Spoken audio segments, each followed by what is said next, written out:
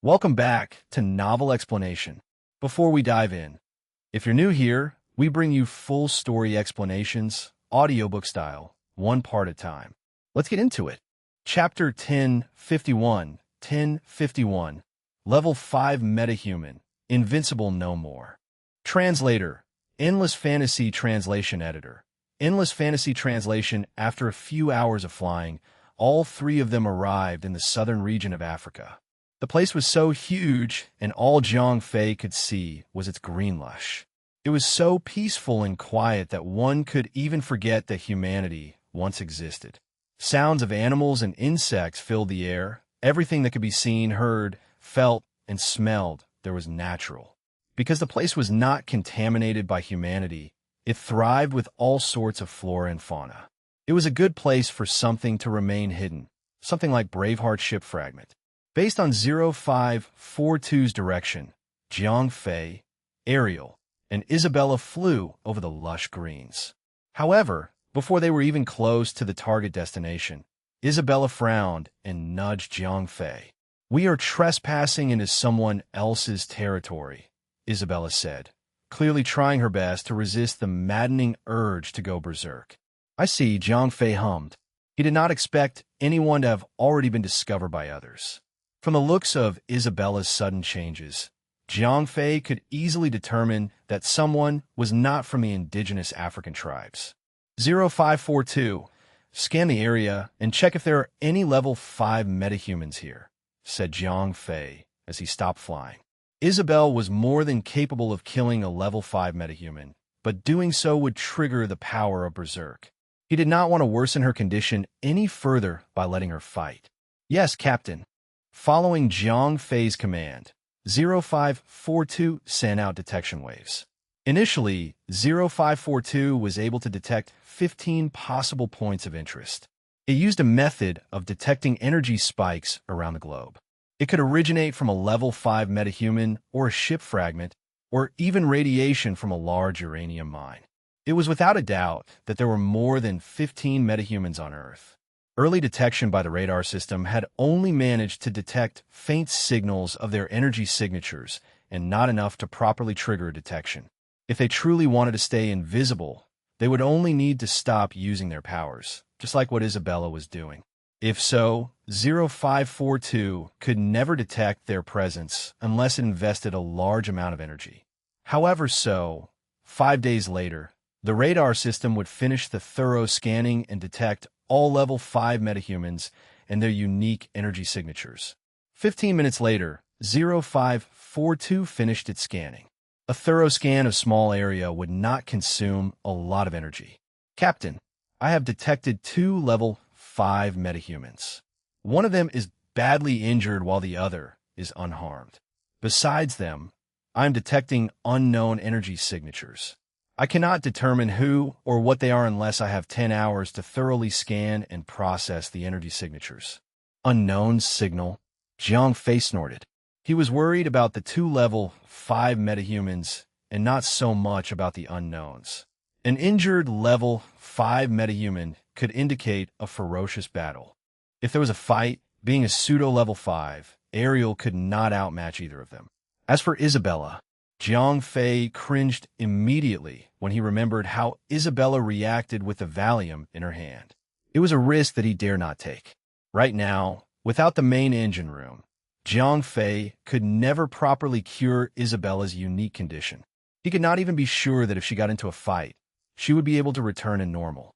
F***ck it. "Let's leave those 2 alone," said Jiang Fei, disappointed. Although the unknown signature could possibly be a part of Braveheart, Jiang Fei dared not take the risk to investigate. He'd rather let it slide than have Isabella engaged in a fight. "Sigh, when I can grasp the power of the Conqueror." Jiang Fei sighed even louder, which prompted both Isabella and Ariel to notice, although they could not do anything about it. Triggering the moment to grasp the power of Conqueror was not easy, much less to properly grasp the power itself. 0542, find me the next closest point of interest, Jiang Fei ordered before controlling the hoverboard to fly. "Yes, Captain." The next point of interest was located in the same country of Africa, but was right across the entire country, towards the north. More specifically, the Sahara Desert. 1 hour after Jiang Fei and the others had left. "Are they gone?" said a young girl through her teeth, as she tried her best to suppress the pain in her shoulder. "Yes, it's strange. I thought they were here for this thing, but why didn't they come down to snatch it?" said a man, slightly older than the young girl. The young girl sat down on the damp cold floor. The two were hiding, deep in a system of underground caverns. "Rest. You need it, as we are moving away now. This place is compromised. It's not safe to stay here any longer," said the man. "That's too bad." "Ugh," the girl groaned before she continued to speak. "I'm going to miss this place. It's been close to 100 years since we lived here." "I agree. This cavern is one of the few places that could properly hide our presence. Unfortunately, them arriving here have proved that this cavern is not safe enough for us." The man knelt and shifted himself closer to the young girl. "With this stone, your wounds will heal faster than before. We can always come back here and we're stronger since you like it so much." The young girl turned to the man and rested her head on his well-honed biceps. "That's reassuring." At that moment, when the young girl was about to close her eyes to rest, loud footsteps could be heard at the cave entrance. "I don't know about that. This place is filthy. How could you even sleep inside this disgusting place?" cried out a voice that sounded synthesized and robotic. Both the young girl and the man used their powers to push themselves up and immediately got into a battle stance. What are you?" cried the man as he failed to trace anything that was biological about them. It doesn't matter who we are. What matters is our plan. And my plan is to have the two of you to come with us quietly," said the unknown with the same robotic voice. Crack! Boom! The earth in the great forest split apart, and two flashes of light flew out from where the chasm was. Target escaped initial capture attempt. Command: please deploy the shockwave barrier. Shockwave barrier deploying. Complete. Kaya. The two flashes of light hit something in the air and were immediately sent to the other direction. "What the hell is that?" the man roared. "It's some sort of barrier, brother," said the girl as she leaned against her brother. The unknowns, cloaked in rags of cloth, flew in the sky, towards the two level 5 metahumans. The younger sister turned around as she noticed there was something coming for them. "Who the hell are you? What do you want with us?" cried the young girl. The unknowns remained quiet. Command: please deploy energy barrier towards targets. Energy barrier deploying. Two beams of light came out of nowhere and hit the two level 5 metahumans. The man was prepared to use all that he had to deflect the light beam. However, the unexpected happened. When the light beam was only 1 meter away from hitting the two, it split into countless pillars before turning into a large barrier that encased the two inside. "Brother, this barrier, it's separating us from the outside world," cried the younger sister, with fear reverberating in her voice. "Don't be scared. I'm here to protect you. I shall destroy this annoying thing," the brother roared. Even though he was unable to draw power from the surrounding outside the barrier, he was still able to summon a considerable amount of strength from inside him. A level 5 metahuman was strong. Besides relying on the power of Conqueror, they were still able to draw energy from the air around them. Depending on the nature of their powers, one can even draw power from space itself to enhance their power beyond their own limits. Right now, the source of power that the two level 5 metahuman was drawing from was separated from them. "Break!" The brother roared and hurled out his fist so fast that several sonic booms were unleashed in that meter range. Unfortunately, as the fists hit the barrier, all forms of kinetic energy were absorbed by the barrier, causing it to slightly rattle a little and not break. The target's strength is commendable.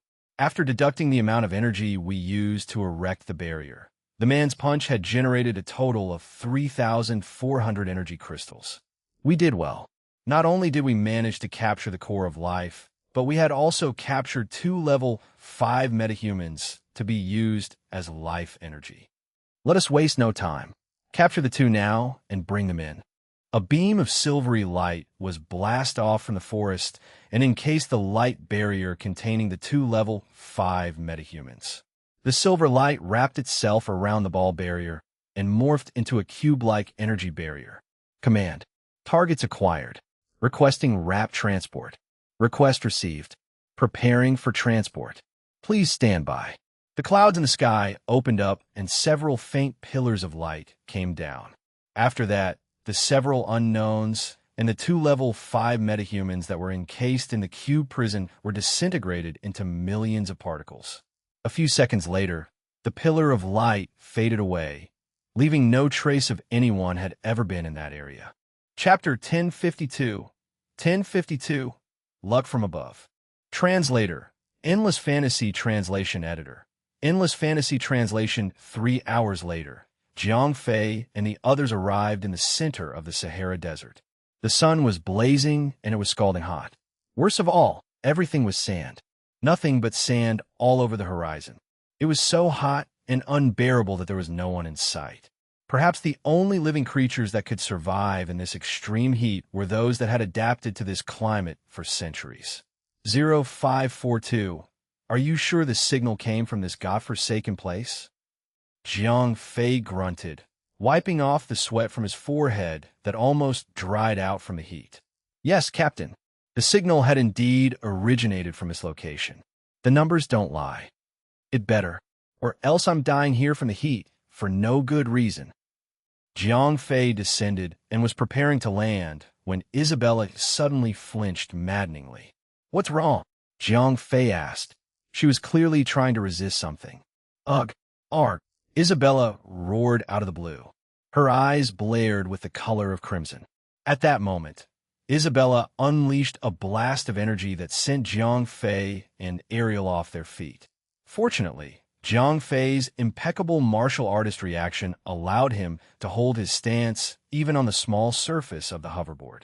If he had reacted 1 second slower, he would have made a drop of more than tens of meters. Even if he did, he would be fine since there was nothing but sand. Bella, what's going on with you? Snap out of it, Jiang Fei cried, and tried to shake her back to reality. All who dares to harm my beloved shall die.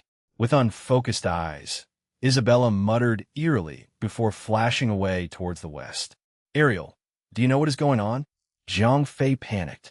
I don't know. Ariel choked, befudled. Get me to her. Now, Jiang Fei roared. Even though he was more than capable of using the hoverboard to chase after Isabella, having Ariel to use teleportation was clearly faster. After a few flashes, Ariel stopped. Her hands that were holding Jiang Fei's started to grip harder.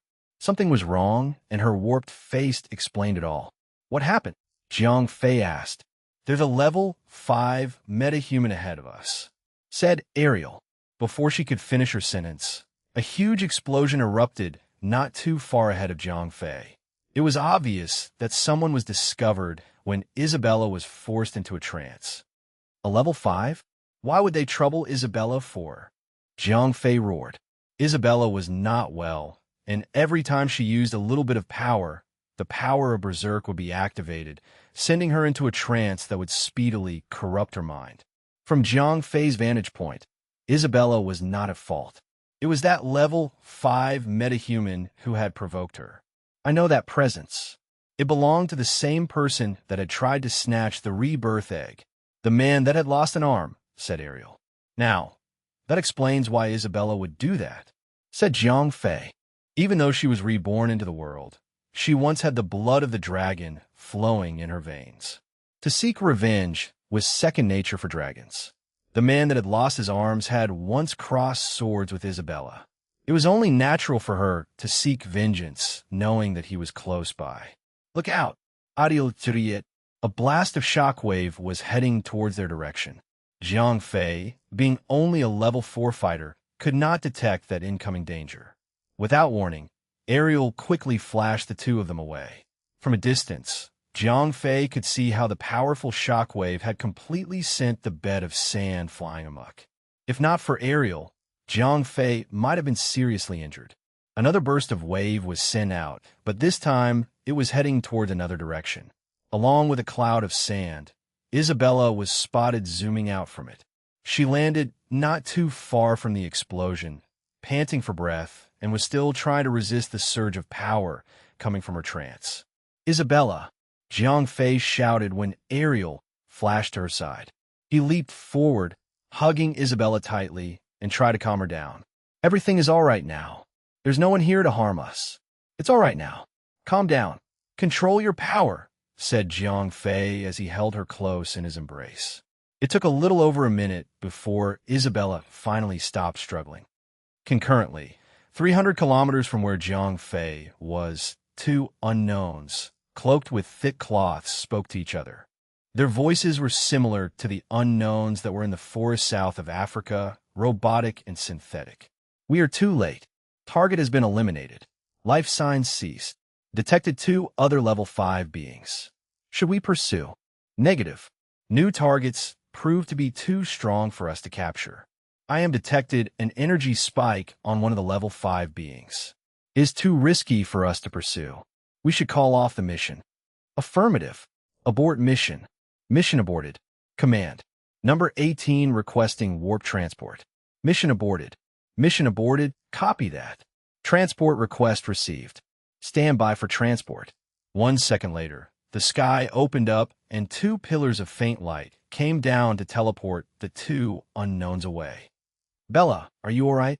Jiang Fei asked, coddling the girl who was now overwhelmed with fatigue. Isabella was out of trance. Her crimson-red eyes were not as clear as the calm sea. The aftereffects of the power of Berserk put a toll on her frail body. "I'm a little dizzy. My head hurts. Did someone just hammer my head with a building?" said Isabella, trying to gasp for air as the pain was too much for her.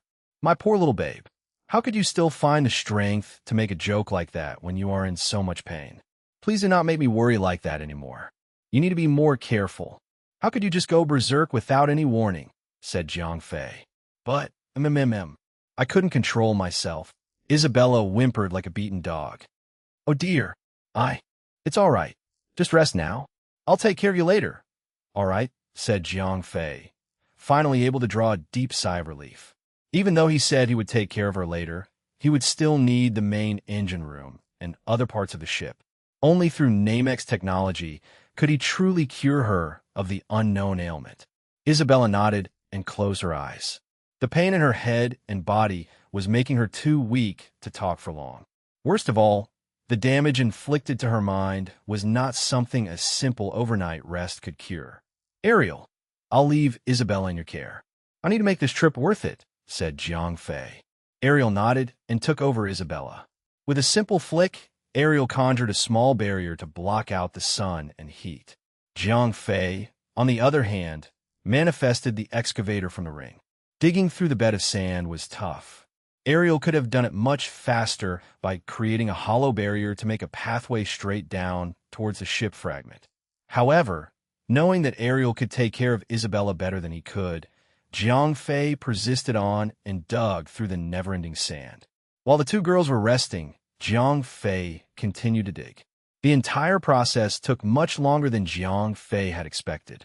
Due to the compaction of the sand, more sand would fill in the void as soon as Jiang Fei dug into it. However, 0542 made a quick adjustment to the vehicle to expel all the sand that was dug further away to prevent them from falling back in. "Captain, I have detected the signal of a ship fragment coming from 25 meters deep. I have established a link with it." "Great. What is it?" "It is the core storage facility." "Explain." "The facility stores cores that have a special energy. Braveheart was a ship that was meant for deep space voyage. During its mission across deep space, the crew of the ship had discovered cores that emanate strange energy. This facility is meant to keep them for the researchers of the ship to analyze its energy signature." "I see, so..." Before Jiang Fei could finish his sentence, 0542 interrupted. "To cure Isabella, the core of life is an absolute necessity." Jiang Fei was thrown. He had wanted to ask about the function of those cores, and what could it do to save Isabella. Knowing that one of the cores, the core of life, could save and cure Isabella of her illness, Jiang Fei felt extremely lucky to find the core storage facility so soon. Chapter 1053, First Come, First Serve. Translator. Endless Fantasy Translation Editor. Endless Fantasy Translation. Jiang Fei profusely manned the excavator, powering it to the maximum to dig through the dirt. Bella, just relax. I'll definitely get that core to save your life, Jiang Fei said to himself. Captain, please slow down. We are close to the target, said 0542, trying to calm Jiang Fei down, seeing that he was pushing the excavator to its limits. Right. Sorry, said Jiang Fei. He quickly turned the machine down a notch. A few minutes later, Jiang Fei stopped the machine entirely and dug through the dirt by himself. Following 0542's instructions and guidance, he dug through the right spot and found the entrance to the fragment. Accessing security system. A few short moments later, the door opened with a loud metallic grinding sound. Where's the core? Jiang Fei hummed, not caring about anything else but the only thing that could save Isabella's life. Captain, I have bad news. The laboratory has been infiltrated. All alarms and defensive systems have been destroyed, 0542 reported after accessing the security footage. What? Jiang Fei roared, not believing what he was hearing. All of the alien artifacts that he had collected so far had never been accessed before, what more infiltrated. First of all, the metal that was used to construct these alien facilities were not as rare as Valium, but they were extremely strong. They could very well be the strongest metal on Earth. Not even a level 4 metahuman could leave a dent if they punched it with all their power. The only means to infiltrate the artifacts was to break the security codes and access the facility via the door. This method was used by China and the American government, allowing them to access the ship without compromising anything on the inside. Other nations had tried brute forcing their way in via explosion or physical damage. Unfortunately for them, that just meant that they would never be able to access the facility no matter how hard they tried. That was why Jiang Fei was shocked to the core when 0542 reported that the laboratory had been infiltrated via brute force. Leave that aside. Take me to the core of life, Jiang Fei disgruntledly roared. Yes, Captain, 0542 replied whilst projecting a 3D diagram of the facility structure. Without wasting time, Jiang Fei followed 0542's guidance and moved along the inside of the structure. Only while he was walking did he realize how severe the damage inflicted on the facility was. Broken ceilings, damaged walls, and exposed wiring were the only scenes he could see as he made his way to where the core of life was supposed to be. What on earth happened here? Jiang Fei asked. As informed, the defensive weaponry that was triggered to take out all intruders were destroyed. Along the way, Jiang Fei found pools of blood on the floor. Jiang Fei was no detective, but even he knew that the blood belonged to the intruders. Captain, we have arrived at the core storage facility. This is where the defenses were at the highest. Unfortunately, they were destroyed, 0542 reported. What the hell? Just how strong are the intruders? Report. The weapon systems that were installed were strong enough to take out a level 5 metahuman. Weapon systems that could take out a level 5 metahuman were destroyed nonetheless. That means there were more than one of them, Jiang Fei exclaimed. At the moment, Jiang Fei did not have to worry about triggering the system defensive protocol since 0542 had taken over the facility's control. There was no need for him to be careful. Without any worry, Jiang Fei zoomed past many corridors that were riddled with destroyed cannons and wall-mounted guns. Shit, where are we? Isn't this the core storage center? Jiang Fei roared when he had arrived at the destination highlighted by 3D hologram. Captain, we are at the core storage center. Horrified, Jiang Fei stared blankly at the storage room that had been utterly destroyed. The room was dark, but most importantly, it was empty. The decks and cabinets that were supposed to be filled with cores were empty. There was even a huge metal box that clearly looked like it was meant to store something important that had been destroyed as if it were made of plastic. F***CK. To vent his anger, Jiang Fei unconsciously charged his fist with origin force and punched the metal box with all his might, leaving no damage. Who the F***CK dares to steal from me? Jiang Fei roared as he continuously vent his rage against the metal box. Isabella's life was at stake, and the core of life was gone. Captain, I have taken a sample of the intruder's blood and will begin to analyze its properties. Give me enough time, and I will be able to track him down via the radar system. He could hide for now, but his energy signature will be the beacon that will allow us to track him down. Good. Find him. Notify me as soon as you can. We will hunt him down and get the core of life back. Begin analysis. I will be able to lock his energy signature after 4 days. Captain. Zhang Fei calmed down. Right now, there was nothing he could do but wait until 0542 locked his position with the radar system. Are there any other valuable items here? Zhang Fei asked. He paced around the empty core storage facility. All of these apparatus are important and useful, but none of them could be of immediate use, said 0542. Sighing disappointingly, Zhang Fei made his way out of the facility. Put it away and let's go back. From then on, Zhang Fei realized he had been too slow. Someone else had been doing the same thing he did, tracking down the alien artifacts. Since he could not and did not announce his claim to the alien artifacts, all of them were a first-come, first-served basis. Whoever got their hands on the alien artifacts could practically own everything it has to offer. Knowing that, he realized he had to pick up the pace. When a silvery light beamed out of the ring, the entire core storage facility was absorbed into the ring. Once Zhang Fei leaped out to ground level, he put away the excavator and had aerial teleport everyone back to his house in the Winter Islands. There were still other places to investigate, but it seemed that Isabella was not in a condition suitable for travel. They were currently rather far away from the Winter Islands, and Ariel was not able to instantly teleport all of them there. Instead, she teleported a few times, each time appearing in a safe place before jumping to the next. 3 hours after Zhang Fei and the others left the site, several white pillars of light flashed downward. Several humanoid figures walked out of them and toward the now empty desert. All of them looked no different from the locals of the Sahara Desert, yet their speech pattern was unique. Commander, based on the prisoner's direction, this is where they had found the core of life. Affirmative. Let's proceed with the mission. The man that was addressed as Commander looked different from the other unknowns. Any other human would immediately acknowledge him as a Chinese man. Understood, Commander, said the other unknowns in unison. A flash of light came downward before materializing a large contraption that looked like a cannon. One of the unknowns started operating it when the commander gave the order to start. When the machine was turned on, all the sand particles nearby started to vibrate. The machine then produced a powerful sound wave that made a small region of sand in front of the machine boil. The unknown that was operating the machine turned the power up, and the sand was split apart, as if there were an invisible knife splitting the desert apart.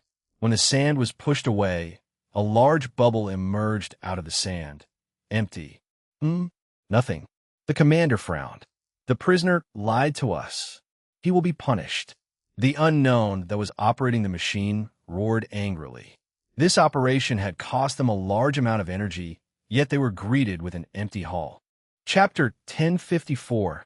1054. Foreshadow. Translator. Endless Fantasy Translation Editor. Endless Fantasy Translation. When Zhang Fei returned to his home in the Winter Islands, Isabella was still fidgeting, flinching about restlessly. Hence, the natural thing to do, then, was to let the poor girl rest and recuperate for the night.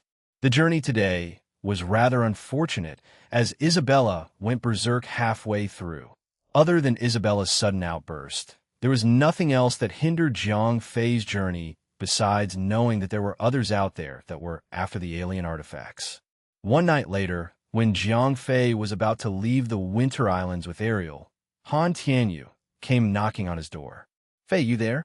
I've got some urgent news for you." Han Tianyu bellowed at the doorsteps. "What's wrong? Did something happen with the martial artists? Did someone try to make a farce?" said Zhang Fei, glancing at Han Tianyu suggestively. It was predicted that some of the old farts did not enjoy the idea of abandoning their homeland.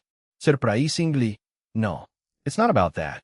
So far, those that had agreed unanimously were those smaller, second-rate sections. They knew that the land they were stepping on belonged to Zhang Fei. While they were in the same alliance, the other sect members chose to obediently cultivate their arts without giving any trouble to Han Tianyu. What's wrong then? Han Tianyu frowned and sucked in a deep breath before answering. The Chinese military had suddenly restricted all the martial artists from leaving their sect, Han Tianyu reported. He had already contacted many of the other sects and had already arranged transport for all of them. However, before any of the ships and planes could start fueling up, Han Tianyu had received news about the military's sudden change of plans. They would not allow any martial artists to leave China. What are they thinking? Jiang Fei barked, confused. I really can't tell.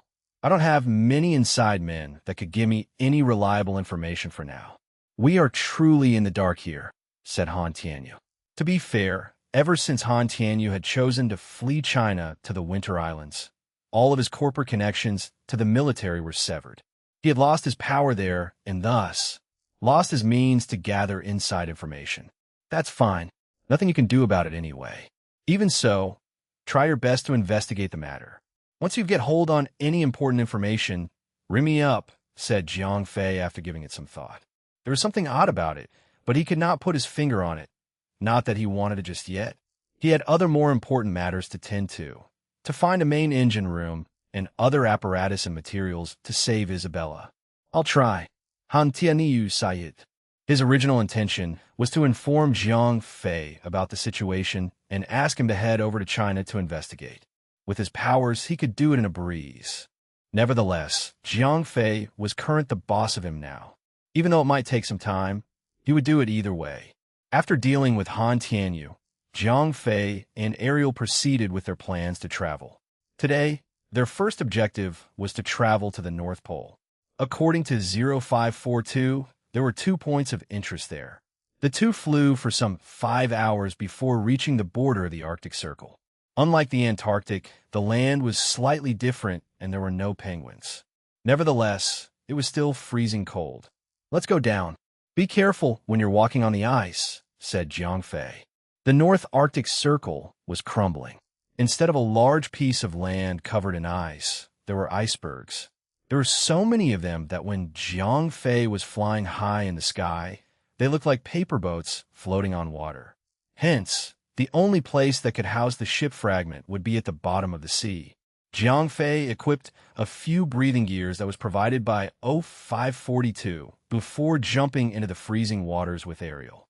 The sub-zero temperatures were fatal, but to Jiang Fei and Ariel, it was nothing but an ice bath. The two dove down with speed toward the point where the signal was detected. 0542, have you locked on the signal? Jiang Fei asked, throttling a small machine that was helping him to dive downward fast. Captain, I am unable to accurately pinpoint the location of the signal. There is a strong interference wave being broadcast through the water. Interference? Where? By whom? Jiang Fei asked immediately. Right then, Jiang Fei was only accompanied by Ariel. Although she was strong, he did not want to clash with another level 5 metahuman. I'm not detecting any life form around the vicinity. 0542 immediately reported when it picked up stress patterns in Jiang Fei's cognitive process. That's good. Let's go down slowly and carefully. Although it was nice to know that there were not living beings close by, heading down knowing there was something interfering with 0542 signal was still nerve-wracking. 20 minutes later, both Jiang Fei and Ariel got close to the signal and discovered a large chasm in the middle of the seabed. Close to the huge, gaping hole of darkness, there was a small, ancient submarine. Judging from the amount of rust around the submarine's outer hull, the vessel had sunk down to the seafloor more than 10 years ago. Captain, I have identified the source of interference and have isolated it. When you say the source of interference, did you mean that broken submarine? Yes, Captain. That submarine has been leaking radioactive materials for decades, contaminating the surrounding water and rocks with radiation that was causing interference with the signal detection. Well, lucky me. Get on with the signal detection then, said Jiang Fei. He had zero interest in the old submarine that had been there for more than 10 years. Perhaps the Smithsonian Museum would be interested in scavenging this old piece of junk. Captain, I have locked onto the ship's fragment and established link. We are close to the ship's engineering bay, said 0542 after Jiang Fei had swam past the broken submarine. What does it do? Said Jiang Fei. While he knew a little about engineering, no doubt he would not know anything about alien engineering. It is used mainly to perform maintenance of the ship while on occasion, deal with other unforeseen circumstances. There were times when the engineering bay was used as a refiner when the ship encountered planets that the crew could use to harvest raw materials. Jiang Fei had never been to outer space, but he did not lack in gaming experience. From what he gathered from 0542's explanation, the engineering bay should be the production facility of the ship, allowing the ship's crew to produce resources and even other facilities. Whilst discussing with 0542, Jiang Fei had descended deep into the chasm. At the bottom, they found said production facility. The structure was completely covered by sea plants and other seabed animals. Even after an unspecified amount of time, the facility remained unharmed, undamaged. Before entering the facility, 0542 projected an overlay hologram to show what the engineering bay looked like. The entire cube-like facility extended out for at least 500 meters. The main body was cube-shaped, while the externals of the facility looked like a scorpion. It had metal claws and arms that were used to cut and pick up materials outside the ship. Better yet, one of its arms had a particle beam collector and condenser. It functioned exactly like a 3D printer, except that it only worked in outer space. Seems complicated. Put it away first. We'll talk about it later when we're back on land, said Jiang Fei. You should be happy. You should be excited. Yet, there was nothing at that moment that he could use to save Isabella. I have established link with the engineering bay. You are now in control. Jiang Fei pointed the ring out toward the engineering bay and cleaned off everything that was growing on the facility before absorbing it into the ring. Next location, 0542. Said Jiang Fei immediately before resurfacing. There was one more point of interest in the North Pole. Chapter 1055, 0541's message. Translator, Endless Fantasy Translation Editor. Endless Fantasy Translation back to the surface of the ice-cold waters.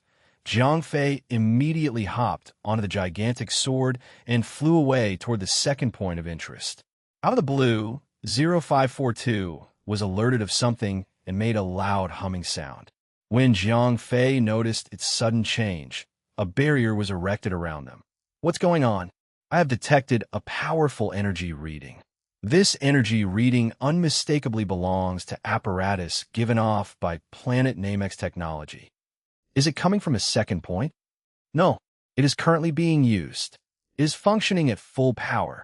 0542's comments made Jiang Fei a little startled as well as scared. Braveheart's fragment would surely be in passive hibernation mode after crashing on Earth for thousands of years. That would mean someone had already managed to excavate, repair, and turn on parts of the ship. Who else could do that besides Jiang Fei? Find out what is happening. Jiang Fei roared. Affirmative. Scanning for energy signature. All other search inquiries were temporarily suspended as all search priority was given to locating the signal. 5 minutes into using the radar system to scan the entire globe, 0542 returned with a report. Captain, the energy reading that I am detected is indeed Planet Namek. However, I'm also detecting traces of Earth-based technology within the energy reading. Someone had managed to combine and fuse both planets' technologies, and they had done so perfectly. Jiang Fei got more nervous at this point. What else? He asked. I have also detected 4 machine life forms and 1 anti-gravity patrol ship within the vicinity. What the F***CK? Machine life form? Confused, befuddled, and utterly stressed, Jiang Fei was completely thrown off guard when 0542 introduced a new term. He knew about China's military Supreme Android project, but he had never heard of machine life forms.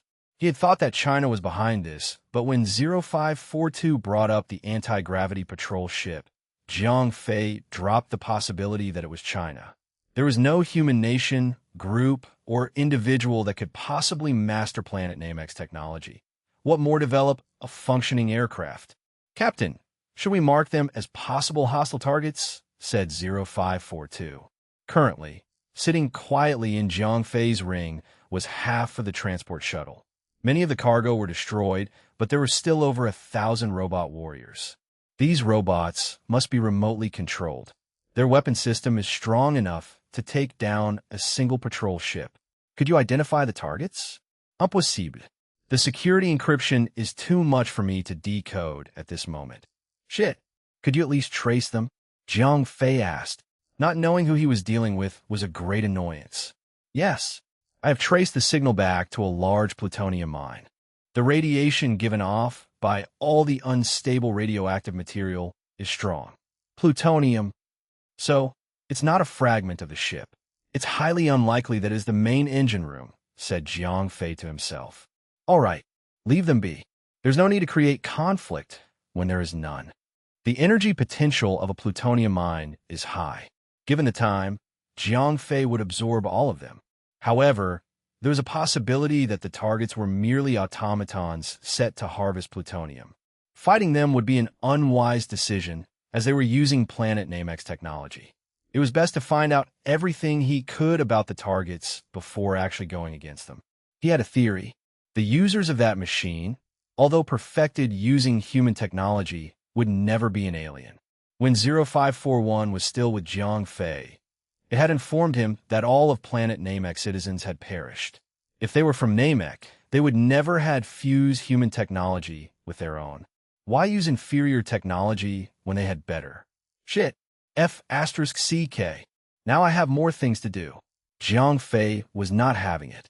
Besides finding the main engine room, he still had to do some research, possibly even espionage missions in order to find out more about those machine life forms. It was clear that whoever had managed to crack the secrets of Planet Namex technology was no ordinary force. They must have more than enough fragments of the ship. As quietly as possible, Jiang Fei and Ariel left the place via teleportation. After a series of short-distance teleportation, the two returned to Winter Islands. It was still early, and he still had more than enough time to head to other points of interest. However, even he realized that he needed some time off. The forces that appeared back there were unheard of. How did they manage to keep themselves hidden for so long? The more he thought about them, the more anxious he became. Who the hell are they? How did they manage to understand Planet Namex technology? How long had they had the machine in the first place? That aside, Jiang Fei thought it was best to put it behind him for the moment. Right now, he thought about what Han Tianyu said about China not allowing the martial artists to leave China. It was odd. Technically speaking, the military had always been wary of their existence, since they were a group of powerful fighters, capable of posing a threat to the nation. Having them leave the country on their own accord would be the best way.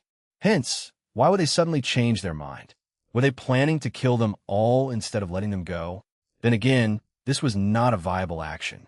After the war with the mutants in Japan, the entire martial artist alliance of China had suffered a large toll.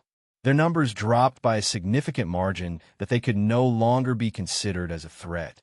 That aside, if they wanted a war, the civilians of China would be affected. That would be the last thing China wanted. Are they just trying to subdue them and bring them down to their knees? Jiang Fei simply spouted an idea which he immediately discarded. Ugh, might as well wait for Han Tianyu to settle this. He lied down on the sofa in the massive living room for a while more before heading over to Isabella's room. After an entire morning of rest, the girl was already looking better. She was calm, and her sleeping face was peaceful, graceful like a princess. Jiang Fei could not be more relieved to know that the damage caused by yesterday's random outburst was not too serious. After a while, Jiang Fei returned to his own room for a quick bath. Before he could undress, 0542 rang. Captain, I have a message left by the previous support system.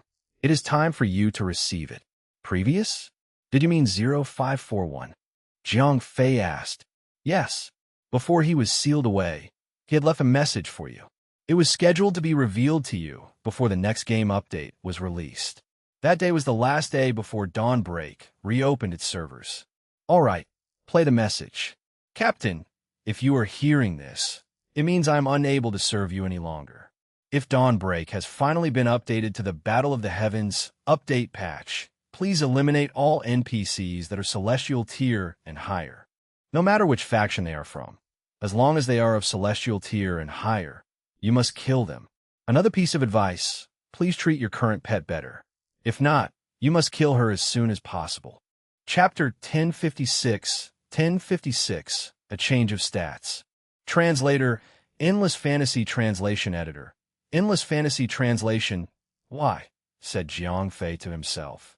To kill all NPCs that were Celestial tier and higher, even if indiscriminately. That was what 0541 advised. If 0541 had advised him to kill all enemy NPCs, Celestial tier and higher, he would understand. He could do it, albeit how difficult it was to achieve. The thing was, 0541 did not say enemy but all. That meant he would need to kill friendly NPCs as well. The thought of it alone was hard to digest. NPCs like Oyezi and the Nephilim King were extremely helpful to him. Others, such as Poseidon and Sheraz, had helped him on many occasions. No matter how, Jiang Fei could not muster the killing intent to actually raise his sword against them. However, 0541 had always thought about Jiang Fei's future when it made any move. On the other hand, playing the game had always been a means to relax. Jiang Fei could not believe that 0541 would suddenly want Jiang Fei to kill all the Celestial tier or higher NPCs. It was hard for him to believe there was a hidden purpose behind that. Baby steps, I suppose. I should try and target the enemies first and cross that bridge when I get to it, said Jiang Fei, giving him a time extension instead of figuring out a real solution. It was 4 a.m. in the morning, and Jiang Fei, who was still pondering the question of why 0541 would suggest committing mass genocide to him, entered the game when it started. Jiang Fei was in the birthplace when he came to. The entire area was devastated by lightning strikes. Although it had been 3 days since he had logged into the game, the little girl was still unconscious at the same place. Time stopped after every time the server shut down. The NPC boss, Mother of the World, was now dead and did not drop anything for Jiang Fei. In any case, the place was now safe. He found himself a nice spot to sit beside the unconscious girl and started examining his own stats. He had not had any time to check his new skills and stats when he became a Celestial. Verger Glider, High Human, Lower Celestial, Level, 100 class. Gotta craft health points. 382,464 attack power. 3,495,072 skills. Celestial Strength, Celestial Stature, Celestial's Authority, Celestial Strength. All your attacks are now AoE, dealing full damage to all targets within 10 meters. Celestial Stature. All non-celestial tier targets will deal 99% reduced damage to you. You will deal 10,000% increased damage to all non-celestial tier targets. Celestial's Authority. Increase 100% on all attributes. Increase maximum level limit to level 109. Being a level 100, Jiang Fei had indeed increased his tier to Celestial. With it, he had gained 3 incredibly passive skills. Celestial Strength had made Jiang Fei a walking cannon. All of his attacks would deal AoE damage, even his normal attacks. This made clearing monsters incredibly faster. The second passive skill definitely lived up to its name. Celestial Stature granted Jiang Fei the absolute position against any other players and monsters. That was the true difference between those who were Celestials and those who were not. As long as his enemies did not have special attack attributes such as having chaos damage or final damage skills, Jiang Fei had basically become untouchable to all that was lower than him. The third passive skill was nice as it increased Jiang Fei's overall stats as well as his maximum level limit. Even though his character had reached Celestial tier, his profession tier had not.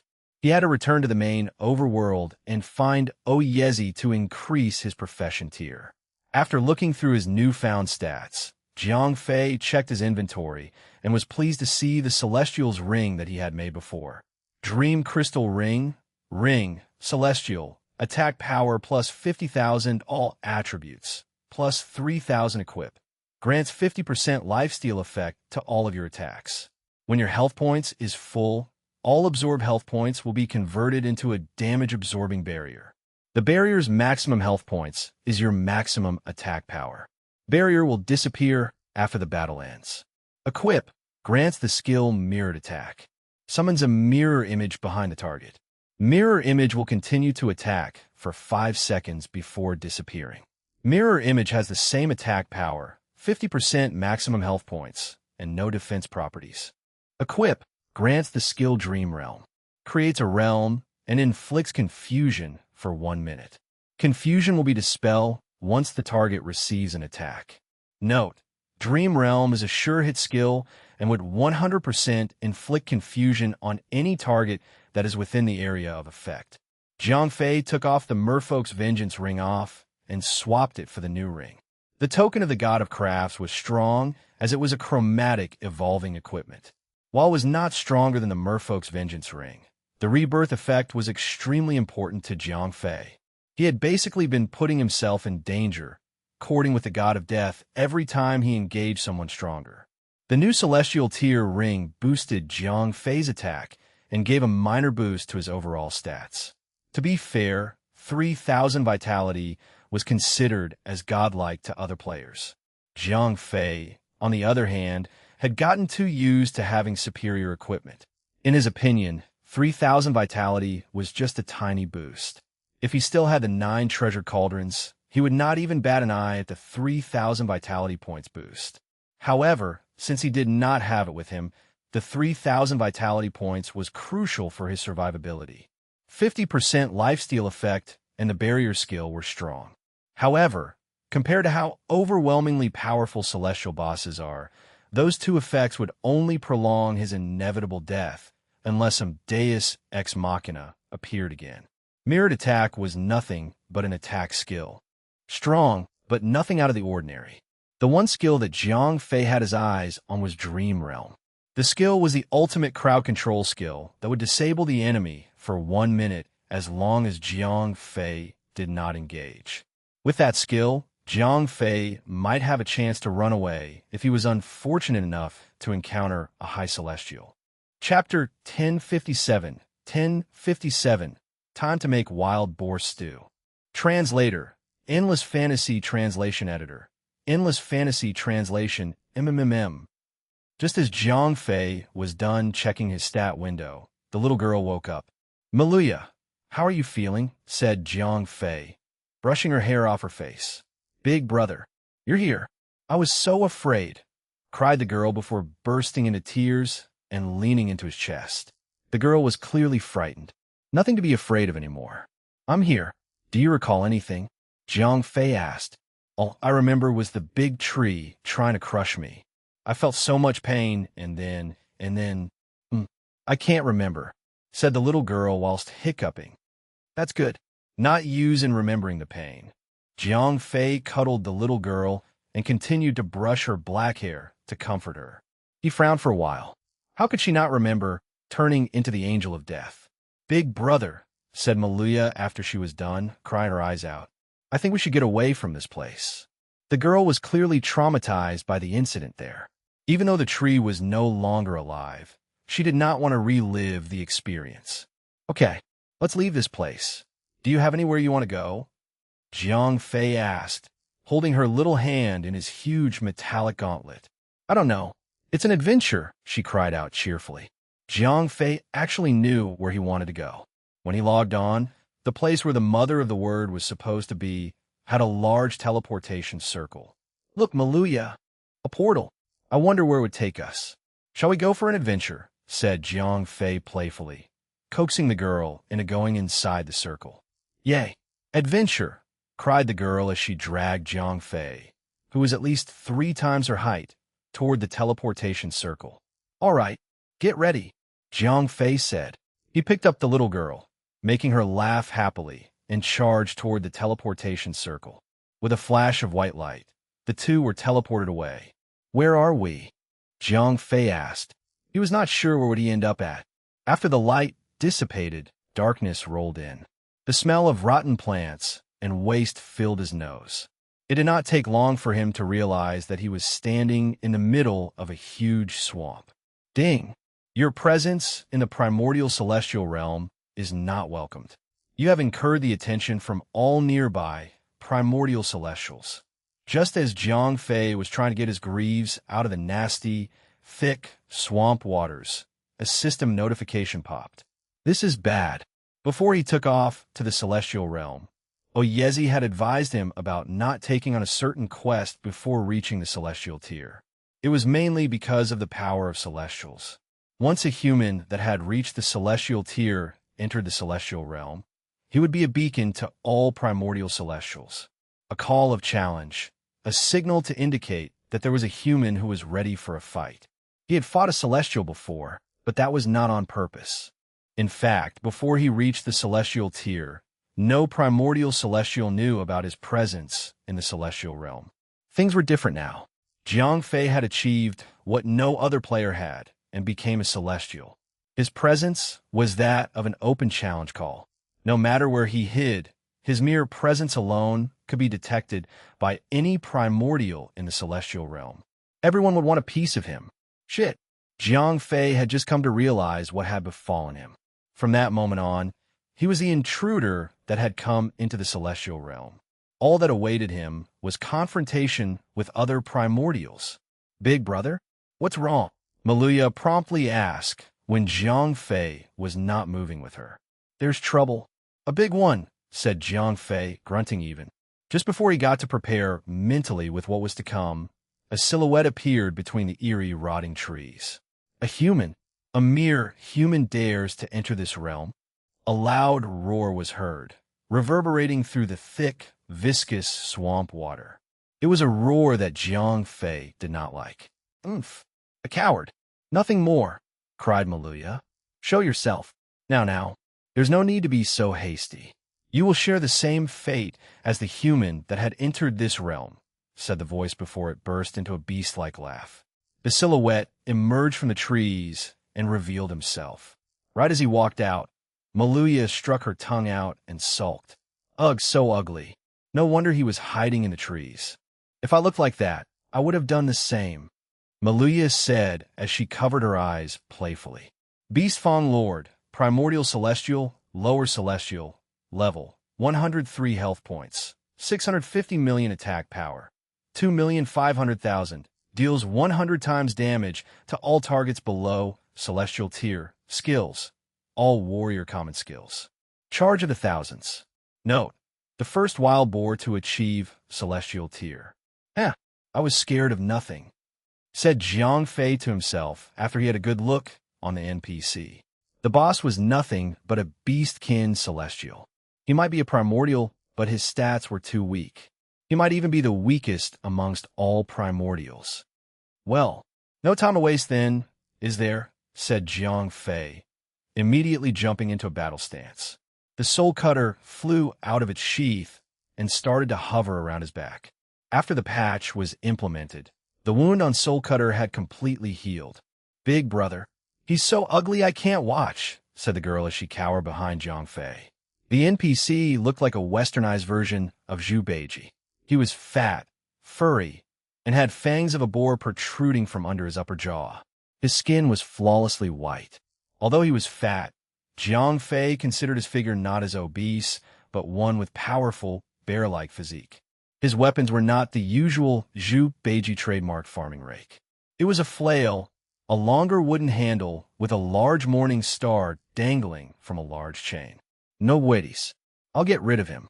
How about some nice barbecued pork ribs? Said Jiang Fei jokingly. Before the ascension to celestialhood, Jiang Fei would never dare to talk so boastfully in front of a celestial tier boss. Now, things had changed, and he was able to play on the same ground with them. Although the boss health points were undoubtedly larger than his, with his attack power overwhelmingly stronger, Jiang Fei was not scared. He knew his character well enough to know that as long as he wasn't stunned, he could end the fight faster than the wild boar god could even snort. I don't want to eat that. His ugliness would only be spread to me, cried the brutal little girl, not giving face to the primordial boss. Oomph. The two of you are getting on my nerves.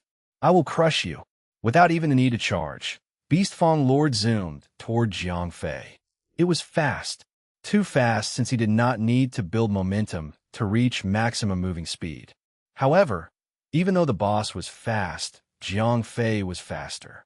After training for so long in martial arts, Jiang Fei's reaction was close to instantaneous, a reflex that he brought into the game and could use to his advantage. After stopping the boss for a split second, Jiang Fei immediately activated Soul Cutter's skill. The long sword spun around and quickly split itself into 128 swords. These swords spun so fast that once would be grounded into minced meat if one dared to step any closer to it. Sword form, Blade Dragon. The sword stopped spinning instantly, as if time had stopped itself. Not a fraction of a second later, the sword converged on a single point, forming a large blade dragon that flung itself toward Beast Fong Lord. As a means to defense, the boss started to brandish his flail all about. He was able to deflect some of the attacks, but only a small portion of it. 2/3 of 128 swords landed on the target, hacking and slicing away so much health points that the boss was left on death's door. Impossible. The boss gasped in horror. The human that was standing in front of it was only a human. A human? How could a human, albeit being a celestial tier, bring him down to his knees? With just one attack, he was already close to meeting death. Were all adventurers this strong? Time to make myself wild boar stew. I'll dice you up nicely into bite-sized cubes. Jiang Fei hummed. His attack might only be a fraction of what the boss had, but he had 128 blades to help him multiply that fatality, not to mention the effects of Ruthless Barrage. Now that Jiang Fei was at the same stage play as the Beast Fong Lord, there was no stopping Jiang Fei from killing him. Chapter 1058. 1058. It's not ugly, just poor taste.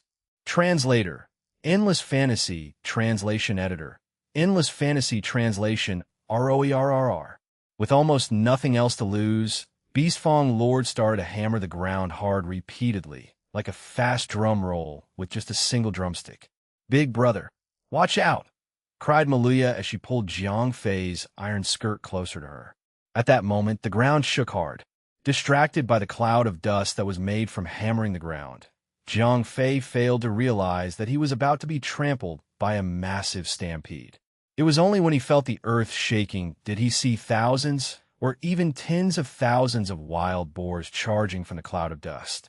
Their eyes were filled with rage, their minds focused solely on charging forward with razor-sharp fangs. Standing in the middle of their stampede, one would surely be torn to shreds. Sword form, Sword burst. The blade dragon disassembled quickly to form a rain of swords. With Jiang Fei controlling their general direction, the sharp end of the swords directed themselves toward the oncoming stampede before raining down on them. This sword form was meant to be used to deal with multiple targets over a large area. They were incredibly weak as their damage was lowered greatly. However, against the massive oncoming stampede, the attack proved to be extremely effective. In fact, all 128 swords found their targets. Oh, screw this! Even though all 128 swords found their targets, killing them instantly, there were more than tens of thousands of them. As long as Beast Fong Lord kept on banging the ground with his flail, those wild boars would not stop charging toward Jiang Fei. Big brother, I am scared, said Maluya, pulling herself closer to Jiang Fei. Nothing to be scared about. Your trusted big brother is here. Get behind me, said Jiang Fei, carefully pushing the little girl behind him before he took another battle stance. He made a hand signal, and all of the swords pulled themselves back and formed a large metallic sword shield in front of him. Sword form, Reflection. Contrary to its name, this sword formation was not designed to reflect damage, but instead deal damage to those who dare to charge toward it. All the swords were arranged in a way that the blade side of the sword were facing toward the enemies. They were arranged like pillars of blades that were so thin that they were practically invisible. Enemies would receive damage if they were to run into the shield blindly. It was the perfect situation to use the skill. All wild boars that charged into the slicer were sliced up into thin sheets of meat in a more gruesome way. Even so, Not all wild boars would charge directly at him. Some that could run faster moved sideways and attack from the side, dodging the sword shield entirely. Sheesh, there's really no end to this. Jiang Fei grunted. Sword form. Reflection might be the ultimate form of defense, but its duration was limited. Once the effect ended, it might be the end of him. Jiang Fei took out 28 swords from the sword formation and used them to attack as many wild boars that were coming from the side. At one point, Jiang Fei realized that the stampede would not end unless he did something to the caster itself. At that moment, Jiang Fei gave up attacking the wild boars and proceeded to attack Beastfang Lord himself. It was then a battle against time. Jiang Fei needed to kill Beastfang Lord before the sword shield formation collapsed. Unfortunately, before he could kill the boss, the sword shield broke apart. F***ck it. You want a piece of me? Come get me then, he roared, completely ignoring defense. Jiang Fei pulled back all the swords into his hand and broke into another stance. Sword form, Blade Dragon. This time, Jiang Fei focused solely on attacking Beastfang Lord alone, ignoring all the other incoming wild boars. -200,000. -200,000. A single wild boar's attack was not as lethal as it seemed, but when there were over tens of thousands of them, any lower celestial would die unless they could fly. Ding! Jiang Fei's entire character flashed with a golden hue. The rebirth after death effect on the token of the god of craft was activated. At that moment, masked by the loud stampede, the boss groaned before it dropped to the ground dead. If the game was not censored for younger audience, the body of a now dead boss would have many holes. Once the boss dropped to the ground, all of the wild boars vanished into thin air. The cloud of dust they made during the stampede still lingered in the air. When the dust settled, Jiang Fei and Malia paced toward the now dead boss. That was awesome, Malia cheered. But of course, who am I? Jiang Fei snorted with his head held high. That was the first time he had defeated a celestial tier boss, all by himself. It was a proud moment for him. Now that the boss was dead, it was time to collect the rewards. Although he did not have the Cauldron of Luck on him, the boss would still drop luxurious drops since it was a celestial tier. Show me the money, cried Jiang Fei as he opened the corpse. A red flash of light came, and Jiang Fei grinned happily. As expected of celestial tier, all drops were good. Wild boar's might, chest plate, holy, physical defense, plus 10,000 magic defense, plus 10,000 all attributes, plus 1,000 equip. Reduce receive physical damage by 10%. Equip grants a passive skill, Thorn of the Prideful Boar. Reflects 10% of all melee attacks back to the attacker. Equip grants a skill, Charge of the Thousands. Summons a stampede of wild boars to attack the enemy. Each wild boar will deal 10% of your attack power. Requires channeling, maximum of 10 seconds. Note, upon adorning this armor, you will become the new lord of the wild boars. Ish. This armor is strong, but that name, it's just eek.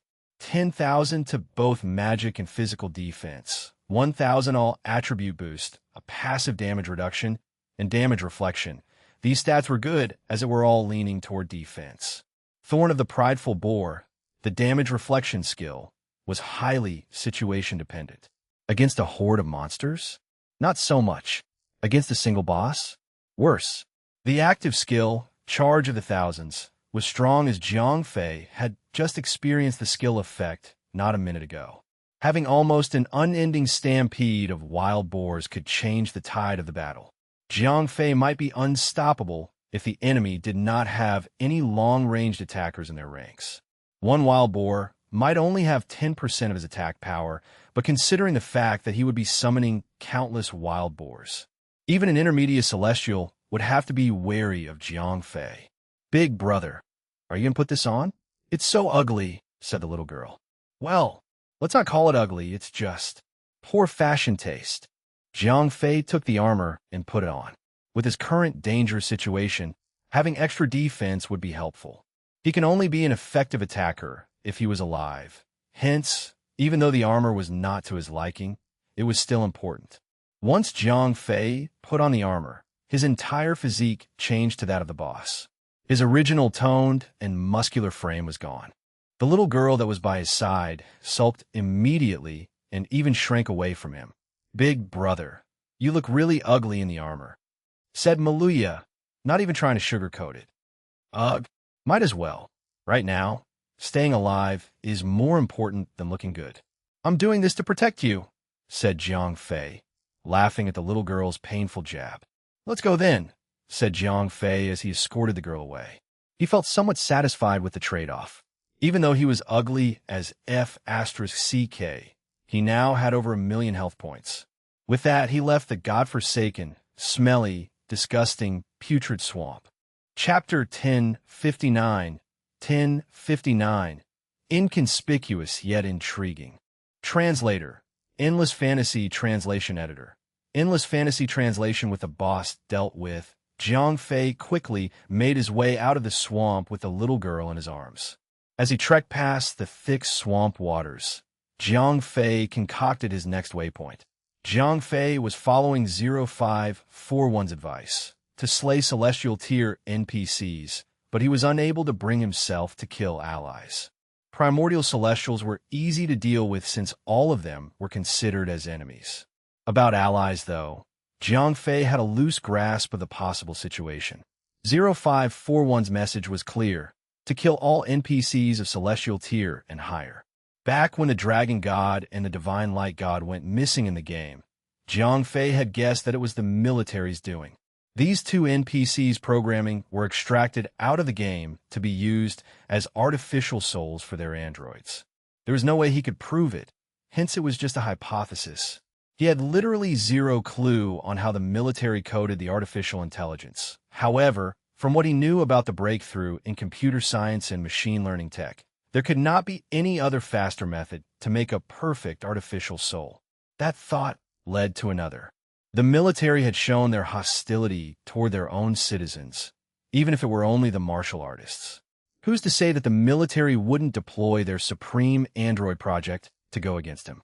0541 had went ahead, without Jiang Fei's knowledge, to inform him about the possible coming conflict and try to take it into its own hands to stop it. As a result, 0541 was sealed away. However, the result was still pending. It did what it could to inform Jiang Fei to kill all high-intelligence NPCs. That could be extracted was reduced, decreasing the number of soldiers that the military could actually produce. There was one thing that Jiang Fei could not fully comprehend. It was about Akat's series. Her entire existence was treated like a silent companion or even a servant. Besides engaging in fights, there was literally nothing special about her. Jiang Fei had little to no emotional attachment to her. In the simplest manner of explanation, she was nothing but a true in-game pet. However, 0541's advice caught Jiang Fei's attention, and that granted her a spot in the limelight. On the one hand, she was only an intermediate overlord tier NPC. Her strength was not to be feared as she was not really a damage dealer, but more of a disabler. Programming was no way close to Huan Mulan or the other girls that Jiang Fei had managed to court. Hence, why would an NPC that possessed mediocre strength and intelligence be paid attention to? "Why did you do, Akat's series? Why did 0541 call out your name?" said Jiang Fei to himself. Befuddled, Jiang Fei opened his character window. Her pet slot was still displaying an error code, and she herself was missing. 0542 was probably too slow in relaying 0541's message. If Jiang Fei was supposed to do something, it was probably too late. "Big brother, look!" cried Maluya while Jiang Fei was busy with his thoughts. Jiang Fei traced the little girl's finger and saw a glimpse of bright light at the end of the swamp. Unknowingly, Jiang Fei had almost made it out of the smelly dump. It was not far from where they were, but Jiang Fei noticed a huge mountain with a peak that he could not even see. At the bottom of the steep cliff was a cave. That was the source of the light, which Jiang Fei had mistakenly thought was the end of the swamp. "Let's go in," Jiang Fei said. Besides the cave, he could not see anywhere else that could serve as the exit of the swamp. As soon as the two entered the cave, everything went dark. Light was already scarce in the swamp, and it got worse upon entry. Be careful. It was too dark. Although he was giving Maluya a heads up, he was actually just trying to boost his own courage. Right then, the rebirth after death effect of the ring was ready. Even so, Jiang Fei was still incredibly nervous as he might encounter other primordials. The deeper they went, the darker it got. The light that was barely coming in from behind them vanished from their vision. At that point, Jiang Fei could only move forward, one step at a time as he kept one hand on the side of the cave wall, tracing them as he moved. Big brother, it's all black, Maluya grunted. I know. I do wish we have a torch, or something, said Jiang Fei with a heavy sigh. Tracing the wall while walking forward was too slow. Even so, he dared not move too quickly, as walking with his eyes closed was no different to when they were opened. Leave this to me, cried Maluya as she let his hand go. Quietly, she whispered something like a chant. Maluya Luya Luya. As soon as she was done, a small orb of yellowish light floated up from her tiny palms. It was small, about the size of a baseball. The light it emitted was weak, yet it was sufficient enough to illuminate at least a meter away, allowing Jiang Fei to see where he was going. The light floated around Jiang Fei before it remained within an arm's reach. It was then that Jiang Fei realized the light was being emitted by a rather large firefly. Lead the way, little firefly.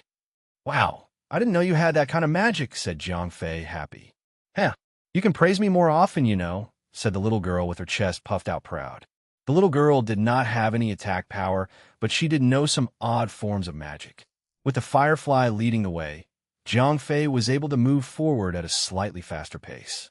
It had gotten easier since he no longer needed to watch his steps. Big brother, when are we going out? I'm bored, Maluya complained. Soon. Okay then. She smiled, trusting Jiang Fei. It happened in a fraction of a second. An arrow came out of nowhere and killed the poor firefly. Without light, the entire cave turned pitch black. Hiya! The sudden attack made the little girl scared. The loud, piercing cry distracted the would-be assassin toward the girl instead of Jiang Fei. With nothing but Maluya's cries to go on, Jiang Fei only knew that they were under attack. Who was attacking and what their numbers were unknown. In that darkness, Jiang Fei had failed to notice that a pair of daggers had been thrust toward Maluya. When the attack almost reached Maluya, something far darker than the darkness itself came hurling from behind. The shadow engulfed the attacker like a blob of glue, slowing down the attacker. What came next was the sound of punches and beatings. From what Jiang Fei could hear, it was someone beating up someone else. But after the first beating ended, he heard the same sound of beatings coming from further ahead. There was more than one attacker. Maluya, where are you? Are you all right? Cried Jiang Fei. He was frantically waving his hand around, trying to make sense of where the girl was. I'm Phoenix. Someone was picking on me, and Brother Lucifer came to teach them a lesson, said the little girl. Her voice was somewhat jubilant with a hint of smugness. The girl's strong supporter was there, and there was nothing that she would be afraid of. Heh. Jiang Fei sighed a breath of relief. Even though he could not see his surroundings, there was nothing to be feared since her big brother Lucifer was there. As long as it was not a random level 300 boss, nothing could stop the godlike Lucifer. Chapter 1060, a prank designed by the developers. Translator, Endless Fantasy Translation Editor. Endless Fantasy Translation, the beating stopped in less than a minute after it started. Like nothingness itself, the place was once again devoid of both sound and light. Maluya, Luya, the little girl chanted, creating another large firefly to brighten the place up. Oh my! Jiang Fei gasped at the first sight of light. Bodies were lying everywhere. Strangely enough, that was not the worst part. Although the sight of ripped, mangled body parts were not a sight to behold, the monster's original appearance was far worse to look at. Their skin was ashen and had some kind of fungus growing on it. One would never want to touch that, even if given a fortune. Their faces, or basically their external organs, were positioned extremely oddly. Their eyes were grown super asymmetrically. Their noses and mouths were basically attached together. Their lower jaws were so abnormally huge that they extended out further than their upper jaws, which were decorated with sharp, irregularly shaped fangs. "Don't look," said Jiang Fei as he tried to cover her eyes. "Ahem." The girl nodded in agreement and quickly cowered behind Jiang Fei's armor skirt. "Where is Lucifer?" Jiang Fei asked. "He's gone." Unbeknownst to the girl, both Lucifer and Michael were inside her the entire time. They only appeared when Maluya was in mortal danger. Once the threat had been neutralized, they returned to where they resided. Since the monsters were all killed by Lucifer, they did not drop anything for Jiang Fei. Jiang Fei only glanced at the dead bodies and made his way around them. Petrified Cave Dweller, Humanoid, Overlord. Level, 95 health points. 0 note. Lifeless corpse. Jiang Fei was unable to obtain more information on these monsters since they were already dead. However, he did manage to learn their ranks. Knowing that they were merely overlords, nothing else could threaten him there. After 20 minutes of walking, a bright light flickered at the end of the huge tunnel. "There's the exit," Jiang Fei cried happily. "Finally! Hooray! Let's run," said Jiang Fei. Before he could even start, the little girl, who was always hiding behind Jiang Fei, sprinted faster than he could. "What the hell? We're not out yet," Jiang Fei gasped. The flickering light at the end of the tunnel was not the exit. They had only just entered a larger cave. Calling it a cave was an understatement. It was huge. It was as if someone had spent their entire lifetime to dig out all the soil and earth that was inside the mountain.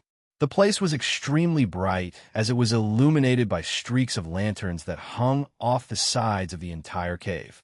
Countless cave dwellers roamed the entire place. Some were working while the others were lashing whips at them. Minotaurs, Humanoid, High Overlord, Level, 99 health points, 300 million attack power, 60,000 note, Servant of Cain. There must be a primordial here," said Jiang Fei with confidence. If a level 99 overlord still served as a servant for someone, that someone must be a primordial celestial. "Big brother, what are we going to do?" said the little girl when she ran back to him and hid behind him again. "Well, the only thing we can do. Brute force our way through," said Jiang Fei as he gritted his teeth. He knew just how strong a primordial boss was, but from the looks of it, there was literally nothing else he could do. "They're scary. I am scared," cried the little girl.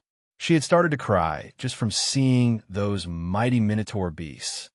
"Let brother take care of them for you." Jiang Fei got into his battle stance and sent out his sword.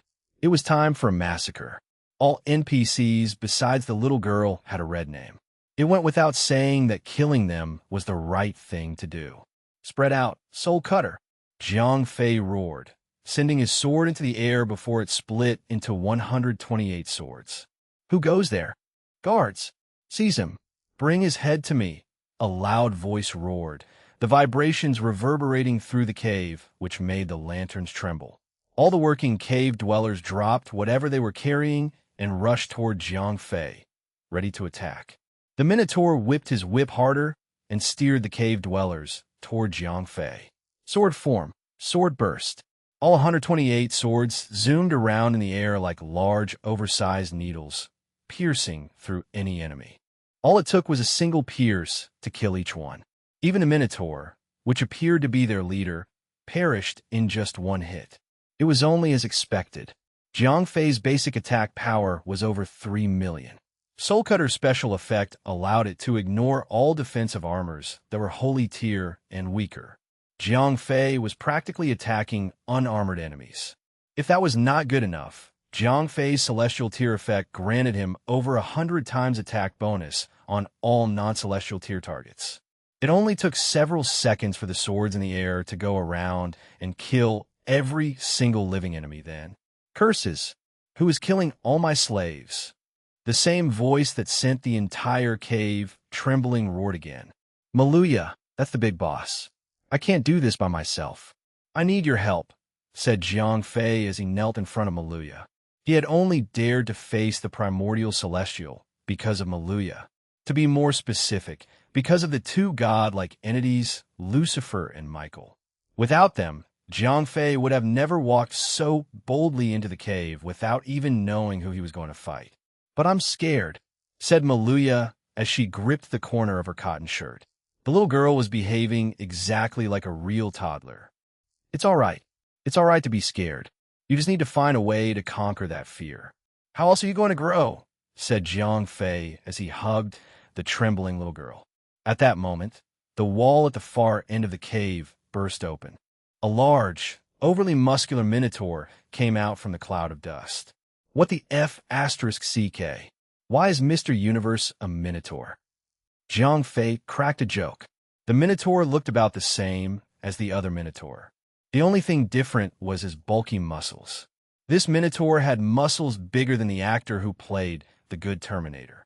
Cain Hove, Primordial Celestial, Intermediate Celestial, level, 112 health points, 5,500,000,000 attack power, 11 million skills. Unknown note: the first bison to become a Primordial Celestial.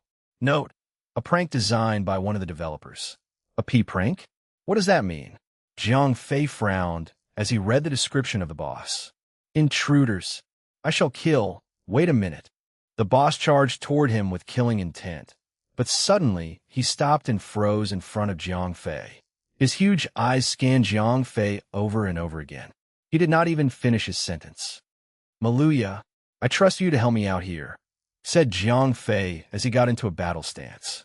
Jiang Fei was no match for a Primordial Celestial. All he could hope for was to delay the fight long enough to let the little girl summon the two angels. Chapter 1061. 1061. Screw that developer. Translator. Endless Fantasy Translation Editor. Endless Fantasy Translation. You. The Minotaur's cries became louder and louder before it became incoherent screaming. The odd thing was, it was not screaming in anger nor agony, but in arousal. "That's not right," said Jiang Fei when he understood that the boss was not going to attack him. The boss had a red tag on his name, yet it did not seem like it wanted to attack him. "Oh no, is the Romeo title affecting it?" Jiang Fei began to feel scared. Cold sweat dripped down his forehead as he prayed hard. "Please don't be a female. Don't be a female." The Minotaur had a normal physique of a male Minotaur, a nose ring, horns, and even muscle that was incredibly ripped. No matter how he tried, Jiang Fei could not see how the boss was a female. The only female Minotaur that Jiang Fei had seen was Lady Casanova's character. She still had those female characteristics on her character, boobs and all. However, the footnote of this NPC had specified that it was a prank designed by the developers. The possibility of it being a female Minotaur was there. "Oh, sweet baby Jesus, please do not be a female," he cried. The thought of a huge, muscular Minotaur being infatuated to him was so horrifying to even imagine. What a minute! Jiang Fei realized something. Cain was not affected by the title because the system would notify him about it through reputation announcement. The only way a female NPC could be infatuated to him was through the reputation system. "What's going on?" said Jiang Fei as he lowered his sword, studying Cain's situation.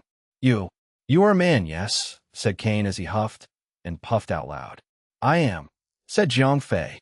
He was not sure if he should have answered him, but when he did, he regretted his decision immediately. "Good." "Whoa!" Cain roared excitedly when Jiang Fei had given him the answer he wanted to hear. With a quick swing, he bounded Jiang Fei with a thick rope. Even Soul Cutter was trapped in its sheath. The F***CK. Jiang Fei tried to struggle, but all was in vain. The ropes were as thick as his thighs. There was no way he could force himself out of it. "Fate had finally answered my prayers," said the Minotaur before he hauled Jiang Fei up to his shoulder and carried him away just like that. "Hiya! Don't take Big Brother away!" cried the little girl as she ran in front of the Minotaur and stood in his way. "Good one, Maluya. Show him who's boss." Jiang Fei cheered. Everything would be over as long as the boss attacked her. "Sheesh! Move away, little one. I have no business with you," said Cain as he walked around her instead. "Maluya, save me. Do something," cried Jiang Fei desperately. Something was incredibly wrong. The boss should have attacked her for standing in his way yet. He just walked away from her. Hey. Mr. Kane, it appears that we might have a misunderstanding. Could we just talk? Sit me down at least. What are you doing capturing me like this? Let's talk. Please. Jiang Fei pleaded profusely. At that moment, Jiang Fei was incredibly nervous. He had no idea what Kane would do to him. The only worry he had right then was whether there was a beautiful, lonely daughter at home, waiting for a handsome groom to be wedded to. You might be a little small, but in time, you could become like me. There's nothing to worry about. I'm going to make you family, said Kane, laughing madly. Excuse me, if Jiang Fei had been drinking water, he would have spat it all out. He might be right all along. There could really be someone that he would be forced to marry. Jiang Fei was so scared of the thought of marrying a minotaur. Perhaps the only person in the world that could really accept that was Billy Boy. Jiang Fei was just a normal boy with normal sexual needs. Mr. Kane, I think I'm not suitable to be your son-in-law. I'm too weak. See, I'm all skin and bones. Huh? Son-in-law? What? Didn't you say something about making me your family? Aren't you going to make me marry your daughter? Without expressing it, Jiang Fei was relieved. If there were a trapped princess or even kidnapped female NPC, he would not have minded being married of. But absolutely not a minotaur. What are you blabbering about? I'm the one that you're going to marry, said Kane, averting his gaze bashfully like a maiden in love. If he could, Jiang Fei would have knocked himself on a wall and bled himself dead. What the F***ck was that expression? Shy? Bashful? You're a mother**king bull, for God's sake. Who the F***ck designed such a foul route? F***ck them. F***ck the developer. Whoever designed this piece of shit minotaur is going to get it. Jiang Fei could not even think straight then.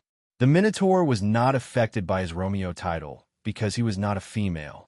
A male minotaur wanting to marry him. There was now a way Jiang Fei was going to go along with that.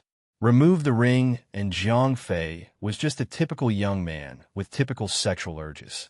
He could never accept the fact that a gay minotaur was going to marry him. A muscle head at that. Screw that guy. Whoever designed this scenario. Jiang Fei grunted. Maluya, I'm begging you. Please save me. Jiang Fei cried for help. At such a desperate time, there was one other way to save himself. If he were to be captured and brought into whatever chamber Kane had, and Maluya could not save him, Jiang Fei would just log out forcefully. He would rather lose his progress than have his chastity lost to a raging homosexual minotaur. Big brother, here I come. Maluya cried as she ran like the wind and stopped once more in front of the minotaur. As soon as she did, Kane merely pushed her away with his gigantic foot. However, since the little girl was too small, it was akin to being hit by a massive log. Grr, stop. Give me back my brother. She cried angrily as she got up to her feet. She ran past Kane once more and decided to do a jump attack. Hiya, thud. The little girl did her best, but she was too short to do anything. Her jump had only allowed her to reach Kane's waist and hit his hard abdomen. She tried it again, but failed nonetheless. It was a scene that was both touching and disappointing. After a while, at her last attempt, she hit Kane's belt buckle and knocked her head against the metal hock. The poor girl slipped and fell hard, after which she ended up crying her eyes out. Although she did hurt herself, she did not take any damage. That was why neither Lucifer nor Michael came out. Why? Why am I being treated like this? F***ck me.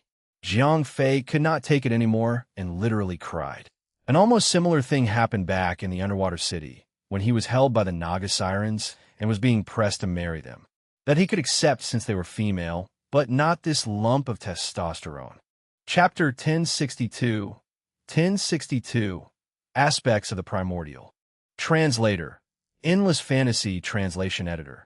Endless Fantasy Translation. The Minotaur continued to stomp itself toward its lair, or in his own words, royal chambers. From the looks of it, Jiang Fei was about to be devoured like a lollipop. F***ck this. If I can't fight you properly, I am not going to play along with your charades. Jiang Fei snapped disgruntledly. At this point, Jiang Fei had stopped expecting the little girl to help him. This human loving minotaur was not at all bothered by Maluya's feeble attempt at stopping him. Without the threat of being attacked, Michael or Lucifer would not be bothered to come out. BSSH, a black shadow, flashed around Jiang Fei, instantly causing him to disappear. That was the power of an adventurer being able to log out at any time. No, Cain roared in utter sorrow as the delicious-looking male on his shoulder had disappeared without a trace. One aspect of the primordials that Jiang Fei could not understand, which was similar to Beowulf in the real world, was their asexual status. Both were considered as sexless. Before the first beings became primordials, they had their specific gender. However, once they had ascended into godhood, their biological function had lost its meaning, making them genderless. That was why the Romeo title did not activate when he was in the primordial celestial realm. None of them were female or male to begin with. It was all good when the overall concept of a genderless race was suggested. Yet, somehow, a particular developer managed to sneak in a prank design. Thus, a gay minotaur, craving for men, was born. The setting for the Celestials was designed to be unvisited for thousands of years. A gay minotaur that loved men had just caught his first prey after so many years. Like a famished man being offered a pizza, the minotaur would want to devour Jiang Fei as soon as possible. Jiang Fei's decision was final. Whether or not Maluya could save him, he would log out once he was carried into the chambers. Whoever designed that punk-ass bison must be out of his mind. Jiang Fei was pissed. Even though he was out of the game, he was still frustrated by what had taken place. F***CK. I'd better take a long shower. Might as well wash my eyes too. Jiang Fei was not a homophobic person, but he could not stand the fact that he was about to be wedded to one. By the time Jiang Fei was out of the hot tub, the sun had only just risen from the horizon. When he entered the game, it was only just 4 a.m. in the morning. He had only managed to spend a couple of hours in there before the incident happened. He took his own sweet time in the shower and spent a far longer time in the hot tub, where he emptied the body shampoo to wash away the scent of the Minotaur. After he was clean and dried out, Jiang Fei was greeted by Han Tianyu when he was going to meet Ariel. "What's up? Let's talk in your room. I've got something to tell you." "Might want to sit down," said Han Tianyu, gesturing to the mahogany chairs that were laid out in the corner of his room. Han Tianyu took a seat first and started to ponder. He took his time thinking about it quietly, which made Jiang Fei a little restless. "So, Han Tianyu Humid, what was it that you want to tell me?" "Oh, right. About that. Look, China has restricted all the remaining martial artists that were in China from getting out of the country. Thing is, there are many more that want it out and, well, I was hoping to plan out an escape route for them. The current situation in China was complicated at best. Most of the second-rate sects were rattled. Unlike other top-tier sects, they did not have any level 5 masters sitting deep in their private lounge, relaxing about. They could never have a face-off with the vast army of the China military. Even if they could, they dared not. They extended their hopes to Han Tianyu, which was to request for Jiang Fei's assistance in helping them escape. "Is that it? I thought you could handle that sort of problem," said Jiang Fei nonchalantly as he brushed it off. He had no time to care for the other martial artists, which he had almost zero connection to when he was busy dealing with Isabella's ailment. There was still the main engine room and the other parts of Braveheart that he needed to find. "Yeah, that's really all I wanted to say. I'll be off then. Good luck with whatever you're up to right now," said Han Tianyu before he kicked off the chair and walked away with a large pace. To be honest, Han Tianyu might not know what Jiang Fei was doing, but he knew that he was busy with something. That aside, he wanted to talk to Jiang Fei, just to seek acknowledgement about it. Jiang Fei helping out or not did not matter. Now that Jiang Fei had given his blessings, Han Tianyu went ahead and kick-starting his plan, the plan which he had strategized for a long time. One of the sects that wanted out of country was his own sect, the Green Willow Height. After Han Tianyu went away, Jiang Fei wasted no time and headed off to the sea with Ariel. This time, his destination was the Atlantic Ocean at the region known as the Bermuda Triangle. There were 2 points of interest there.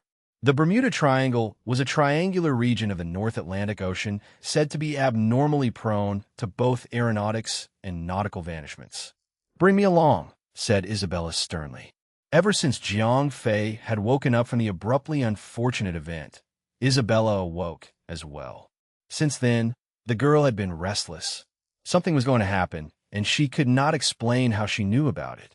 It was the mythical sixth sense that almost all metahumans, even martial artists, had. A level 5 metahuman sixth sense was even sharper than those of other levels. That was why she persistently insisted on following Jiang Fei. Bella, be nice. Bermuda is but very close. We will be back even before dinner. Jiang Fei tried comforting her. No, you either bring me along, or you don't go at all. Isabella was adamant. Her temperament had been rather well these few days, but was about to become rowdy all of a sudden. Well, even if you say that, Jiang Fei squirmed. The thought of waiting for a day or two before taking off had crossed his mind. However, the super radar system of Braveheart was almost ready to deliver the scanning data. He wanted to finish as many tasks as he could, because once the results come in, there would be more places to visit. He was afraid that he would not have enough time to finish his work, as it would keep piling up. Big Sister Bella, you're still. Ariel could not finish her sentence. I'm Fine. I've been on bed rest for 2 whole days, and I've never been better. Please, bring me along. I can't stand the thought of letting Darling go off alone into the open sea. Something bad will happen, and I would not be able to live my life if I were not there with you when something happens. Bella. Jiang Fei sighed. He paced slowly toward Isabella and cupped her head before kissing it. Are you sure you're all right? I'm Fine. Really? Isabella assured him. Jiang Fei sighed once more before he gave Ariel a certain look. Very well, he said. I think you're ready. But if there's an enemy, promise me to let Ariel take care of them. I don't want you to fight. Not when you've got that Valium stuck in your wrist. Ariel came in and cupped Isabella's hands in her. I promise to fight harder and better to protect hubby. I know you would, said Isabella as she hugged Ariel gratefully. Off we go then, said Jiang Fei, telling Ariel to teleport them all. Ariel had only managed to teleport everyone to the coastline of America, since she could not teleport to a destination she had never set foot on. Teleporting to the edge of America was only a means to reduce the total travel distance. 1 point out of the 3 that made up the Bermuda Triangle was Fort Lauderdale, the southern part of Florida. It took them 2 hours or so to finally reach the exact point where 0542 had detected a signal. 0542, are you sure we are at the right place? Jiang Fei asked. We are here. The signal is coming from below us. Are you picking up on any powerful energy reading here? Jiang Fei asked. He was checking to make sure that there weren't any level 5 fighters to disrupt them. No, Captain. There are no signals beside the initial signal detected by the radar. Good. We're alone. Let's go diving, said Jiang Fei as he dove headfirst into the cold blue waters. Chapter 1063. 1063, Frontal Assault. Translator. Endless Fantasy Translation Editor. Endless Fantasy Translation before Jiang Fei could reach the deep waters. 0542 materialized a diving suit that wrapped around Jiang Fei. Give me an update, Jiang Fei said. I am still currently tracking and identifying the source of the signal, replied 0542. Jiang Fei nodded and continued to dive with Ariel and Isabella clinging onto him. They were about to head into the dark region of the deep sea, below 1,000 meters, where no sunlight could ever touch. It was the same feeling as when he was trekking through the dark cave with Maluya in the game. Without light, Jiang Fei got a little nervous. By the time Jiang Fei had reached 3,000 meters under, 0542 reported an update. Captain, you may now stop diving. What's wrong? Is there something down there? Jiang Fei asked. Not about Braveheart, but about enemies. There are no dangerous entities down there. Unfortunately, there isn't anything at all. The signal that the radar had picked up was just an anomaly in the Earth's magnetic field. Really, after all that diving, Jiang Fei groaned. He had spent so much time and effort to dive 3,000 meters only to discover that it was just a magnetic field distortion. I do not comprehend that statement.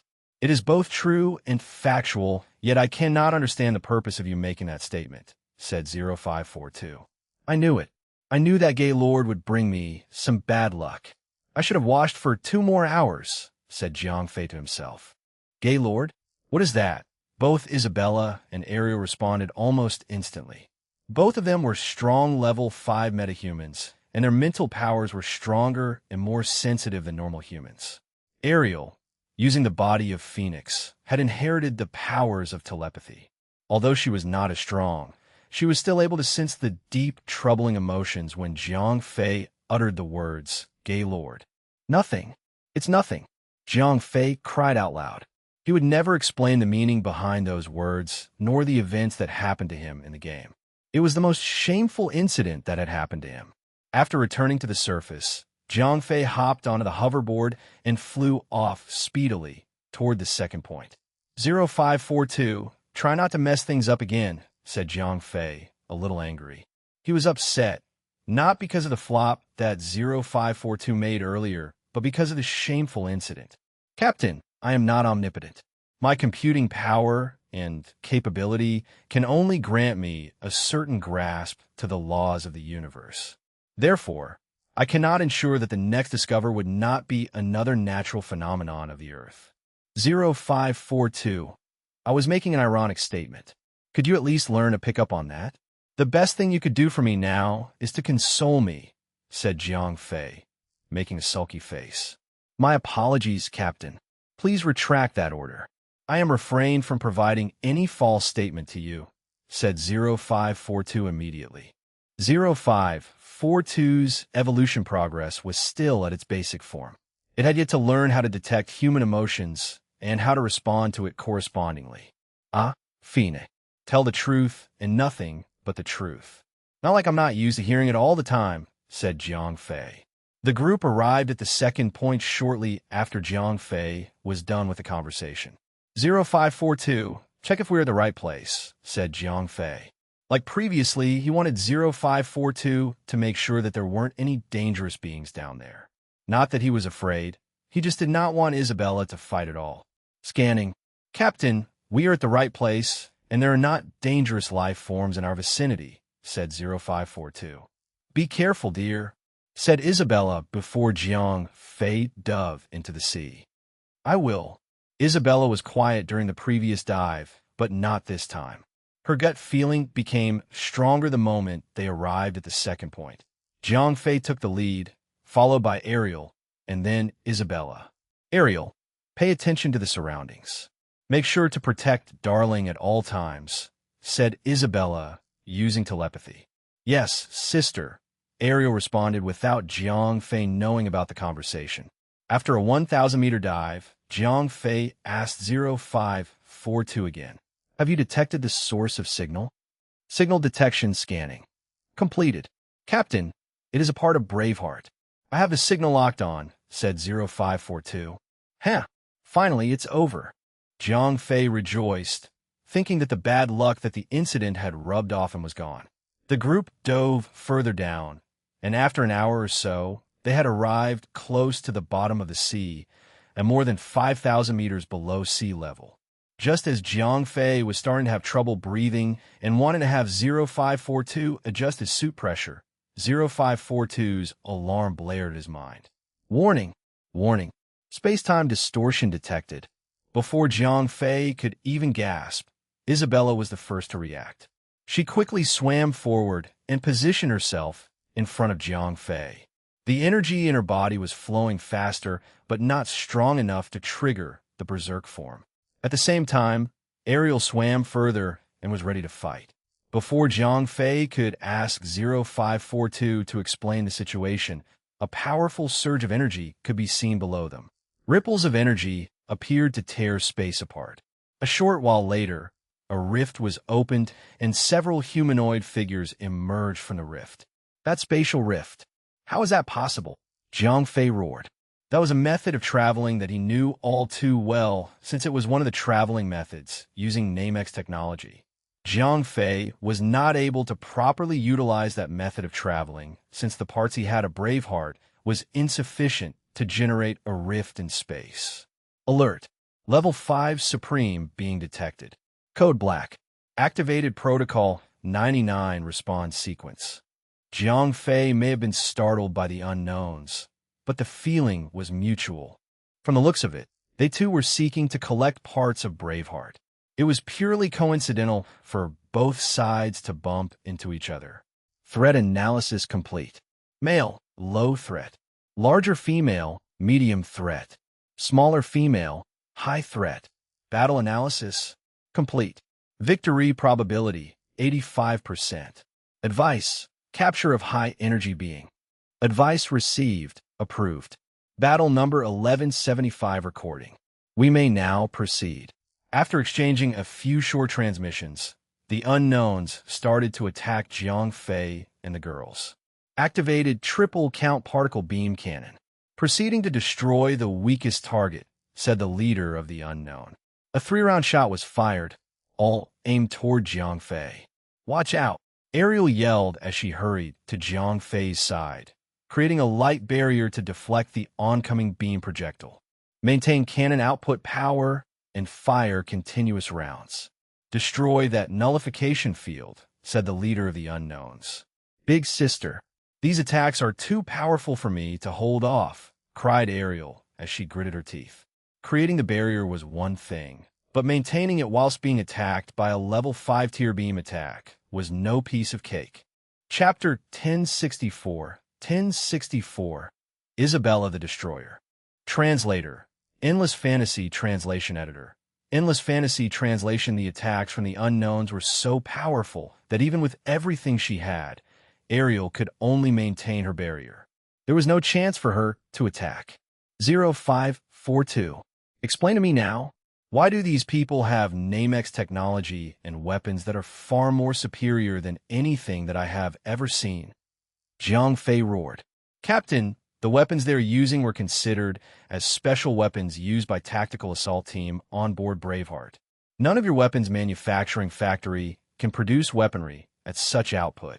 That's not an explanation. Jiang Fei snapped. I calculated the possibility of them owning such weapons, and it was low. However, all possibilities can be traced down to the discovery of the special weapons armory. Ugh, no point in asking further. Do we have any means to produce such weapons? Said Jiang Fei. He knew that he would not be ascending to level 5 anytime soon. Hence, having one of those weapons would be extremely helpful in case he encountered any level 5 enemies. At the very least, he could fight instead of being deadweight to Isabella and Ariel. Weapons at a similar power output can be produced, however, it would not be a portable handheld weaponry, 0542 explained. Jiang Fei's current collection of weapon factories could produce powerful weapons, but nothing like those special weapons the unknowns were using. It was possible for him to create weapons that could suppress level 5 metahumans, but they would not be portable. In fact, the only current weapon that could match or even supersede the unknown's weapon would be the antimatter hyper-mega-particle beam cannon that was once used to vaporize an entire island. Unfortunately, those weapons required a long charging time. Another weapon at almost the same destructive power were torpedoes. Using those weapons in nautical warfare would be optimal, but not in infantry fights. I need help. Adiel Juliet. She was not going to last any longer. The enemies were using technological weapons against Ariel's mental strength. Sooner or later, Ariel would be the first to drop. Maintain firing frequency and output. Initiating spatial confinement prison, said the unknown leader. Locking target. Firing. Now. Just as the unknowns were going to capture Jiang Fei, Ariel, and Isabella, a blast of ominous energy surged through the sea, sending shockwaves that destroyed nearby rocks and corals. Warning. Warning. Threat level increased. Current threat level, Destroyer. We are not strong enough to fight the enemy at this threat level. Z31 team, respond. Send a few men to hold her down. Everyone else are to retreat at this very moment, said the leader of the unknowns. His eyes gleamed with a faint blue light. Kumain, Akaku. Kumain, Akaku. S06 Special Recon Team, requesting immediate extraction. We have encountered a destroyer-type enemy. Requesting immediate extraction, said one of the unknowns that was in charge of communication. At that moment, Isabella was glowing red. There was a barrier that was created by the unknowns to protect the other noncombatants. When Isabella glowed red, she flashed herself away from Jiang Fei and Ariel and into the enemy's barrier. Everyone was startled by her sudden appearance, but she was only just getting started. Bolts of blood-colored lightning flashed out of Isabella's fingertips, breaking the barrier in their formation. When their attack stopped, Ariel was able to regain her energy. Without the need to erect the barrier, she can now focus on attacking. In that instant, Ariel flashed herself to the closest infantry and unleashed her psionic attacks on them. At that moment, a large number of unknowns were leaving the area while the others were being attacked by Ariel and Isabella. Isabella's voice was heard even though she did not open her mouth. Her voice was extremely eerie and cold, like the voice of a specter from the depths of hell. A whirlpool appeared right in the middle of the deep dark waters, and in the center of it was Isabella unleashing her powers. HQ S06 requesting immediate extraction. The communications officer had been trying to contact their base for help, but nothing was working. Commander, the enemy is releasing too much power. It is disrupting our communications signal. Confound it. Keep trying. Squad leader, have your men to fall in formation and keep attacking the strongest threat, said the unknown that was being addressed as the commander. All the other unknowns that had a gun in hand quickly formed a line and started to attack Isabella. Unfortunately, all their attacks were unsuccessful as Isabella's powerful blood-colored whirlpool quickly dissolved anything that touched it, even particle beam projectile. There wasn't even any explosion. Ariel, is it just me? Or did Isabella become stronger? Said Jiang Fei. She's so much stronger than before. I cannot even gauge her power level now, said Ariel, as she quickly flashed herself to Jiang Fei. This is bad. Jiang Fei grunted. The stronger Isabella was, the more Valium was being injected into her body. The surge of power was proof that Valium was burning inside her bloodstream, triggering the power of Berserk in her. Commander, none of our attacks are working, said the unknown that was shooting continuously. Keep firing and do not stop. There was no other plan. The original strategy was to keep on firing to pin the others down and to capture them one by one. However, there was a mishap. The female human that was supposed to have only high threat level had suddenly become stronger and far deadlier. Their only means to survive was to rely on headquarters to open a spatial rift for them to escape. The continuous stream of beam attacks had only made Isabella angrier than before. All of a sudden, a bolt of blood-colored lightning blasted from the center of the whirlpool and killed one from the Z31 team. Jiang Fei was not able to hear the sound of the explosion, but he was able to witness how violent it was. The unknown that was struck by the crimson lightning instantly exploded into a coat of blue flames, illuminating the darkness of the sea. His armor, his weapon, and he himself were instantly set ablaze like flash paper. There was no smoke and no ash. Not a trace of his existence was left. Increase the attack, the commander roared. The frequency of the beam attacks were radically increased to its limit. Even so, none of their attacks could even survive the destructive power of Isabella's bloody whirlpool. Crack! Thump! This time, Jiang Fei was able to hear it. The flash of red lightning and its shockwave could be seen, heard, and felt reverberating through the waters. 9 bolts of lightning were blasts and 9 enemies were disintegrated. Comms, have you contacted HQ? The commander roared, his voice suggesting desperation. Z31 was completely eliminated and there were only 2 infantries left beside him. The rest of the unknowns that remained were non-combatants. They were likely just researchers that were meant to operate machines or even a ship fragment. Although they had identical weapons that the fallen Z31 had, they could not fire them properly. However, even if they could fight, even if they were good as the Z31 team, none of their attacks meant shit. S06 Recon Team. This is headquarters. We read you. In that moment of desperation, the monotonous voice that came out of the communication device was that of an angel to the commander. We are under attack by a destroyer-type threat. Requesting immediate extraction, cried the commander as he yelled through the small communicator in his hand. Emergency evacuation is on its way. Please stand by for teleportation. Hurry up. Crack. Thump. Another bolt of lightning flashed by, and this time, the 2 infantry were killed. Isabella's voice was as loud as if she was whispering into their ears. Right at the moment, Isabella lifted a finger to send a bolt of lightning, and a flash of white light beamed down and engulfed an entire squad of unknowns. Before the lightning could strike them, everyone was gone. Chapter 1065, Energy Core. Translator, Endless Fantasy Translation Editor, Endless Fantasy Translation, 0542. Trace their position now. Find out where they're jumping to. Jiang Fei snarled. These men were the ones that forced Isabella to enter the berserk state. It was a fault that Jiang Fei could never forgive. An offense that was so hateful that Jiang Fei could feel it in his bones. Tracing targets, jump point. 0542 responded immediately and began its tracing system. While it was carrying out Jiang Fei orders, Jiang Fei zoomed toward Isabella as quickly as he could. Moving quickly underwater was extra hard for him since there was no solid ground for him to kick off. The whirlpool that she made was gone now, but that did not mean that Isabella herself was not a danger at all. There was still a chance that Isabella, in her state of berserk, could not recognize Jiang Fei. The power she held in this state had traces of Valiant properties.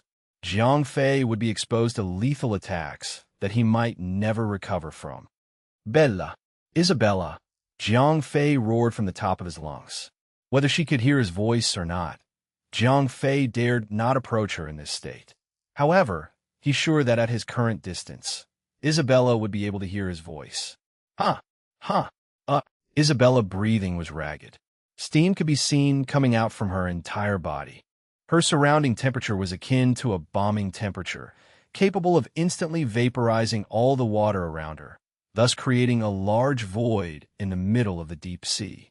She, on the other hand, was floating in the center of it all. Jiang Fei tried to enter the pocket of air, but was immediately burned.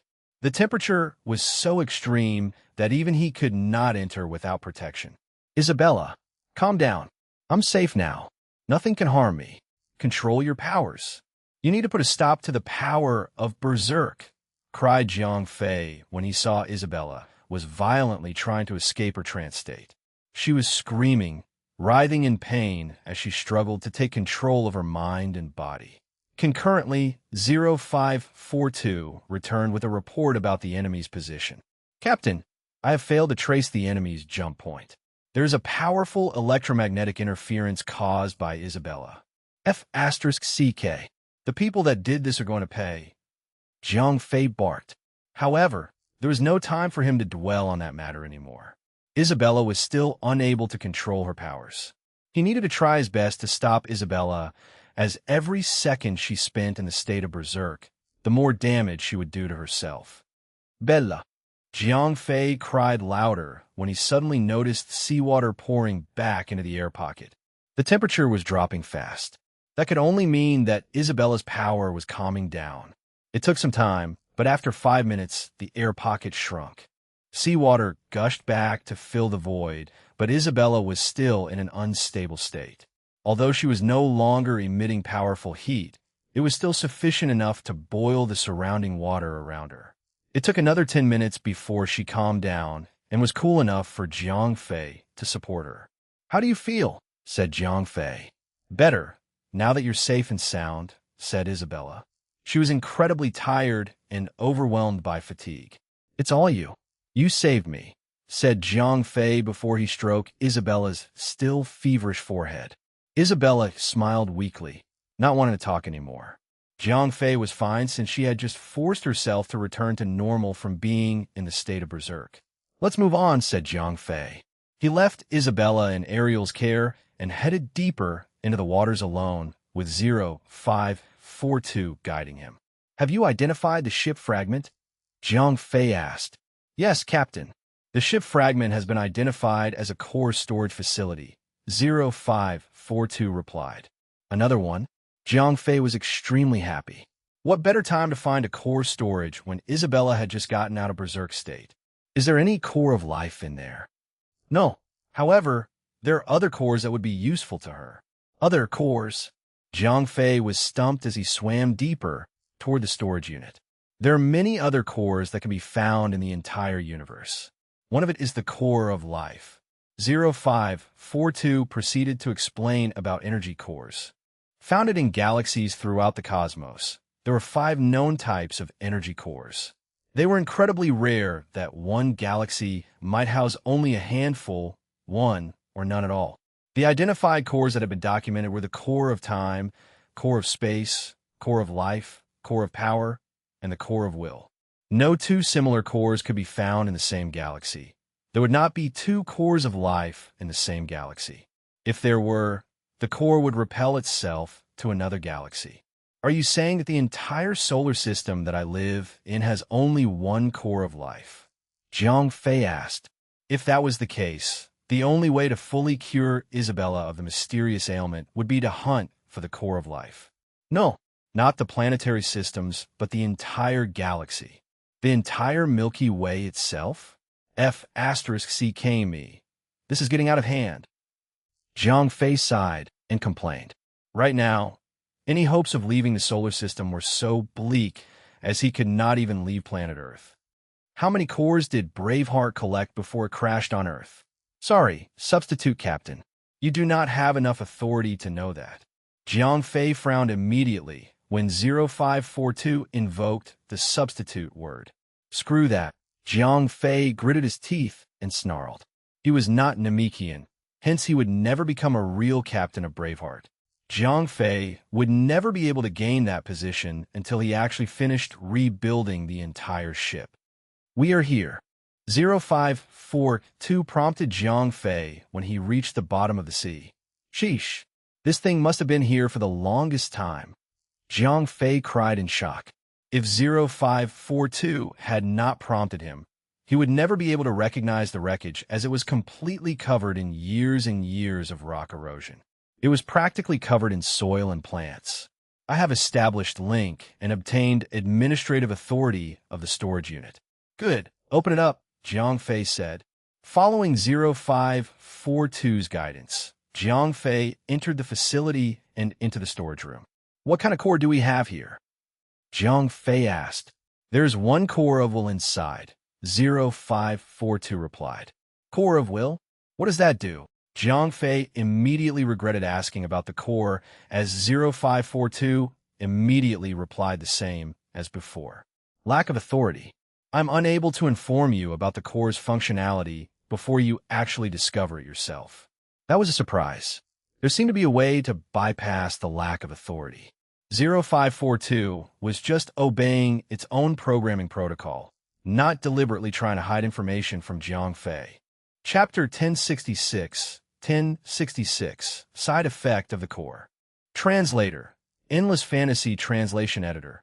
Endless Fantasy Translation. As he made his way to the secured storage room, Jiang Fei glanced around and examined the place. Compared to the previous core storage facility, this one was in pristine condition.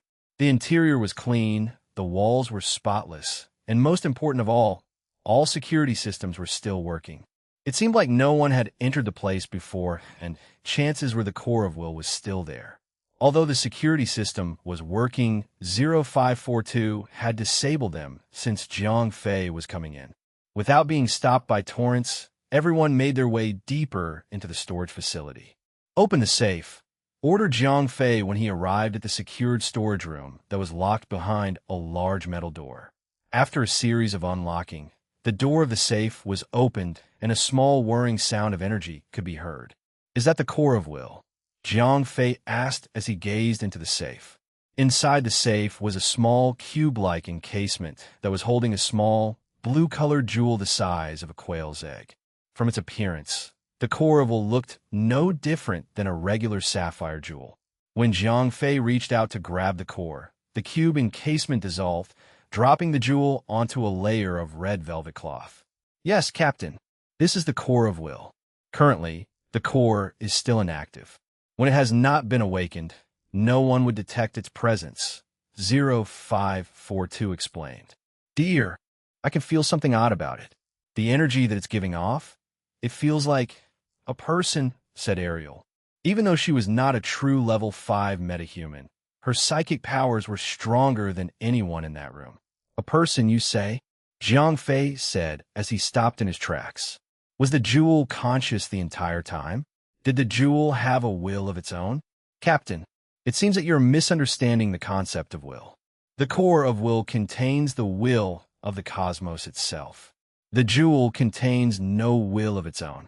Its power could strengthen the willpower of any intelligence life form, allowing them to harness the power of unlimited willpower, said 0542. You said it could help Isabella. How? Jiang Fei barked. In our current predicament, the core of will could be used to strengthen Isabella's willpower, allowing her to protect her consciousness from being corrupted by the power of Berserk, 0542 explained. Oh, that's what I want to hear. So what should I do now? Should I just let Isabella swallow this? Jiang Fei frantically asked. The sooner he could solve this problem, the better. He still had enough Valium in his Zhanlu sword to support Isabella for some time. However, it would be hard to predict the possibility of Bella getting into a fight. The damage that she inflicted on herself was already hard to cure. Having a core of will now would be a lifesaver. Even so, the core of will was not a treatment, but merely a symptom suppressor. Jiang Fei would need to hunt for the core of life in order to properly treat Isabella. With that being said, with the core of will, Isabella's condition would not worsen any further. There is no need for fusion. Based on Isabella's condition, fusing the core of will would be a waste. It is best for her to just hold on to it. Now that Jiang Fei had actually held the core of will, he had successfully unlocked a few restrictions, allowing 0542 to reveal more detailed information about the function of the core of will. The function of the core could be activated through two methods, fusion and attachment. Fusing the core with the user would grant the user the ability to harness the full power of the core. However, unless the user perished, the core would forever remain in the user's body. Additionally, one life form was limited to only one core. Even if one was able to collect all the energy cores in the entire universe, one could only fuse one core into one's body. The only way to use the power of the other core, albeit weakened, was through attachment. Attachment, or simple temporary contact, could never truly unlock the full potential of the core. However, it was the best method to use multiple cores' power, like swappable equipment.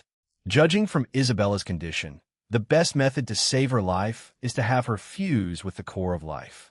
Attachment with the core of life would not be the best or safest way to save her. 0542 explained further. All right, how do I attach this to her? Jiang Fei asked. You could just put it onto the place that was most affected. All that is needed is physical contact with the jewel. So, the head, 0542 ended the conversation with Jiang Fei before it switched to Isabella. A series of crown-like designs were projected from the ring. Miss Isabella, what do you think of this design? 0542 asked Isabella directly. Oh, this one's nice, she said, pointing out to one of the designs that she liked.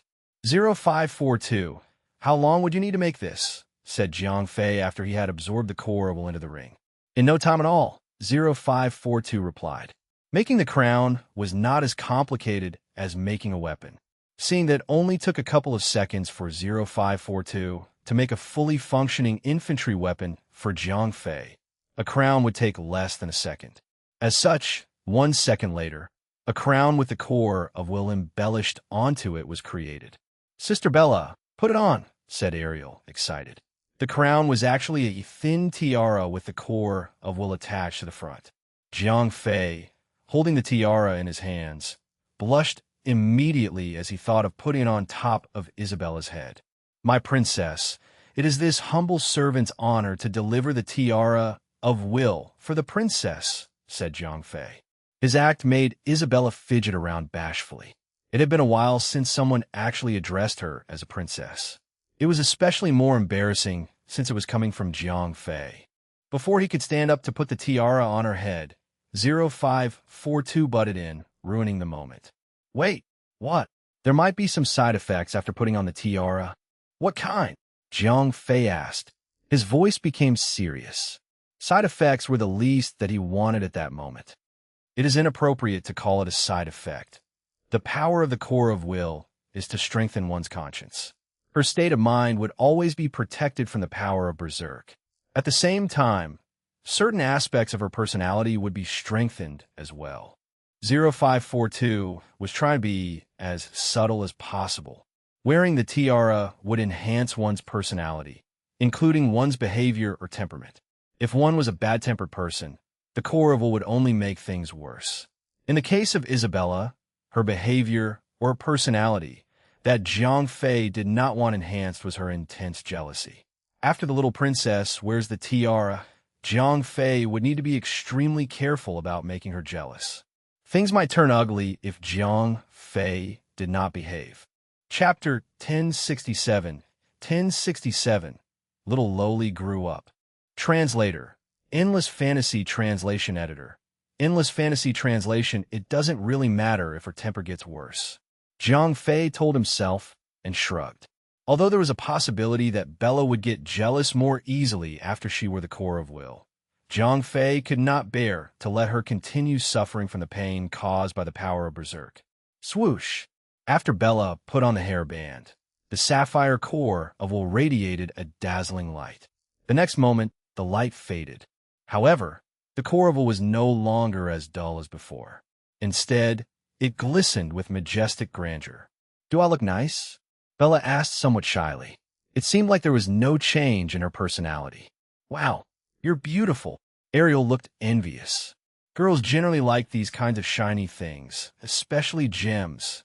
Really? Bella took a small mirror out of nowhere, then took a good look at herself, and started chattering away with Ariel. Phew! Jiang Fei breathed a sigh of relief. Judging by how relaxed Bella was, Jiang Fei knew that the core of will worked. Before this, Bella would occasionally smile, but Jiang Fei could tell that she only did it because she was afraid that they would be worried. She was always affected by the power of berserk, so the pain she suffered was hard to imagine. Now, after wearing the core of will, the erosive effect of the power of berserk was suppressed, so Bella naturally felt way more relaxed. Even though she still needed Valium to stay alive, she was no longer in pain. It was a pity that there were no Valiums on Earth at all, and Jiang Fei had limited reserves. Otherwise, Bella would be able to maintain such a state for a long time. After all, in this state, Bella was extremely powerful. Okay, are you girls done talking yet? If you're done, let's go home. As the two girls chatted endlessly, Jiang Fei became a little impatient. Okay, Sister Bella, let's continue talking at home. Ariel nodded obediently. After all, they were deep under the sea. Even though they were separated from the seawater as they were inside the fragment, the air outside was definitely fresher. Okay, Bella was also pretty understanding. There were no side effects like 0542 had mentioned. Swoosh! Jiang Fei waved his hand and kept the laboratory in the mysterious ring. Then, Ariel teleported them back to Winter Islands. After they returned home, Ariel and Isabella went back to their room to continue their girl talk. Jiang Fei paid Han Tianyu's governor's office a visit, but Han Tianyu was nowhere to be found. After asking around, he found out that Han Tianyu had personally led a team to help the martial artist sneak away. Whatever. It's better if he goes personally anyway, in case anything goes wrong. Jiang Fei nodded, not too bothered. After returning home, Jiang Fei chatted with his parents for a while, then had a reunion dinner with his family. At this time, Jiang Fei was feeling pretty relaxed. After all, Bella's injury was under control. Although it could not be fundamentally cured, it was definitely not going to worsen anymore. Moreover, Jiang Fei had also figured out all 15 suspicious signal sources that had appeared during the Super Radar's preliminary scan. He had collected all the fragments except the large plutonium mine. As for the engine room and core of life that Jiang Fei cared the most about, he had to wait for the detailed scan results, which would show after 3 days. If Jiang Fei wanted to find these fragments without the guidance of the Super Radar, It would be like finding a needle in a haystack. After a short nap, Jiang Fei returned to the game again at 4 o'clock in the morning. Although he was forced to go offline yesterday because of the game Minotaur, he still had to play the game. After all, 0541 clearly told him to kill those celestial tier NPCs. After he logged into the game, Jiang Fei realized that he was still in front of the palace. He was exactly where he was before he went offline yesterday. However, the Minotaur was no longer there. Obviously, as he went offline, the boss would not keep waiting for him here. It was not just the Minotaur that had disappeared. Even the little lowly Maluya was gone. However, Jiang Fei was not worried about this little girl's safety. After all, although she looked harmless, both Michael and Lucifer that were within her body were extremely powerful. Moreover, if there happened to be a relatively powerful boss that managed to empty Maluya's 2 health points, it would awaken the Angel of Death, Azazel. This hidden boss would kill anyone instantly. Even the level 300 Mother of the World had been killed by her, so no one else would be able to escape death. I shouldn't stay here for too long. Jiang Fei looked around. When he was sure that no one was around, he quickly ran out of there as he did not want to meet the cow again.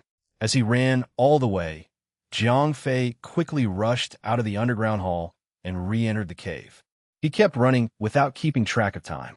When he saw glaring light coming from the front, he knew that he had passed through the chain of mountains. Looking at the plains in front of him, Jiang Fei frowned. Without his small bodyguard Malia, Jiang Fei had to face all the bosses in the entire ancient celestial realm alone. If he encountered a wild lower celestial boss, it was still manageable. If he ran into anything more powerful than that, he would probably have a hard time just trying to escape. Although Jiang Fei forced himself offline to avoid the powerful tyrant boss, he was only safe because that boss meant him no harm.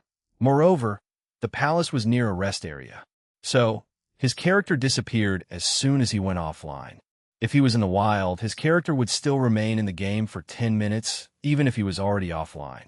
10 minutes was enough for this boss to kill him 100 times.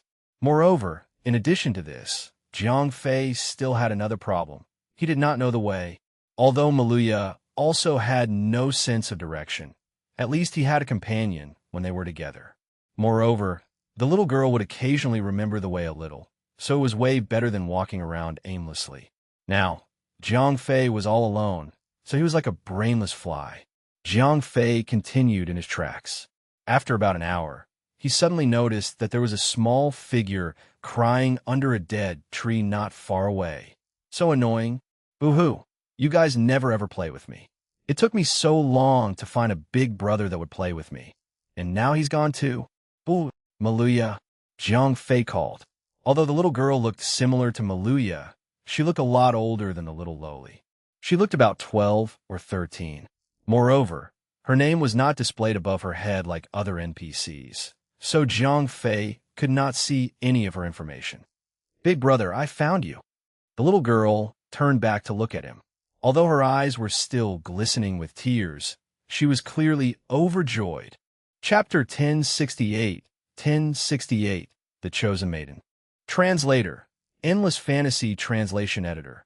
Endless Fantasy Translation, Maluya, is that really you? Jiang Fei asked doubtfully as he stared at the girl in front of him. Although Jiang Fei logged off midway last night, only a day had passed. How did the little lowly who was originally only 8 or 9 years old become a big lowly that was around 12 or 13 years old? I don't know. Big brother, I thought you didn't want me anymore. Boo-hoo. Maluya cried and laughed after she saw Jiang Fei, obviously emotionally overwhelmed. It's okay. I'm here now. Tell me, what happened after I left yesterday? Jiang Fei comforted her first, then asked for information. After you disappeared so suddenly, that ugly thing became very angry. Then he bullied me. Maluya then described what happened after Jiang Fei went offline yesterday. I see. Jiang Fei nodded. Although Maluya did not go into detail, he could still figure out what had happened. Yesterday, after Jiang Fei logged himself out, the tyrant boss Cain Hove immediately went crazy as he had not seen a man for thousands of years.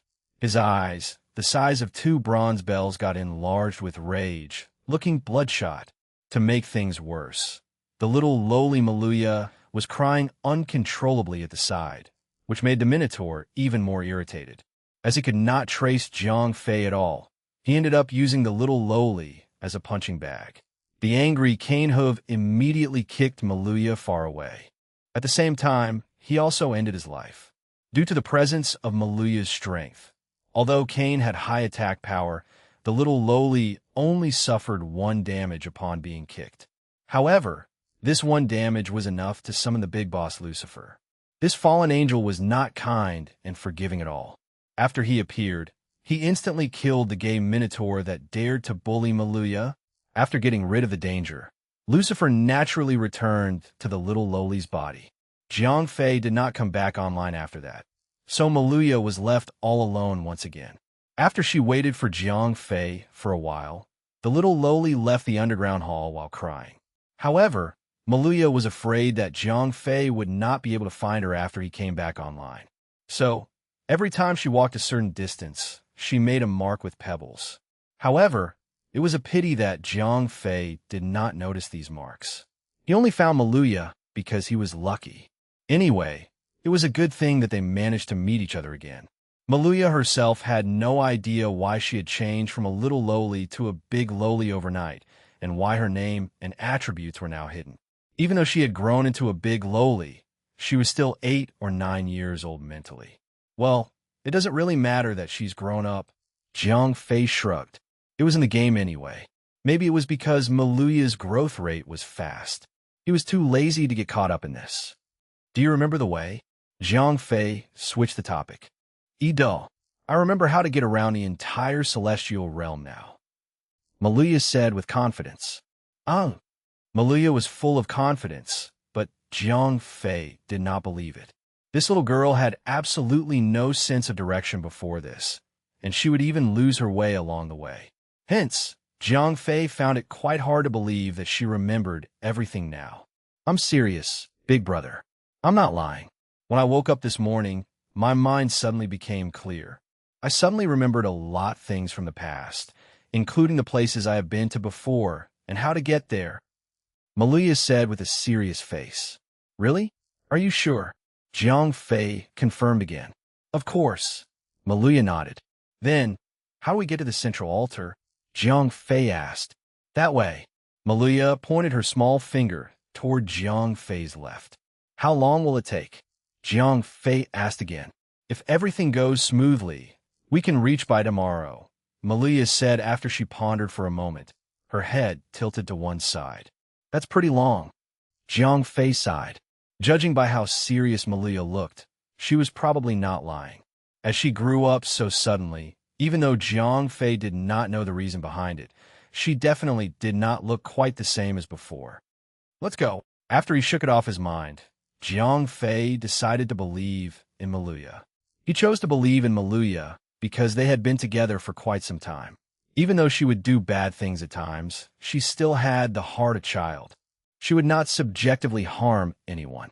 Previously, although Maluya had gotten Jiang Fei into trouble at birthplace, it was also just an accident caused by the little girl's playfulness.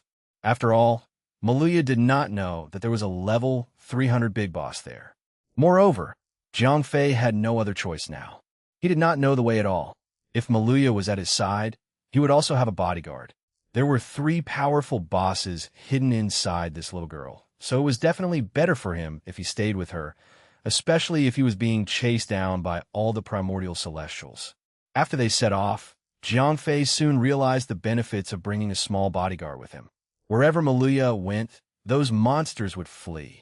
Although Maluya had grown up, her aura had not changed. The monsters who had been taught a lesson by Lucifer would run away without a trace as soon as they see her, as if they had seen a ghost. Without the monsters harassing them, Jiang Fei advanced quicker toward his destination.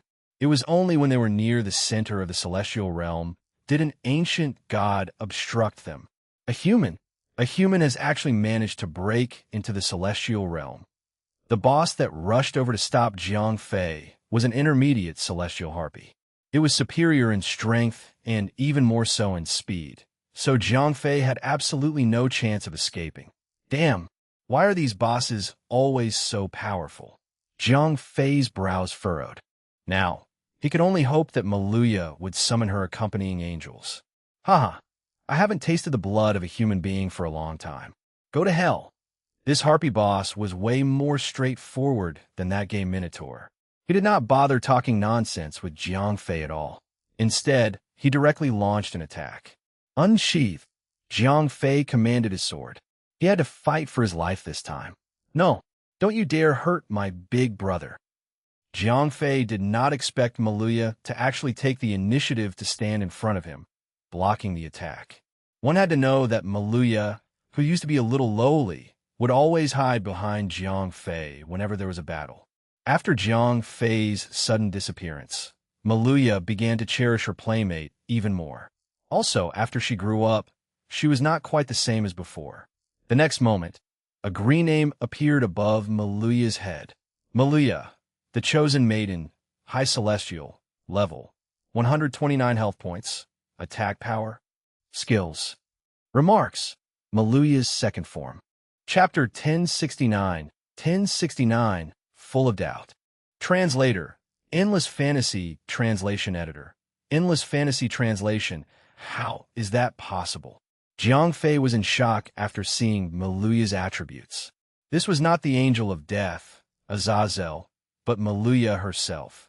Just overnight, she had advanced from the level of a small animal to a level 129 pinnacle high celestial. It was impossible to become a celestial overnight, let alone a pinnacle high celestial. This would never happen to a player, let alone an NPC. And what the hell is the chosen maiden? Jiang Fei muttered to himself. He had never seen such a race description. Who are you?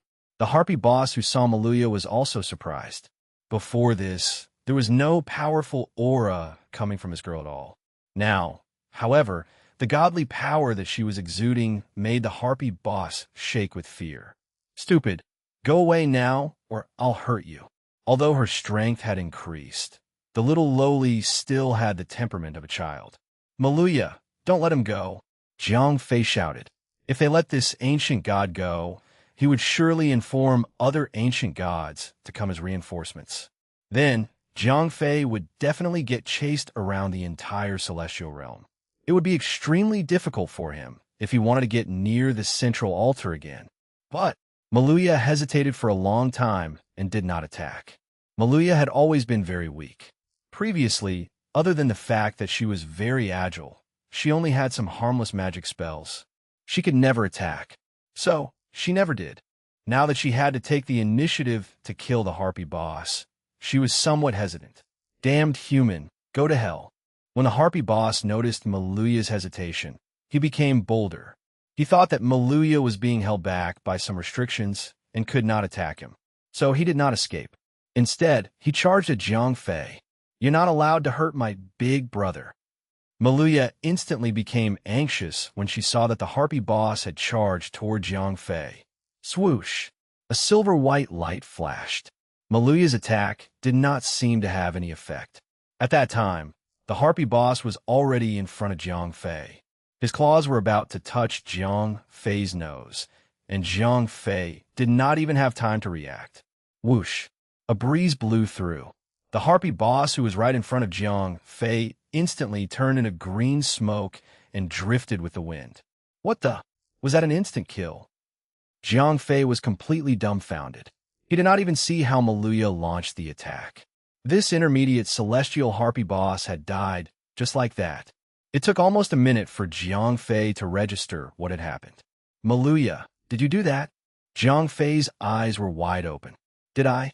Maluya seemed more confused than Jiang Fei. How did you? Jiang Fei was about to ask her how she suddenly became a high celestial, but Maluya's name disappeared again before he could finish his sentence.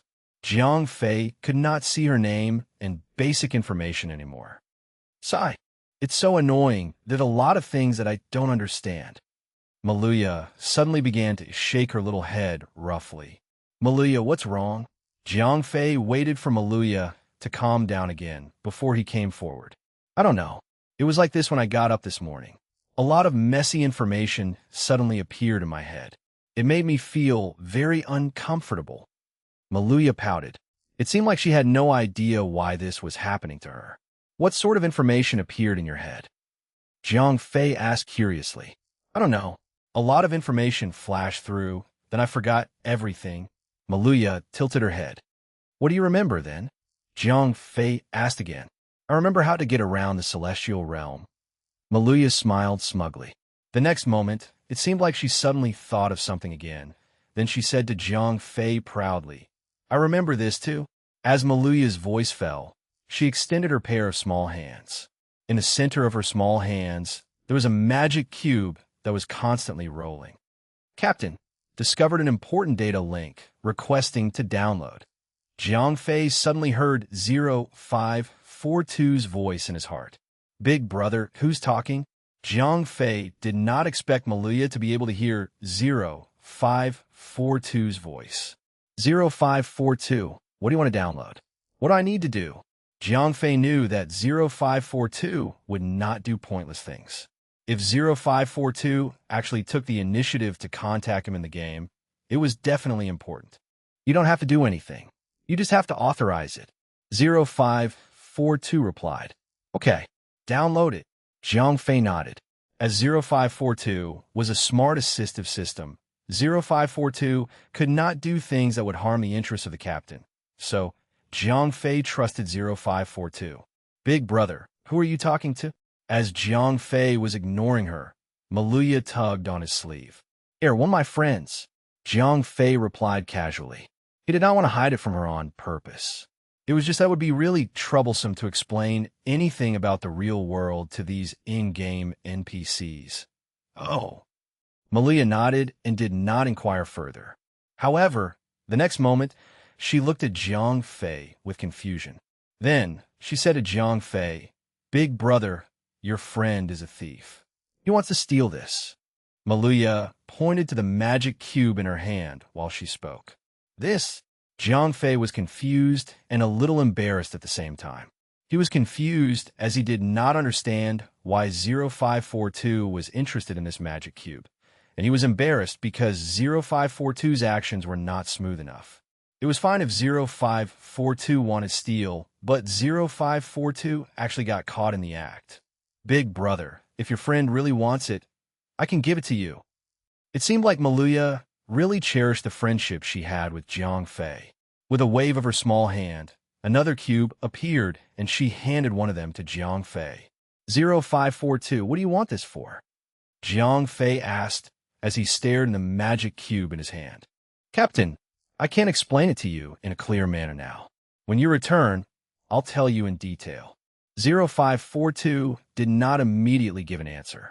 Previously, as 0542 was downloading the data sneakily, the process was relatively slow. However, now that the little lowly had given Jiang Fei a copy of the magic cube, 0542 could download it openly. So, in just a short time, the magic cube in Jiang Fei's hands disappeared. 0542 also fell quiet after he completed the download. Big brother, if there's an opportunity, can you introduce your friend to me in the future?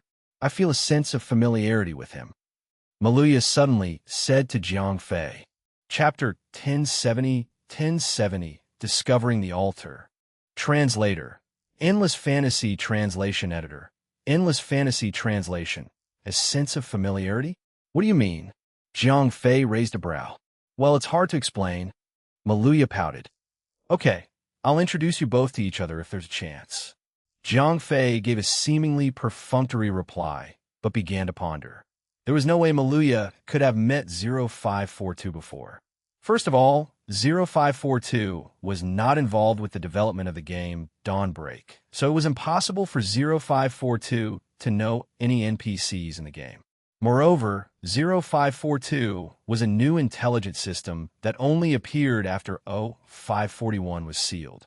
0542 had only been around for a short time, so there was no way 0542 could have interacted with any NPCs in the game, including Maluya.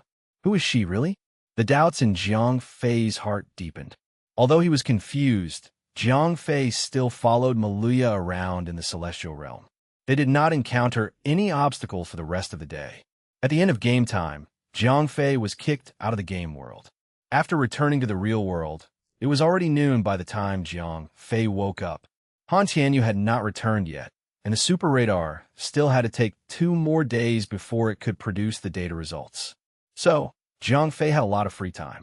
As he kept himself busy with accompanying his parents and the girls around him, the day passed by quickly.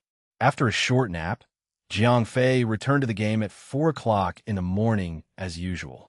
"Big brother, we're going to the altar soon." Maluya pointed into the distance. After another 3 hours, they stopped at a small hill. There was a huge altar a few dozen miles away from it. The altar looked like a small castle, spectacular and majestic. Finally, Jiang Fei sighed. After going through so much trouble in the past few days, he was finally here at the quest location. Although he had smoothly arrived at the quest location, Jiang Fei was frowning. After all, his quest was not to find the altar, but to destroy it. However, Jiang Fei had already crafted the dream crystal ring and became a god. What could he use to destroy the altar now? Jiang Fei felt a little dazed looking at his minimap. As he was now a god, he now had heightened senses just like all the other Celestials. However, a player's senses were more intuitive. The coordinates of other Celestials were directly displayed on Jiang Fei's minimap. As the minimap had a zoom function, the player's actual range of sense was actually way larger compared to a Celestial tier NPC. When the minimap zoomed out to the maximum, Jiang Fei could sense up to dozens of miles away from the altar. Although his minimap had stopped functioning and the entire range was dark, he could clearly see red dots and red skulls. In Jiang Fei's minimap, lower Celestials that were the same level as him were displayed as small red dots. Intermediate Celestials that were 1 tier above him were displayed as big red dots, and other Celestials that were 2 or more tiers above him were displayed as red skulls. Currently, there were more than 30 red dots and 7 or 8 red skulls on Jiang Fei's minimap. These Celestials were distributed around the altar. Each red mark had a yellow circle around it. This represented the sensing ranges of the Celestial tier NPCs. As soon as Jiang Fei entered the yellow circles, those NPCs would immediately notice him. As he was a player, Jiang Fei had the advantage of discovering the Celestial tier NPCs in advance. However, he could not really do anything. If he was not a god, he could walk toward the altar openly. As long as he did not appear directly in front of these NPCs, he would not be discovered at all. He was supposed to go toward the underground of the altar and trigger the power of the gods to destroy the altar. This was how Oyezi had planned it out for him. However, since he was now a god, it was like there was a big light bulb above his head. As long as he entered the perception range of these NPCs, they would immediately hunt him down. "Maluya, can you help me destroy the altar?" Jiang Fei could only ask Maluya for help now. There was no way he could get rid of those Celestials around the altar by himself, let alone destroy the altar. Okay. Maluya smiled sweetly at Jiang Fei. In order to keep her only playmate, she was willing to do almost anything for him. Swoosh! At that moment, a holy light flashed and Michael appeared automatically without Maluya having been injured. After she appeared, Michael stared at Jiang Fei for a while. Then, she turned and walked to Maluya's side, whispering a few words in her ear. The next moment, a white light flashed and she disappeared. "Maluya, what did your sister say to you?" Jiang Fei asked curiously. "My sister told me not to destroy the altar. She said that I shouldn't interfere with the war between the high humans and the primordial Celestials." Maluya pouted. "Huh?"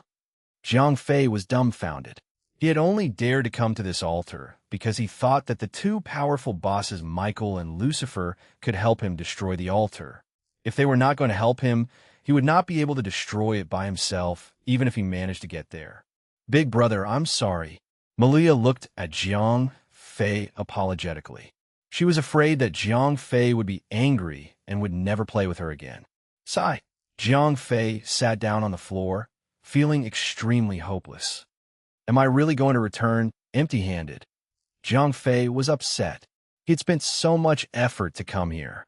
Now, he could only stare at the altar. There was nothing he could do. He looked at the altar, but nothing came to mind. This suffocating feeling was driving him mad. In actuality, Jiang Fei had thought about just diving straight into the altar. Maluya would definitely follow him in order to protect him.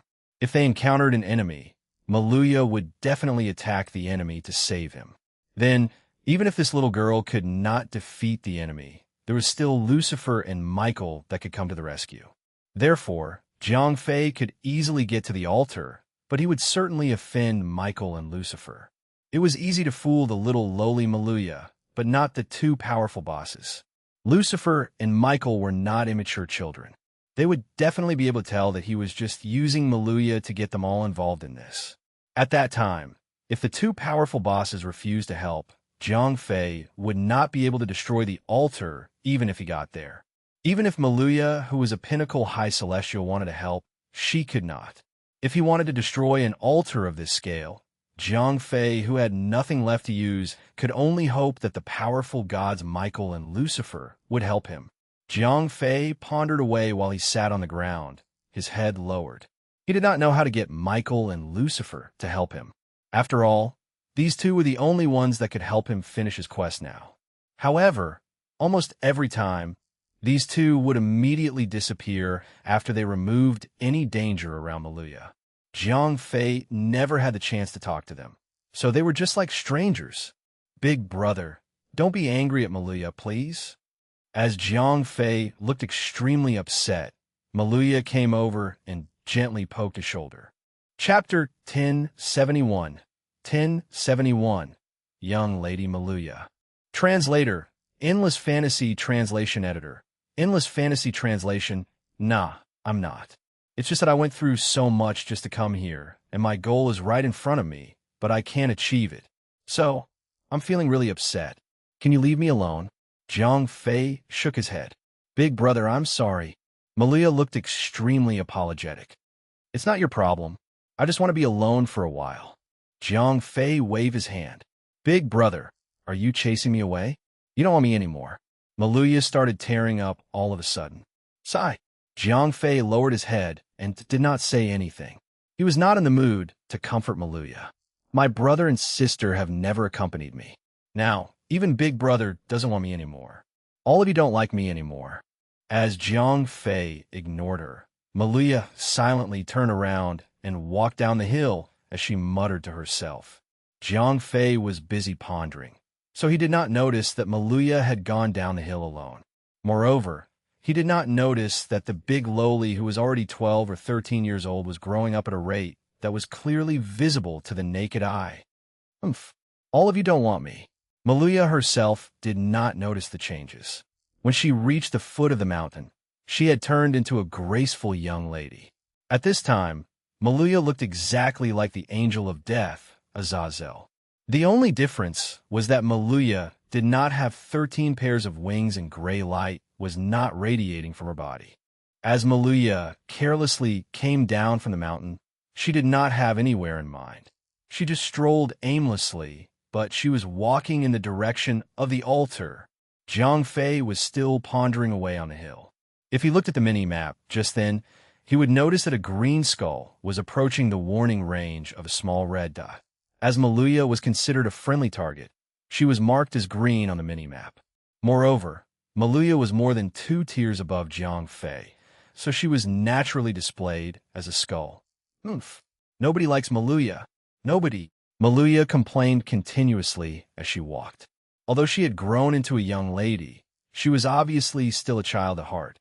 Swoosh! A green light flashed, and a figure appeared in front of Maluya. Obviously, Maluya had already alerted an ancient god. Get out of the way, don't bother me. Maluya glared at the ancient god. The young lady who had just been cold-shouldered by Jiang Fei was extremely angry. This is the forbidden land of the gods. You're not allowed to go any further.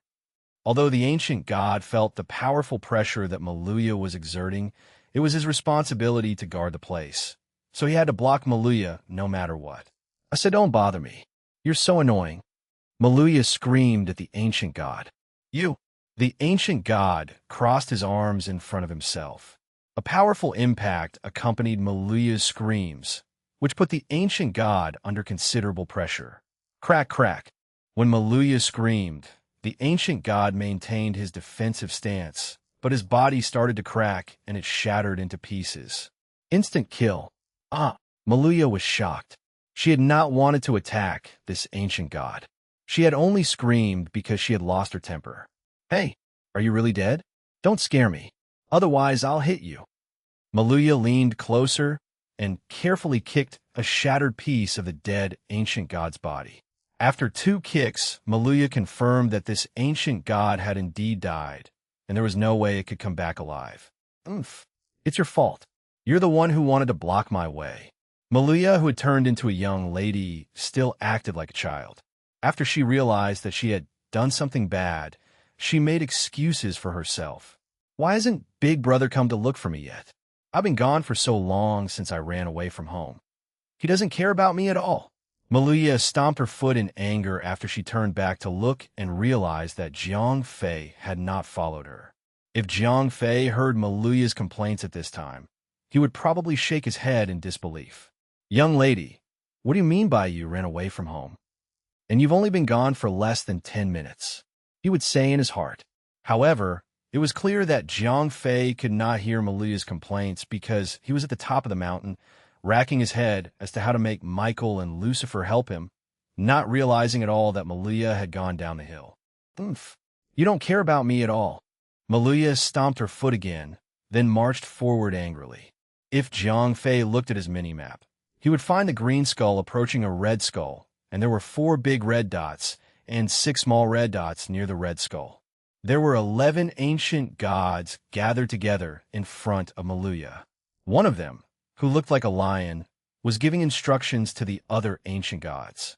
This ancient god was very strange. His body was like that of a lion with golden fur.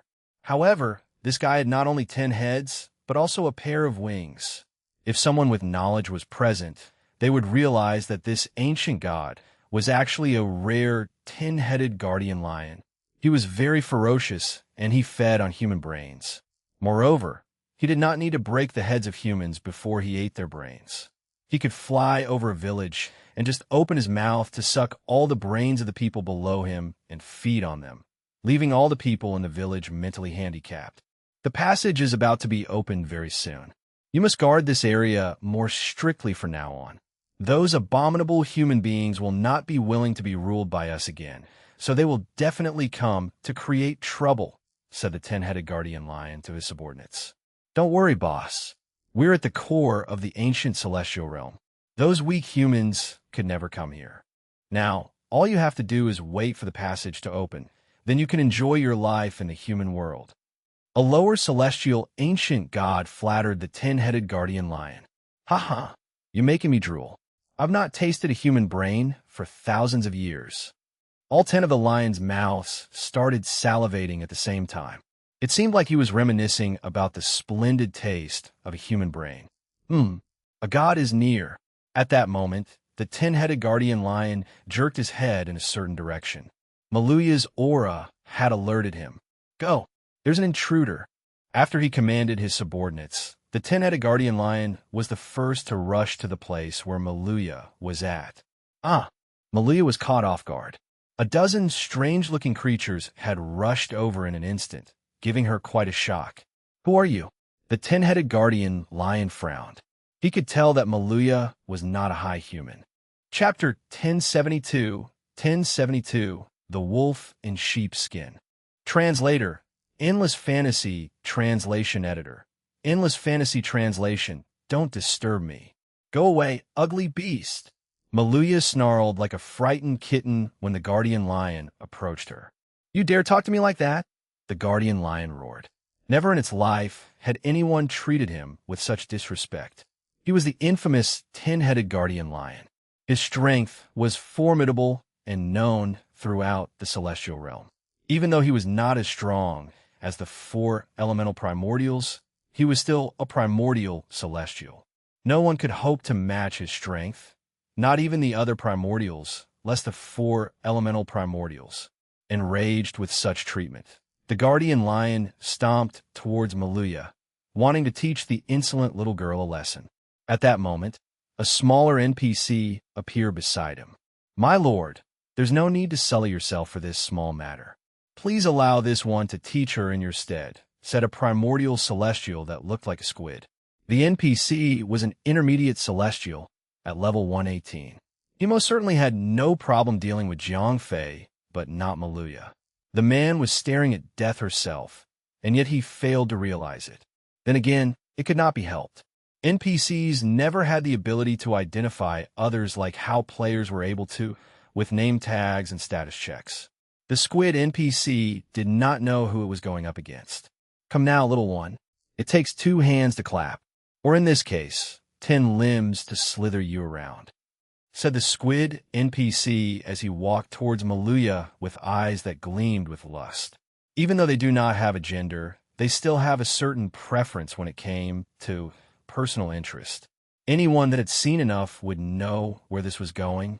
Repulsed by the NPC, but not the lustful and suggestive moves, Malia retreated back.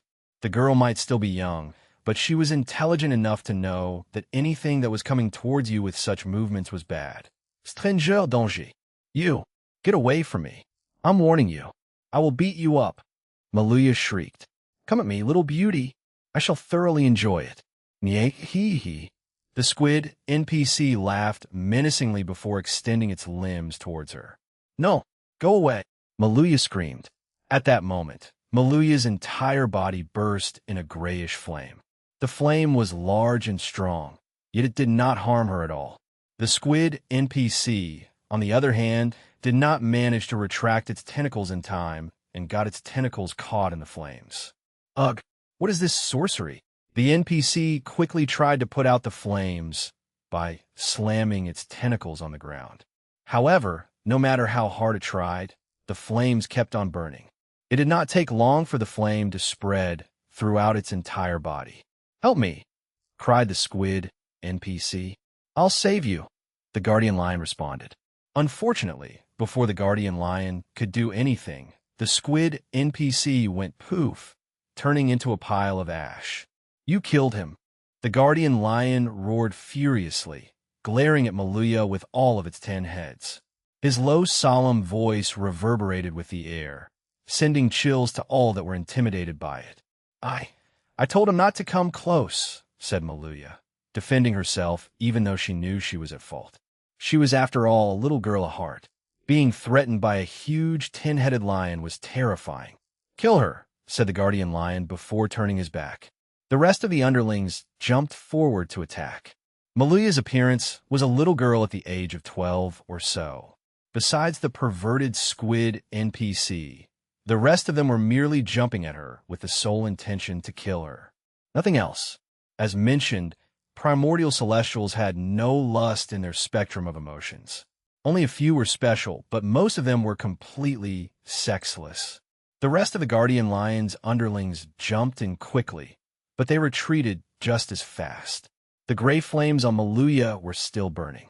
Besides the 10-headed guardian lion itself, all 9 of the other primordial celestials were burned into ash. All of them tried their best to put out the flames before they died, but none of them succeeded. The 10-headed guardian lion did nothing but stood silently when his underlings were writhing in pain as they were burned to death. He had only managed to put out the flames that had accidentally spread to him when he tried to attack Maluya. If Maluya had intentionally tried to burn him, he might not be able to put out the flames. From the start, besides retreating from the perverted squid NPC, Maluya had barely moved. Without actually moving, she had single-handedly defeated 9 primordial celestials, and that was not done intentionally. When the guardian lion realized that truth, he started to question his position then. What sort of situation did he put himself into? Just who was this girl that had just burned all his underlings without even lifting a finger? Was she just as strong as the 4 elementals? Alone, the guardian lion tried to pace backward away from Maluya as slowly as possible. Right then, she was distracted. When the giant guardian lion approached her with powerful killing intent, she squirmed and started to cry while squatting. When the wails of pain were over and even the guardian lion had retreated a few steps back, she came to and looked up. This time, instead of a gaze fueled with killing intent, Maluya saw the guardian lion's eyes, shivering with fear. Where are the rest of the ugly beasts? Maluya asked, standing up. The 10-headed guardian lion stopped pacing when Maluya stood up. At that moment, he had only managed to get a few meters away from her. When she stood up, the frightened guardian lion was frozen stiff.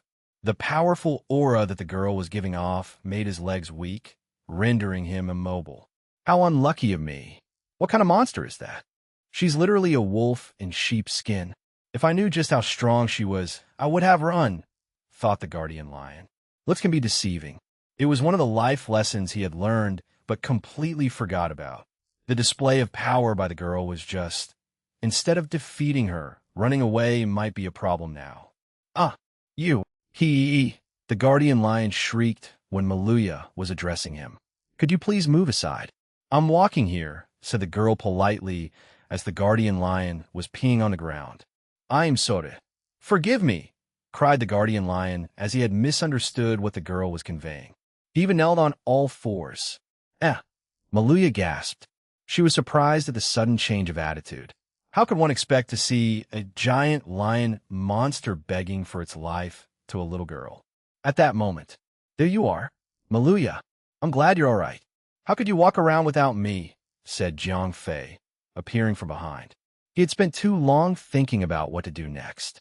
It was when he realized Maluya was missing that he quickly descend the mountain to search for her. Currently, Maluya had grown slightly older again. However, Jiang Fei understood that such a phenomenon was nothing out of the ordinary. Or, in a crude way of saying, Jiang Fei did not give a F***CK anymore. Chapter 1073, Jiang Fei's Master Skill. Translator, Anglais Fantasy Translation Editor, Anglais Fantasy Translation A. Big brother, you're here. I knew you wouldn't leave me alone. Maluya cheered. Being a young girl at heart, Maluya had found herself emotionally attached to Jiang Fei, even though she was physically approaching 15 to 16. My, what have you become? Jiang Fei jeered but laughed it off later. He knew that it was impossible for anyone, besides the level 300 mother of the world, to harm her. Even so, he was relieved to see Maluya unharmed. He too felt emotionally attached to the young girl. Big brother, I did something awesome today. There are so many bad guys bullying me. One of them was even doing this. Maluya waved her hands around, trying to mimic the movement of the tentacles. I beat them all up by myself. As soon as she was done bragging about her feats, she jumped into Jiang Fei's embrace and hugged him tightly. Maluya, I'm happy that you could defeat the bad guys by yourself, but could you please stop hugging me for a moment, said Jiang Fei awkwardly. The little girl was growing, and she was becoming a beautiful girl with perfect forms where most girls wanted to have. Jiang Fei, not used to touching a girl in those kinds of places, besides sea-tying, felt embarrassed about that. It felt incredibly wrong since he knew the girl was only 5 years old, mentally. Okay, the girl squealed happily. She was still naive and had yet to learn about the dirty minds of men. She just wanted to share the happiness she felt with Jiang Fei. An innocent hug, that was it. After she was asked to let go, the girl went ahead to the crouching guardian lion and pointed towards it. Big brother, see this? He was trying to bully me, but I told him not to, cried Maluya with her chest held up high proudly. She obviously wanted to be complimented again. Jiang Fei recognized that. He quickly clapped and praised Maluya and even pat her on her head. However, he understood that there should be more enemies since Maluya had mentioned about them. Besides the guardian lion, there were no corpses lying around, nor any indication that there was a fight. Maluya, where are the others? There, and there, and there. Oh, there too. Maluya got busy and ran around the place, pointing out the ash remains of the enemies that she had burned.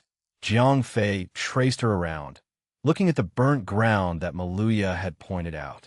There were very little ashes remaining, and they were extremely fine, as if they were burned away in extremely high temperature. Woo! Maluya is very strong. Jiang Fei praised her again. At that moment, the guardian lion made a small noise, which prompted Jiang Fei to notice him. Oh my F***, King God, Jiang Fei gasped in horror. 10-headed guardian lion, primordial celestial, level, health points, attack power, skills. Note, unknown. Besides the name, Jiang Fei was unable to procure any information about the guardian lion. The only sensible explanation would be an exceedingly large level gap. That guardian lion must be level 120 and higher. A high celestial at least. When he understood that, Jiang Fei calmed down immediately instead of panicking. He knew the situation all too well. Why would a primordial celestial, capable of ripping him in half effortlessly, be crouching on the ground, like an obedient chihuahua? Big brother, how are we going to deal with him? Maluya asked as she tugged Jiang Fei's armor. Jiang Fei smirked. He had guessed it right. It was the same reaction he got from an NPC when he had the black dragon scale in his inventory a long time ago. Please don't kill me. Spare my life. I'll do whatever you want, the guardian lion squealed in horror when he noticed Jiang Fei's devilish grin. To be honest, the guardian lion had noticed the extremely faint aura of a celestial coming from Jiang Fei. However, he felt the same thing with Maluya and had underestimated her until she had completely disintegrated his underlings. Hence, when Jiang Fei appeared and was treated like a big brother by Maluya, the guardian lion immediately assumed Jiang Fei was far stronger than the girl. Learning from his experience, the guardian lion decided to play ball with Jiang Fei, especially when he saw what the little girl was capable of. If Jiang Fei was stronger, who knew what he could do to him? Are you telling me what to do? You! Jiang Fei started a farce, activating his master skill of intimidation. The man had already achieved celestial tier. He had already learned and mastered the art of trickery and intimidation. Seeing that the guardian lion was already on all fours before he could even start talking, Jiang Fei knew very well to take full advantage of the situation. It was time to rev it up a notch. In real life, however, Jiang Fei was but a naive little boy that could never play in the same stage as the old foxes of the Martial Artist Alliance. In the game, especially against NPCs, Jiang Fei was the master of intimidation. He could pick up a dull-looking stone and claim it to be the crystal ichor of the gods. No, my lord, please, I would never, the guardian lion stammered as he buries all 10 of his heads on the ground. Prostrate yourself properly. Jiang Fei roared again, sending the poor, frightened guardian lion further. Jiang Fei took a step closer to the guardian lion, placing his hands on its furry head and said, "What would it take to spare your life? I'll give you everything." "My treasure," said the guardian lion. It was an offer that he had already made preparations for before Jiang Fei appeared. Greed was an emotion that was fundamentally rooted in everyone, even amongst the primordial celestial. Treasures? I could kill you and take them all. It seems I don't have any reason to keep you alive, said Jiang Fei, scoffing coldly. Such an offer was basic of all. If he accepted what the guardian lion gave, he would be ashamed of himself for tricking the other NPCs in the past. The guardian lion was utterly scared for the first time in his life. This, and perhaps the other primordial celestials, had thought that greed amongst humans remained the same for over thousands of years. He had thought he was strong enough to stand against the test of time, but he had realized he did not fully understand how humans' greed could evolve. He did not expect Jiang Fei was the kind of human that could steal the fruit of a tree and even cut it down after. "Oh, were you stammering about?" "As I said, give me one good reason to keep you alive," said Jiang Fei as he forcefully pulled the fur on his forehead. I dash, the guardian lion stammered, completely broken like a broken record. It was when the guardian lion was about to break into tears did he notice the weapon that Jiang Fei was carrying on his back. "Soul Cutter, is it you? Think back to how I treated you a while ago. Please help me," said the guardian lion as he tried to pull a favor from Soul Cutter. Soul Cutter materialized itself into a human form and scoffed at the guardian lion. Even though he understood that Jiang Fei was completely incapable of defeating the guardian lion, the sword spirit had already established a contract with Jiang Fei. He could not do anything that would directly or indirectly wrong his owner. "Soul Cutter, please, help me a bit out here," cried the guardian lion. "Help you? I would help myself before I would help you. Or I would never have offered my soul contract, said Soul Cutter bitterly. If he had known that Jiang Fei was nothing but a common adventurer, he would have lasted a bit longer during the fight. Chapter 1074 Ginseng Fruit. Translator, Endless Fantasy Translation Editor. Endless Fantasy Translation, Soul Contract, to become his servant. The 10-headed guardian lion was extremely ticked when Soul Cutter suggested it. In any other situation, the pride of a primordial celestial or his own love for freedom would never allow himself to serve others. However, the human adventurer that was tugging his fur was truly intimidating. Who knew what he would do if he was angry? Then again, it was better to live as a powerful being's servant than to die meaninglessly. There, I've given you a path to live. It's up to you whether you want to take it, said Soul Cutter before flashing back into the sheath. Even though he was a little disgruntled about becoming Jiang Fei's weapon, he was not any happier when he was still free. He was this very same guardian lion's servant. When the guardian lion mentioned about treating Soul Cutter nicely, it was when Soul Cutter was serving him as his underling. As a matter of fact, he was really good as an underling. However, Soul Cutter only mentioned soul contract because of an old grudge.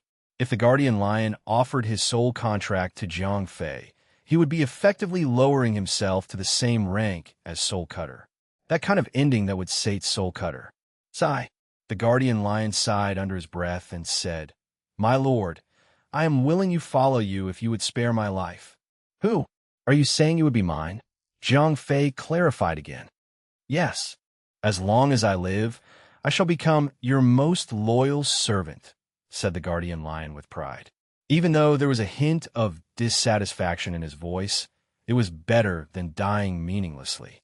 Interesting. Before you do so, I want to see that treasure of yours, said Jiang Fei with an evil grin. That was his plan all along, to completely own the primordial celestial. However, that did not mean that he would give up on the treasure now that he had mentioned it. Yes, immediately, cried the guardian lion, since he was already offering himself to Jiang Fei. There was no meaning in keeping the treasure to himself. The lion materialized a silver box. When opened, it revealed a bright red light. A holy item, said Jiang Fei, a little disheartened. Although it was a valuable tier, it was disappointing to see a primordial celestial to have only that tier. My lord, this is no ordinary holy item, said the guardian lion immediately when it noticed that Jiang Fei was not satisfied with it. What is it? Jiang Fei asked, without being too overly curious. Have a look at it yourself. Ginseng fruit, spirit fruit, holy. Use. Immediately increase 10 levels. Note, effective only for high celestial or under. Holy **T indeed. Jiang Fei thought to himself. Unfortunately, his expression betrayed him. My lord, I know this spirit fruit would not be of any use to yourself, but it would be extremely useful for your underlings, said the guardian lion. He had kept this ginseng fruit for some time and wanted to give it to one of his better underlings. Unfortunately, all of them were killed off by Maluya. Since he was becoming someone else's underling, the fruit served no purpose but to please his master. He himself was already a high celestial and could not use it for himself. Good, said Jiang Fei, nodding slowly. To be honest, Jiang Fei was extremely pleased with the gift since he would be able to make further progress in a flash. Most importantly, he could ascend to intermediate celestial and use the powerful destructive effects of celestial Kapla during his ascension to destroy the altar. Master, please accept this as a token of my loyalty, said the guardian lion when the metal was hot. Jiang Fei was extremely pleased with it and might even grant the guardian lion a path to live. As such, without wasting time, the guardian lion quickly knelt down and conjured up a contract that would immediately give Jiang Fei ownership of himself. A master and servant contract. Stumped, Jiang Fei was dumbstruck when he noticed that the contract could not be accepted. The guardian lion's contract would only allow Jiang Fei to use him in two ways. The first being a mount and the second was a pet. Jiang Fei's mount was a special evolved sky lighting dragon, which prohibited Jiang Fei from taking a new mount. Even if the guardian lion was 100 times stronger than the sky lighting dragon, there was no means to use the guardian lion as a mount. On the other hand, when he tried to accept the guardian lion as his pet, the system automatically rejected it. Besides hunters and special class, all other players could only own one pet. Although Akit's series was missing, the pet slot in Jiang Fei's character profile was not empty. It was still being occupied, albeit being an error message. Something was wrong, and Jiang Fei did not like it. F***CK. Jiang Fei vented in frustration. He had never expected it to turn out this way. "My lord," the guardian lion asked when Jiang Fei was not accepting the contract he was offering. "Big brother, do you not like him?" Maluya asked whilst tugging his armor. Jiang Fei turned and saw Maluya gazing at him with a particular look. "Maluya, do you want to ride him?" he asked. "Yes, very much so," Maluya replied with eyes that sparkled with interest. "All right then, you can have him," said Jiang Fei, smiling kindly at her. Since he was unable to take ownership of the guardian lion, it was best to let the little girl have him instead. At the very least, even if he could not directly own him, it was still within the family. "Yay! Thank you, big brother." Maluya cheered, not knowing that Jiang Fei was unable to accept the guardian lion. She had genuinely thought that Jiang Fei was being extremely caring for her. "Little lion, would you take me on rides? I get lonely sometimes," said Maluya after she had accepted the contract and became the guardian lion's new owner. Although the guardian lion knew that the girl was his new master and would not hurt him, the feeling of being touched by the hands of the killer that had just effortlessly killed all 10 of his underlings was terrifying. "Maluya, let me help you up. Sit tight and let's move forward," said Jiang Fei as he helped Maluya to mount the giant guardian lion. Right then, Jiang Fei was armed with the ginseng fruit. He now had the means to destroy the altar and finish the mission. "All right, I will go wherever you go, big brother," said Maluya happily. He was her only companion for as long as she could remember. She had developed a strong emotional connection with Jiang Fei. Riding the powerful guardian lion, Maluya moved slowly to follow Jiang Fei's slow pace. Even though he had 2 powerful guardians with him, Jiang Fei did not dare to carelessly run into the unknown. He used the mini-map to his advantage, avoiding all the primordials that he could detect to avoid any fights. Chapter 1075 Emergency. Translator, Endless Fantasy Translation Editor. Endless Fantasy Translation. Jiang Fei walked along the path quietly to avoid being detected by the other primordial celestials. Currently, Jiang Fei had no idea where he was. He only knew that the altar was just right down the mountain. That was it. Even with the help of the mini-map, he could not expand its range without first exploring the continent. Just when he had just sneaked past 1 or 2 primordials, 0542's voice blared in his head. "Captain, there is an emergency communication request." "Who is it from?" Jiang Fei asked. "Hunting." "Something's wrong." Jiang Fei stopped moving, which caught Maluya's attention. A while back, Jiang Fei had distributed a special emergency communication device to all of his family members and Han Tianyu.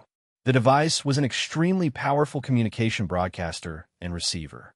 It could be used to transmit signals wherever you are. Right now, instead of calling him, Han Tianyu chose to activate the emergency signal, indicating that he must be in some sort of emergency. "Maluya, I have to go right now." "There has been an emergency," said Jiang Fei.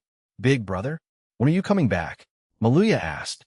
She did not need to ask about the reason why, since she could hear 0542's voice. "Tomorrow," said Jiang Fei. To be honest, Jiang Fei was not too sure himself. Han Tianyu had only activated the emergency signal. It could be a small issue. Jiang Fei prayed that it was a small issue. "All right," Maluya answered and left Jiang Fei alone. She then patted the guardian lion on his furry head and said, "Come, little lion, big brother is busy. Let's go play by ourselves." With the 10-headed guardian lion with her, the girl was no longer alone and could cope without being with Jiang Fei for some time. Seeing that Maluya was all right, he quickly logged out. As soon as he opened his eyes, He picked up the communication device and called Han Tianyu. "Brother Yu, what's wrong?" "We are in trouble," he answered briefly.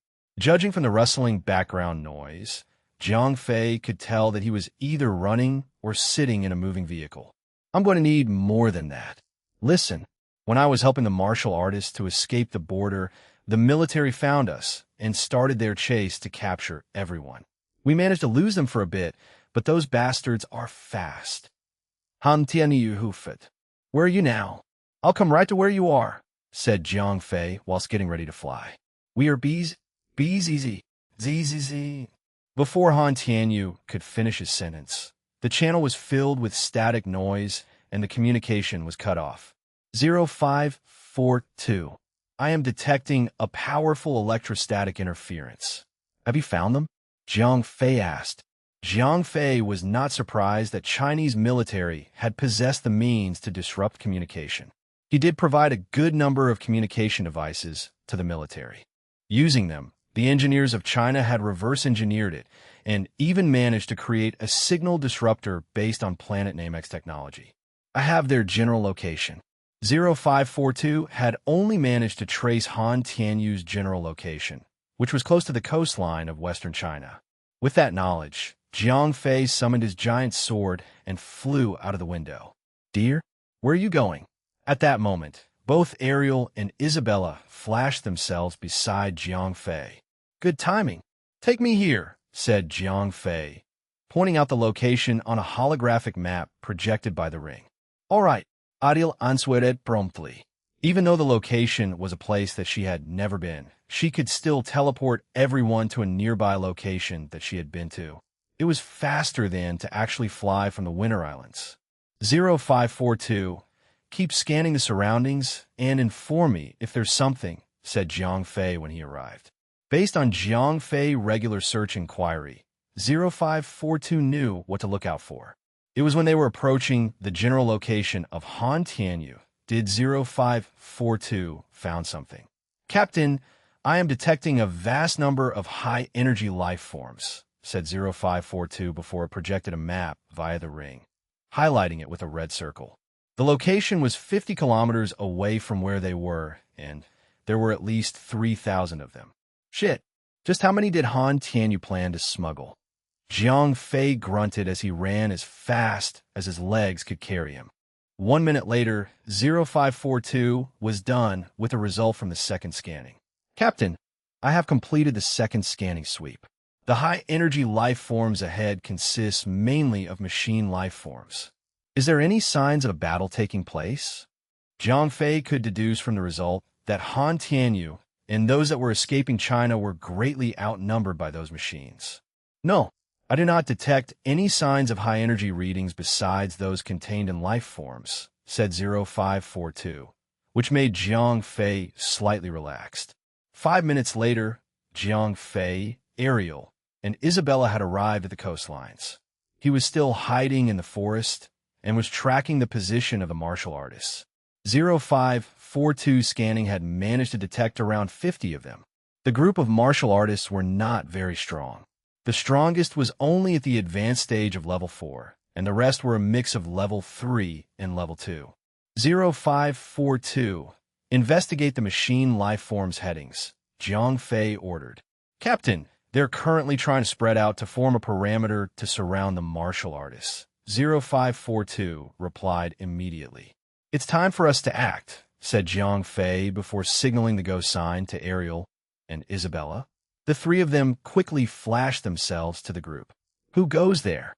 One of the martial artists roared when Jiang Fei appeared out of the blue. He was even ready to deliver a punch to Jiang Fei's face. Jiang Fei dodged it effortlessly and was not mad since the situation was extremely tense for them. "Where is Han Tianyu?" Jiang Fei asked as he glanced at all the unfamiliar faces. "Mr. Han had separated with us," said a young fighter when no one could answer Jiang Fei's question. "When did this happen?" Jiang Fei roared. Jiang Fei was pissed. How could one not protect the person who was risking his life to save them? "I don't know where, but it was about half an hour ago," said another fighter that was standing at the front. "Fine, what's the situation now?" "Mr. Han had managed to arrange transport for us to leave to the Winter Islands." However, just when we were arriving at the beach, we were attacked by an army of robots. They were not strong, but their numbers alone proved too much for any of us to handle. We could only retreat. That was when Han Tianyu was left behind, said the same fighter. Captain, I have found another group of martial artists, said 0542 when Jiang Fei was listening to the fighter explaining. Let's go, said Jiang Fei. Before he left, Jiang Fei turned back and yelled at the leader of the group, Come with me. Chapter 1076 till 1076. Baud le wounded Antony. Translator, Endless Fantasy Translation Editor. Endless Fantasy Translation based on 0542's location. Jiang Fei took the lead with Ariel and Isabella following closely, and the rest to the martial artists. It was hard trekking through the dense forest, but that did not matter since 0542 had discovered a group of enemies heading towards them in less than 5 minutes. Captain, enemy supreme androids detected. Detecting 32 of them. Good. It's been a while since I've fought with everything I've got. Jiang Fei unsheathed the Chungying sword and infused wind power origin force into his legs, granting him a burst of supersonic speed akin to that of a cannon. Protect, darling!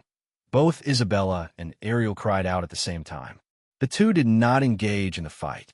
They were merely intercepting anything that was lethal to Jiang Fei, all while they were on extreme alert. As soon as Jiang Fei showed his face to the androids, they responded quickly by firing their energy-based firearms. SWSSSH. Jiang Fei's speed was too quick for the androids.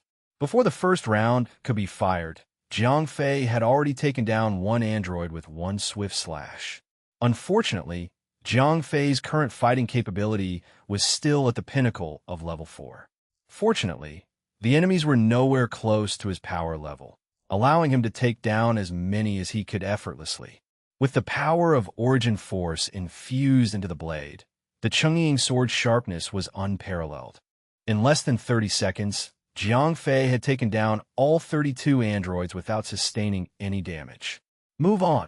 Jiang Fei roared to call the rest of the martial artists that had only just arrived at the scene of the fight. Jiang Fei had only just eliminated the weakest group of androids that were moving in to surround the martial artists. Technically speaking, as long as the martial artists behind Jiang Fei could keep up with his speed, they could break past the surrounding parameters. Captain, I have found traces of high-energy spikes directly ahead. A battle is happening right now, said 0542 after 10 minutes. Jiang Fei frowned immediately and grunted. He turned to the martial artists behind him and encouraged them to move faster. After a short distance, Jiang Fei could feel the soft tremors on the ground. The sound of explosions was faint but clear. What's happening? Jiang Fei asked 0542. There is a huge battle between 23 martial artists and 874 androids. Sheesh, just how much money is the military bleeding away? Jiang Fei complained as he moved on. To surround and capture less than 100 members of the Alliance, the military had actually deployed over 4,000 androids. It was either they had too much to spare or they had every intention to kill every martial artist, sending out as many androids as they could to guarantee the result. On the one hand, it also spoke volumes on the improvement of android production. At this point, Jiang Fei could tell that the androids right now were different than the ones that he had in Japan. Although they were not as strong as they were supposed to be, they were all at the beginning stage of level 4. A mass-produced android army, with its weakest soldier being at the beginner stage of level 4. The only reason these androids could be categorized as level 4 was contentious since it was solely based on their firepower. In a fair fight, no level 4 android could defeat a level 4 martial artist. There was even a chance that a level 3 fighter could defeat a level 4 android. One way to change this outcome was to play the numbers game, to overwhelm the martial artists with an army of unfaltering mechanical soldiers. A full-scale assault on the level 4 martial artists would be effective unless the martial artists could figure out a way to bottleneck them. How are the martial artists holding up? Jiang Fei asked. I have detected 12 deceased bodies. All other surviving members are sustaining heavy to minor injuries. Jiang Fei nodded. Although they were tough, it was hard to face an army 10 times the size of theirs. Having casualties was only natural, and those that were still on their feet were the strongest amongst them. When Jiang Fei had reached viewing distance, he was surprised with a scene of utter depression. The sky was lit up by sparks of projectiles, fired by the androids and landing on the martial artists. Most of their attacks were aimed poorly, giving the martial artists a good chance to dodge and deflect them with their chi armor. The level 4 fighters were doing fine, but many level 3 and level 2 fighters were suffering greatly. If they could survive this round, their avoidability training would have been improved with flying colors, if they even had those to begin with. Student Wang, take the rest of the students and leave this place.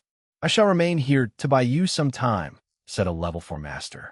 No, master, I will not leave.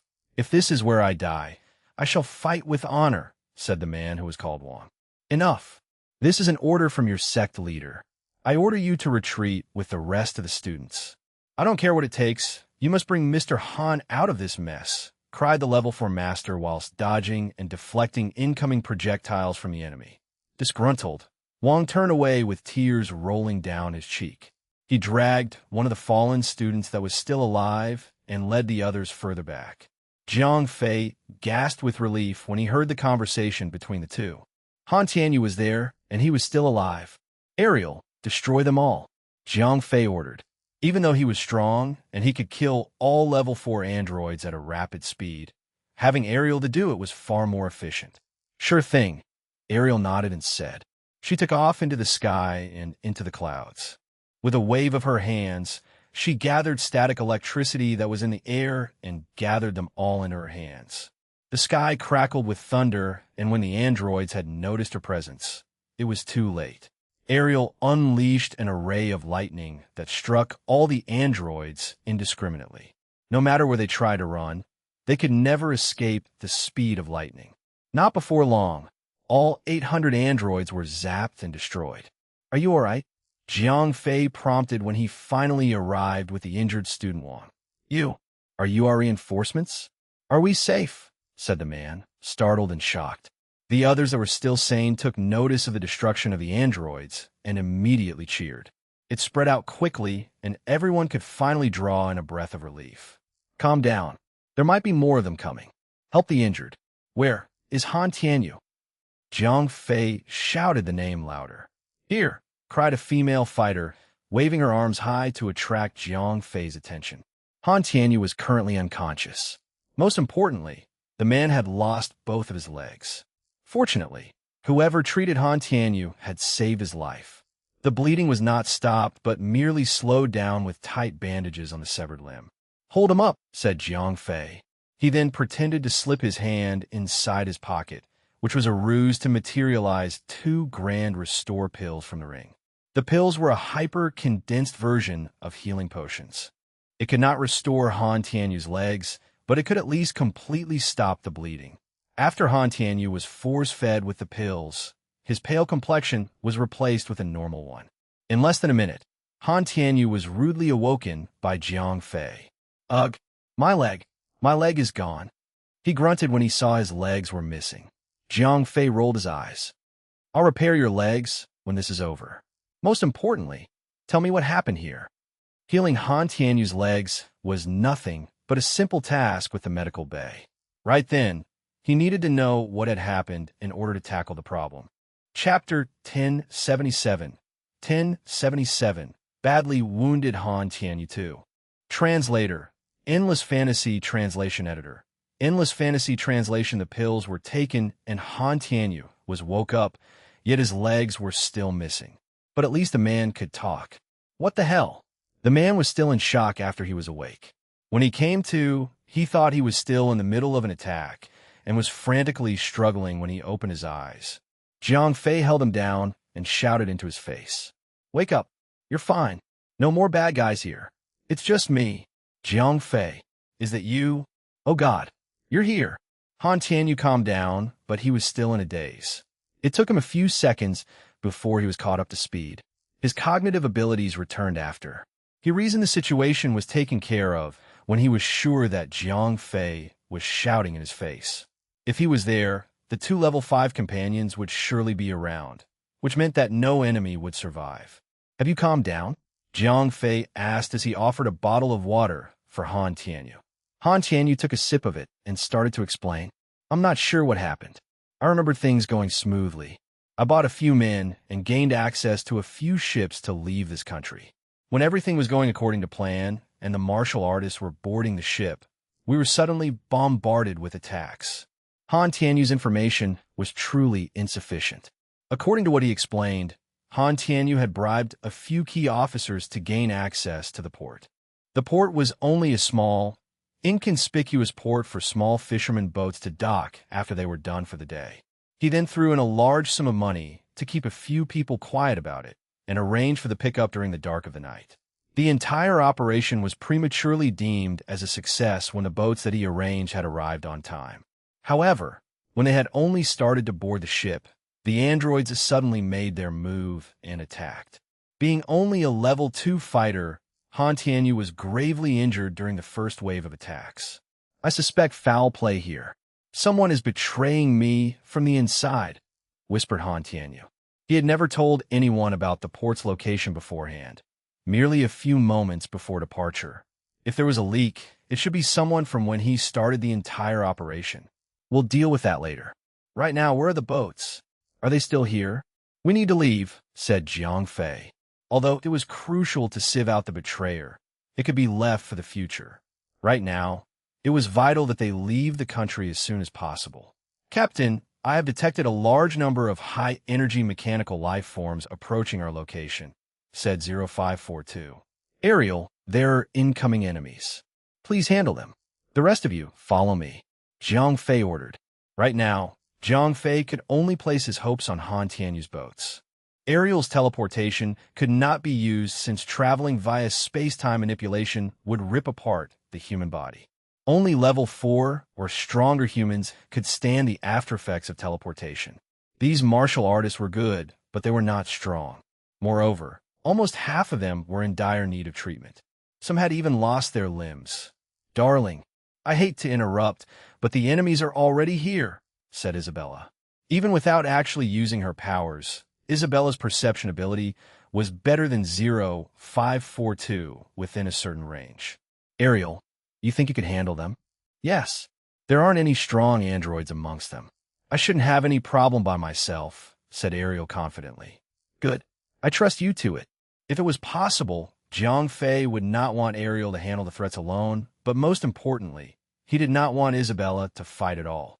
Even with the core of wool resting on her head majestically, there was still the problem with limited Valium supplies. Engaging with the enemy would exhaust the Valium he had on Isabella. Before he could replenish his supply of Valium or gain the means to fully treat Isabella, it was crucial to prevent her from fighting. It took some time to help Han Tianyu, and before Jiang Fei could bring everyone away from the already devastated battlefield, beams of blue lasers pierced the night sky. The enemies were here, and they were not going to play nice. Darling, let me take care of them. Please retreat, said Ariel whilst gathering electrical energy in her body. Be quick about it, said Jiang Fei before he ran towards the beach with the other martial artists. Jiang Fei was worried about Ariel, but not as much as Isabella. Even then, Isabella's problem was greater than Ariel handling some made-in-China robots. She was, after all, a level 5. Even if she was a pseudo-level 5, her powers triumphed over mere level 4 androids that could never defeat even a level 3 martial artist in a fair fight. 0542, are you sure there aren't any level 5 androids? Jiang Fei asked. Captain, I have scanned the area 3 times and had not detected any level 5 energy readings beside Isabella and Ariel. 0542 replied. That's great. Without level 5 androids present then, dealing with level 4 androids would only be a matter of time. Crackles of thunder could be heard, and that was an indication of the start of the battle. Ariel conjured a bolt of lightning so massive and large that she formed it into a large dragon, crackling with sparks of electricity. Like a dragon, Ariel controlled the flow of electricity to strike the ground, spreading over 1 billion volts of power throughout the ground where the android stood. Ariel had inherited powers that once belonged to Phoenix. She was a true Achilles heel to anything that functioned on electricity. Even though her electromagnetic disruption could not affect the androids due to Planet Namek's superior build quality, an extremely powerful surge of electricity would still render them useless. It only took several of those electric dragons and 3 minutes in total to annihilate the entire army of androids. Over thousands of androids ceased to function immediately when the electric dungeon struck them. They were either destroyed or short-circuited, with their core chips destroyed from the inside. A few fortunate ones only had their battery supply fired, yet they were rendered motionless without them. "I'm done," said Ariel after she flashed herself to Jiang Fei's side. They had yet to make it to the beach. "Good job. Don't let your guard down just yet. The enemies might still be coming. We need to leave before they send in a level 5 android," said Jiang Fei. The sight of many wounded fighters was not convincing Jiang Fei that they could make it to the port before the enemy did. Project Supreme Android achieving a level 5 breakthrough was not a secret anymore. If China dared to attack the martial artists, he bet that they already had a way to deal with the level 5 masters with level 5 androids of their own. "Keep going, everyone. The port is near. We're almost out of here." Jiang Fei cheered as he could faintly see the outline of the beach ahead. "It's only a few kilometers left. We can do this. Remember our training. We have run more than hundreds of kilometers with boulders behind our backs. This is nothing but a walk in the park," said the other, trying to give pep talks to their fellow students. To be fair, a few kilometers of flatlands were truly nothing but a walk in the park. However, almost every one of them was carrying the wounded. At that moment, it was no longer a walk in the park, but a trial of pain and endurance. "Warning! Warning! Detecting Supreme Life Form approaching our location." Just as when Jiang Fei had thought he saw a glimpse of hope, 0542's alarm blared. Chapter 1078. 1078. Too weak. Something's wrong. Translator. Endless Fantasy Translation Editor. Endless Fantasy Translation, Level 5. Jiang Fei froze. The last thing that he wanted was a level 5 enemy. Come a million level 4, but never a single level 5. Isabella could not really fight, and Ariel was not even a real level 5. There were no words to describe how conflicted Jiang felt was then. On one hand, he needed to save the people there. On the other, he needed to stop the level 5 from coming. The question was how?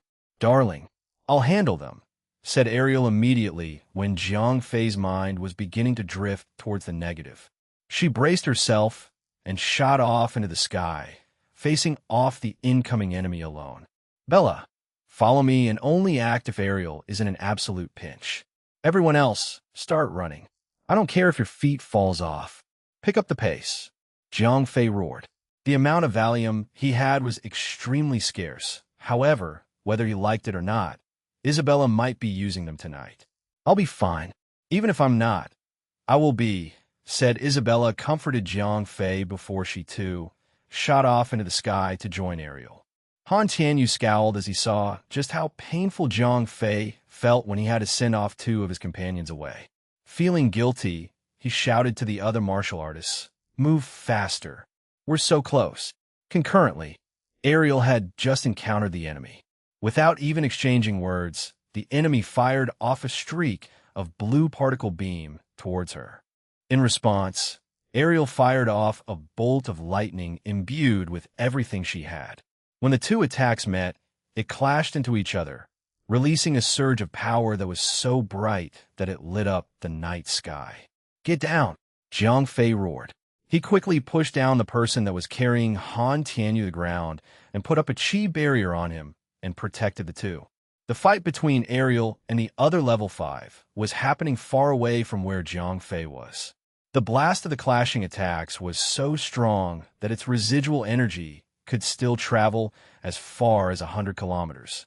Jiang Fei was well within that range and had to do something to protect Han Tianyu from taking the full effect of that. Those that were not protected immediately fell to the ground, vomiting blood from being bathed in the residual power of a level 5 metahuman. "Those who can stand, pick up those who can't. We need to leave. We need to leave now," Jiang Fei roared. By shielding Han Tianyu and the others, Jiang Fei had taken a full blast of that residual energy, sending his own energy inside his body on a runaway mode. Even so, the pain and discomfort he felt was not enough to render him immobile. The fear of being struck once more was good enough to keep him moving. As expected, those that could still move were level 4 fighters. There was only a small portion of fighters at the pinnacle stage of level 3 who could walk, but they were too weak to help the others. Everyone was either limping or dragging their unconscious friends, a scene no different from war refugees. While Jiang Fei and the others were pushing themselves beyond their limit to escape, Ariel breathed a sigh of relief. Her opponent was clearly not as strong as she thought, allowing her to repel the attack. The enemy might have the energy reading of a level 5, but his body, much like Ariel or even weaker than her, was incredibly weak. "Sister Bella, I think I can handle this alone. Please go to Darling and help him," said Ariel with confidence. "All right, I'll leave you alone to deal with him," said Isabella calmly, as she too had sensed that the enemy was not as strong as what it seemed. Ariel and the enemy exchanged blows 3 times before one of Ariel's attacks finally hit its target. With a clever feint, she diverted her lightning bolt to bend behind the enemy and strike him from behind. The bolt of lightning hit its target, but it was not enough to destroy him. However, it was more than enough to reveal a vital piece of information. The target was burnt on the entire left portion of his body, revealing a metallic skeletal system underneath a synthetic skin. "I knew it's a machine," both Isabella and Ariel cried. Jiang Fei was right all along. The military had already managed to make the breakthrough in creating level 5 androids. "Someone's coming!" cried Isabella when she was about to return to Jiang Fei. "Oomph. Looks like the battle will only escalate further," said Ariel, preparing herself to fight by summoning the power of lightning and allowing it to flow throughout her body. Before the enemy reinforcements could reach, Ariel ended the fight with continuous, rapid attacks, making the enemy utterly useless in doing anything. Her last attack had managed to overload the enemy's circuitry, rendering many of its internal parts unusable. Just as when she was going to destroy the enemy with a huge bolt of lightning, fashioned into a javelin, for androids with the power readings of level 5, appeared and erected 4 barriers to protect their severely injured comrade. "Big sister, I can handle this. Please let me," Ariel pleaded, not wanting Isabella to use any of her powers. After exchanging a few blows with the first androids, she had understood how they fought and how their system worked. Every time they did something, be it offensive attacks or defensive barriers, they would need some time to recharge. That feature only caused them to be incredibly inefficient in a fight, not to mention weak. Knowing that, Ariel was confident that she could fight all of them alone. "Be careful," Isabella cried, not wanting to leave. She was there preparing to interfere if Ariel was about to be defeated. The bolt of lightning that she had fashioned in her hand was made even bigger. It grew so big that it was at least 20 times her size. While the enemies were still preoccupied with tending to their comrade, Ariel split the bolt of lightning and animated it into snakes.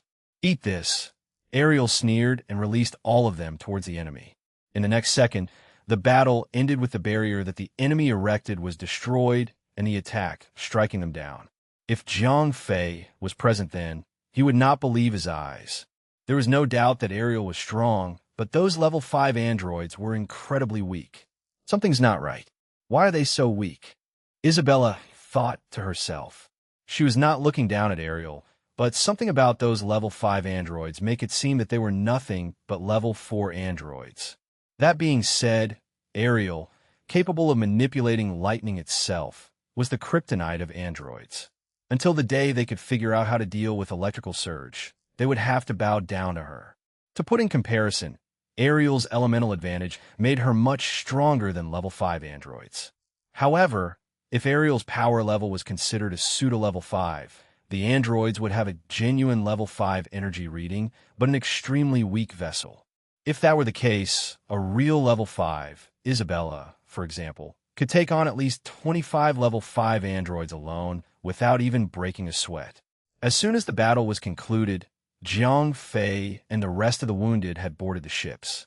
The battle stopped then when all 5 androids ceased attacking and decided to escape, leaving Ariel completely unharmed. To be fair, Ariel could never fully defeat all of them without Isabella's help. "Darling, we're back." Ariel greeted Jiang Fei as she and Isabella flashed themselves to his side. "How did it go? Isabella, how do you feel?" Jiang Fei asked. Jiang Fei knew about the level 5 androids through information feeds from O542. He had genuinely thought that the only way to defeat them was by having Isabella unleashing her power of Berserk. "Well, I feel fine. The truth was I didn't move a finger. Ariel took care of everything by herself." "What? How is that possible?" said Jiang Fei, surprised. Jiang Fei did not bother sugarcoating the fact that Ariel was only a pseudo-level 5 metahuman, but the fact that she could single-handedly win a fight against 5 level 5 androids was unbelievable. "It's true. I didn't even need to be there, to be honest," said Isabella, before she started to explain how the fight ended. "I understand that Ariel has the advantage of lightning, but those level 5 androids couldn't be that weak." Jiang Fei groaned as he frowned. Although he was glad that Ariel had defeated the enemies without taking much of a scratch, the fact that they could not even land an attack on her proved that something was extremely wrong. How could they possess the power of a level 5, but fail to fight like one? Chapter 1079. 1079. Unexplainable Intuition. Translator. Endless Fantasy Translation Editor. Endless Fantasy Translation. The Exodus was a success with all 6 boats leaving China and into the open sea. "Are the military's level 5 androids really that weak?" said Jiang Fei to himself, pondering on the strength of the androids. Based on what Ariel had described, those androids had genuinely reached the power of level 5 yet. When they were put up against another level 5 fighter, the androids were completely outgunned, even when they had more fighters. Are they not related to the unknowns that we fought before? Are they a separate entity? Who are they? Jiang Fei began to ask the real question. According to 0542's analysis, the difference between the unknowns and the military's level 5 androids differed greatly. 0542. "I want to hear your opinion in this," Jiang Fei asked. In terms of numbers and data analysis, 0542 would have a better processing capability than Jiang Fei. "Captain, according to my analysis based on data collected from previous battle and Ariel's experience, I have calculated and concluded that the military's level 5 androids are too weak. If they are really built based on Namex technology, they are only at the rudimentary level." 0542 continued to explain. The unknowns that Jiang Fei had encountered the other day were built using technology from Namek. Based on the data collected, whoever had built the unknowns had clear mastery of Namex technology. However, they lacked proper facilities and insufficient data to fully master Namex technology to its fullest. To put in comparison, the unknowns were postgraduate students while the military's androids were only at junior school. That was the vast difference between the unknowns and the military. So, based on what you said, could the two be related? If not at all, Jiang Fei asked, since he had always assumed that the unknowns were developed by the military. "It is impossible to state that the two entities are not related, but I have only calculated a 15% chance of them being related to each other," said 0542. "Who are they really? Gotta put that on my schedule. I need to take some time to investigate them," said Jiang Fei as he made his decision to uncover the truth of the unknowns. They had made themselves an enemy out of Jiang Fei the moment they revealed themselves trying to steal Braveheart's ship fragment. "My suggestion is to wait until the super radar system returns with a proper result. That way, you would have a detailed report on Braveheart's position throughout the globe," said 0542. "Right. Let's wait for that. We are not really out of danger yet," said Jiang Fei. To be fair, Ariel might have fended off a few androids. They were not really in the green zone since the ships were still in Chinese water. To make things worse, they were riding on boats that were meant for fishermen. Not only were they small and slow, but they were also completely defenseless. Not even Jiang Fei could do anything if they were suddenly attacked by Marines. Besides Jiang Fei, no one else had the means to fly away. However, Jiang Fei's worries were for naught.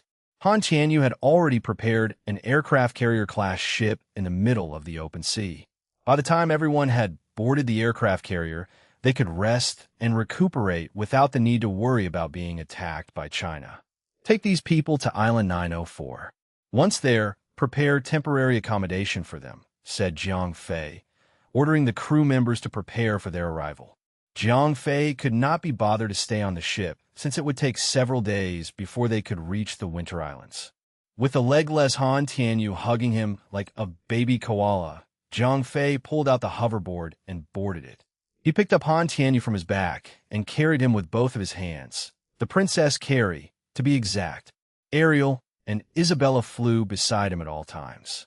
"If you don't mind, because I am, could you please not carry me like this?" said Han Tianyu, feeling uncomfortable being carried like a girl. He had always been the one that carried girls into his chambers that way. It felt wrong being carried by Jiang Fei. "Shush. No one's here anyway. Be nice. It'll only be a few hours," said Jiang Fei. Before Han Tianyu could say anything else, Jiang Fei controlled the sword and zoomed past the ocean. It took a few hours to reach the Winter Islands. "Rest. When you're awake, you'll on your feet." "Literally," said Jiang Fei. They were in Han Tianyu's own private mansion on the island. There, Jiang Fei made sure that there was no one in the mansion before materializing the medical bay. Han Tianyu, knowing what Jiang Fei was going to do, felt confident that Jiang Fei would cure him. "All right, I'll leave myself in your capable hands," he said before closing his eyes in one of the medical pods. He knew that his benefactor had the means and methods of alien technology. If there was someone in the world that could fix his legs, it would be Jiang Fei. Once the doors of the medical pod were close, a special liquid was infused into it. Han Tianyu was immediately placed into a comatose state before he was fully submerged into it.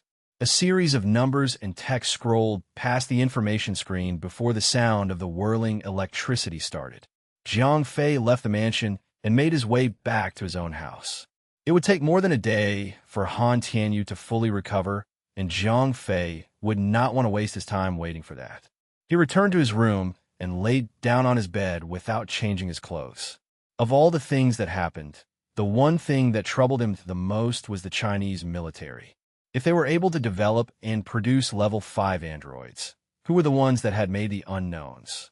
If the military had no connections to the unknowns, how were they daring enough to publicly go against the martial artists? Ariel was not even a genuine level 5 metahuman, and she had hooped those level 5 androids' asses back to China. What about real level 5 martial artists? They would pack up those level 5 androids in recycling bins back to the military with ease. "I can't figure it out," Jiang Fei roared, venting his frustration at his own incompetence to grasp what was going on with the world. "Captain, there is no need to worry. There will be answers when the super radar systems complete the scans," said 0542 in an attempt to console Jiang Fei. "When will that be?" "In about 55 hours, Captain. So, 2 more days." To be honest, 2 days was nothing for Jiang Fei. In the meantime, Jiang Fei spent all his free time with his family, Si Taiying and Shang Guanqi. With the help of potions, Si Taiying and Shang Guanqi had both made enormous progress. Shang Guanqi, who was already at the beginner stage of level 4, had reached the pinnacle stage, while Si Taiying was already in the advanced stage. However, even though the two girls were strong, Jiang Fei was still hesitant in taking them out into the world with him. The reason was rather unfortunate, as most of the troubles he faced were mostly dealing with level 5 enemies. Even Jiang Fei himself had recognized that he was being a deadweight to Ariel and Isabella. Taking Si Taiying or Shang Guanqi would only worsen the situation. During those 2 days, Jiang Fei spent his sleeping hours in the game. While he was worrying about many things in reality, there was one unexplainable intuition he had when he logged into the game. 0541's message had been bugging him ever since he had heard it the first time. He felt something bad would happen if he chose not to follow 0541's words, and that was to kill all NPCs of Celestial tier and higher. His instincts told him that he could never face the consequences if he failed to follow 0541's advice. Chapter 1080 Hard-Headed. Translator Endless Fantasy Translation Editor. Endless Fantasy Translation. When Jiang Fei appeared in the game, Maluya was standing right in front of him, waiting. "Big brother, you're here. I've missed you so much," cried the no longer little girl as she jumped to him and gave him a hug. "Eh, how? Why? Did you wait for me here all this time?" said Jiang Fei. The little girl had always been on her own, and Jiang Fei would take some time before he could even find her. Today, oddly enough, she was waiting for him. TCH, it's because of that little lion. He's not fun to play with anymore. Maluya vented. "Oh no, what did you do?" said Jiang Fei nervously, thinking that she might have killed the guardian lion. Maluya had the appearance of a young adult, perhaps the same age of Jiang Fei now, yet her mental age was still that of a child. With Jiang Fei, Maluya completely lowered her guard. She saw Jiang Fei as someone as close as her own brother. She then proceeded to tell everything about the 10-headed guardian lion and how he had managed to piss her off. After she was done venting everything, Jiang Fei pitied the guardian lion. To think that the girl had actually learnt to be angry. Jiang Fei could empathize the guardian lion of what he had been through. Jiang Fei knew that the girl might have grown physically while still behaving like a child. The guardian lion did not. Everything that the girl said or told was treated as the truth by the guardian lion. He was already scared stiff to how Maluya grew, and when she started to lash out words when she was mad, the guardian lion, even as a high celestial tier boss, was afraid to go against her. How could he still play around with a girl that had killed all of his underlings? The unfortunate part, besides being forever bound to Maluya, was his silence and stoic demeanor around Maluya. The more careful he was, the more Maluya felt he was boring. As such, Maluya could not stand to even look at him until the point where the girl would not want to play with him anymore. Which led to where Jiang Fei was now. The guardian lion was still there, standing majestically by her side, but not daring to stand too close. To become Maluya's mount was a fate far more cruel than actual death. At least he would be spared from days of being in constant fear. "Big brother, where are we going to play today?" said the girl as she tugged his sleeves. The girl was not contented with playing with the guardian lion and wanted to play to her heart's content with Jiang Fei. "Let's go to the altar," said Jiang Fei. "Oh yeah, to the altar." Maluya cheered happily. She had been to the altar before, but it was when she was only a little girl no taller than the base of a chair. She was chased away before she could even get close to the altar. Now that Jiang Fei was taking her there, her mood was immediately better. "Oh yeah, let's go," said Jiang Fei, matching her enthusiasm. The 10-headed guardian lion remained quiet even when Jiang Fei was already there to lighten the mood. He was still afraid of Maluya and what she might do. In the end, as his servant, he needed to follow wherever she went. After a short walk, Jiang Fei realized that he was being surrounded by primodials. Not purposely, but merely position. They were all unaware of his current position, but if Jiang Fei tried to move forward, he would be stepping into their aggro range. There was no single open path for him to move. Jiang Fei sighed heavily before he opened the bad news to Maluya. "Maluya, we need to stop here. If we go any further, the bad guys will know and come and stop us." "What? No, I don't want to stop. It's the same as the last time," said Maluya disgruntledly. She clearly remembered what happened the last time she came. "Let's go back. I'm sure there's other places we could go," said Jiang Fei. There were so many primordials then. With only 3 of them, it was impossible for Jiang Fei to open a path into the heavily guarded altar. He was actually secretly hoping that Maluya could do something about it. "No, I don't want to. I'm here now. Let's go. I don't care if they come." Maluya grunted madly before she turned to the guardian lion behind her. The poor guardian lion froze stiff when the girl turned to look at him. He knew that the girl was going to ask him to do something that was not going to end well for him. "Go, little lion, open a path for us. I want to see the altar." "Well, I stammered. The guardian lion could not bring himself to disobey his master, yet he dared not move forward. He was actually one of the 4 great guardians of the altar. He knew who were the other 3 great guardians well enough to know never to fight them head-on. After thinking it through, The guardian lion swallowed whatever pride he had left in him as a primordial celestial and decided to obey his master's order. He had already made a soul-binding contract with Maluya and was no longer part of the primordials. The guardian lion roared, sending a wave of power throughout his surroundings. He then grew so large in size that he was at least 3 times larger than before. Now, he stood at least 10 meters tall. After transforming into his feral form, the guardian lion stomped loudly as he made his way towards the altar, not wanting to be covert about it anymore. His roar was so loud that the other primordials must have heard it. "Let's go," said Maluya as she pulled Jiang Fei's hands. When the guardian lion was close to the altar, he roared deafeningly once more and charged towards the group of more than 10 primordials. Those primordials had odd appearances.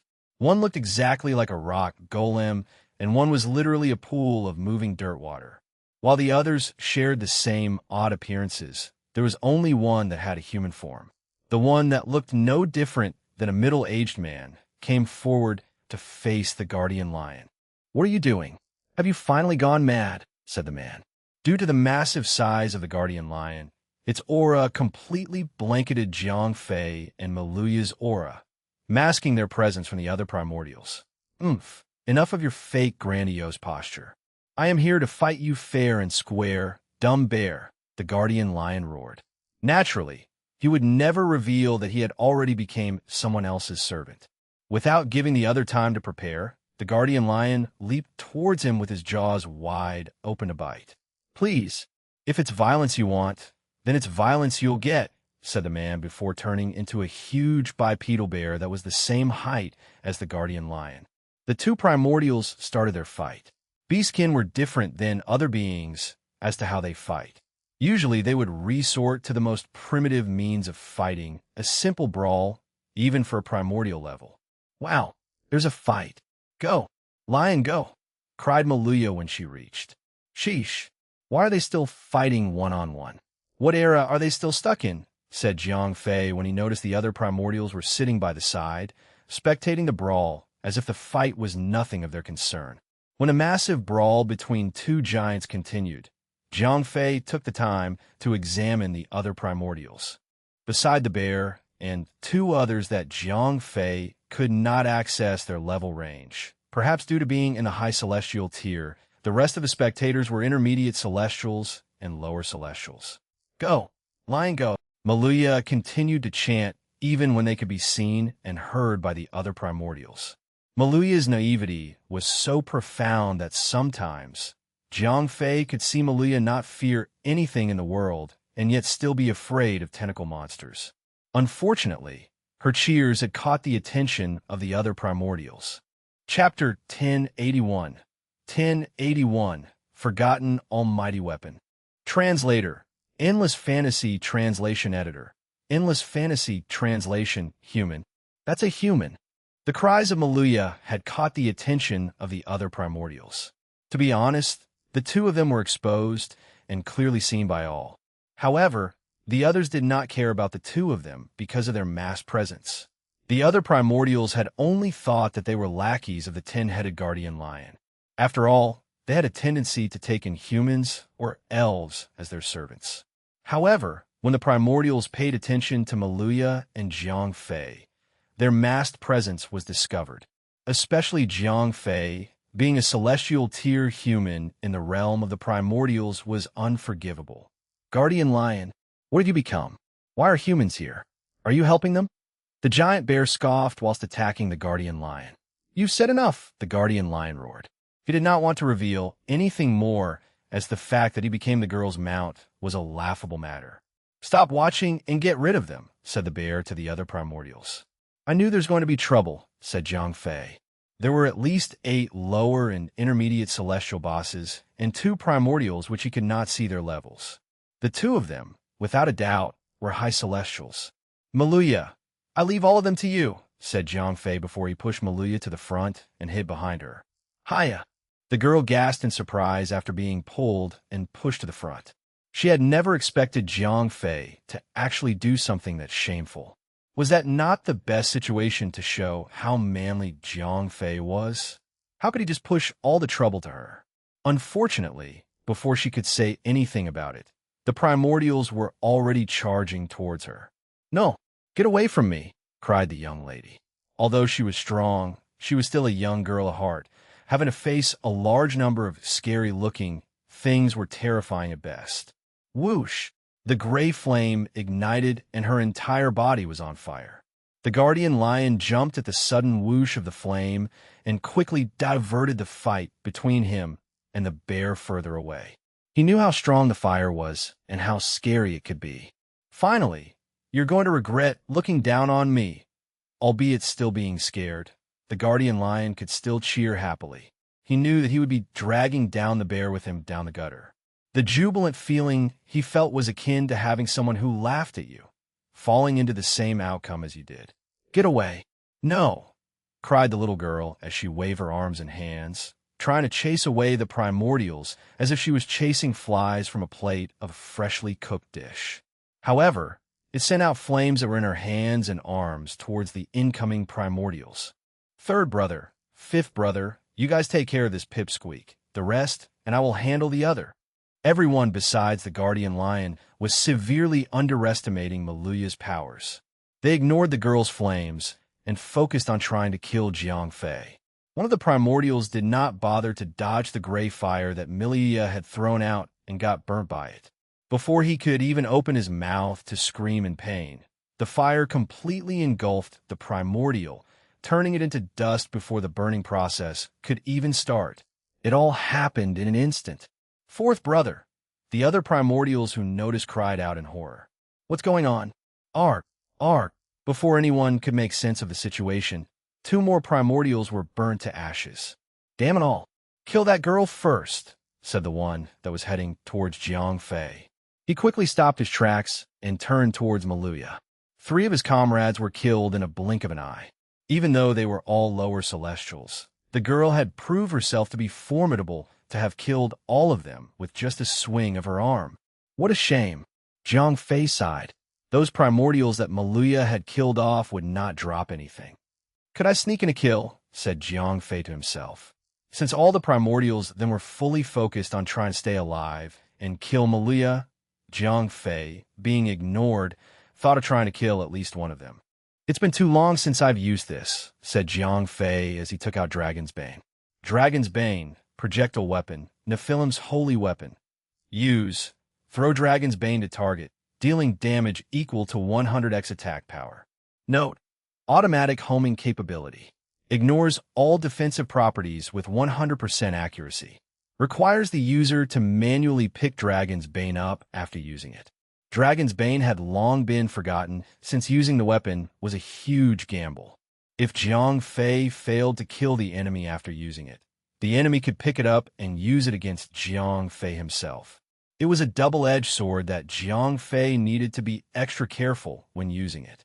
Before he reached the rank of Celestial, Jiang Fei was already more than capable of killing all NPC bosses weaker than Celestial.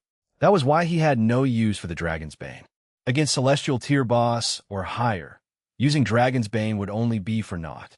He might even permanently lose the weapon. Today was different. Today, he shall dust off the Dragon's Bane and use it to kill a primordial. Jiang Fei was prepared to attack, but instead of joining forces with Maluya, he chose to get far away from her. The girl was blindly throwing out her flames. As much as he wanted to utilize that to his advantage, he would not want to die due to friendly fire. Another factor was Maluya's sure kill hits. Dragon's Bane attack attribute was considered to be Chaos type, but it was still impossible for it to instantly kill a Celestial boss. His current attack power was only around 3 million. 100 times that was only 300 million. Powerful, but not enough to properly kill a Celestial. There was no chance that Jiang Fei could land a minor blow to any of the primordials around Maluya, since her attacks would instantly kill her targets. He had 0 chances. On the other hand, the bear that the Guardian Lion was fighting could be a potential target.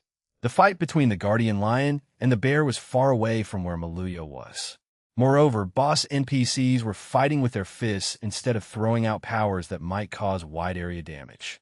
Jiang Fei could literally stand beside the bear without worrying about getting caught in the fight. The best part, both sides were attacking, trading blows slowly. Jiang Fei could easily find the right moment to throw out Dragon's Bane and kill the bear boss. Right then, there were two battles happening at the same time. The first being between the guardian lion and the giant bear. The other was between Maluya and the remaining 6 primordial celestials. Both sides were ignoring Jiang Fei's existence, allowing him to sneak out of one into the other. Sword form, Jiang Fei called out Soul Cutter into the air. Even though he wanted to use Dragon's Bane as the final killing blow, he would need to build up his attack power with Ruthless Barrage. Chapter 1082. 1082. Pouring Cold Water. Translator. Endless Fantasy Translation Editor. Endless Fantasy Translation. When the Soul Cutter was summoned and ready to deal some damage, Jiang Fei dared not to unleash his plethora of skills. His intention was to inflict the least amount of damage to build up Ruthless Barrage.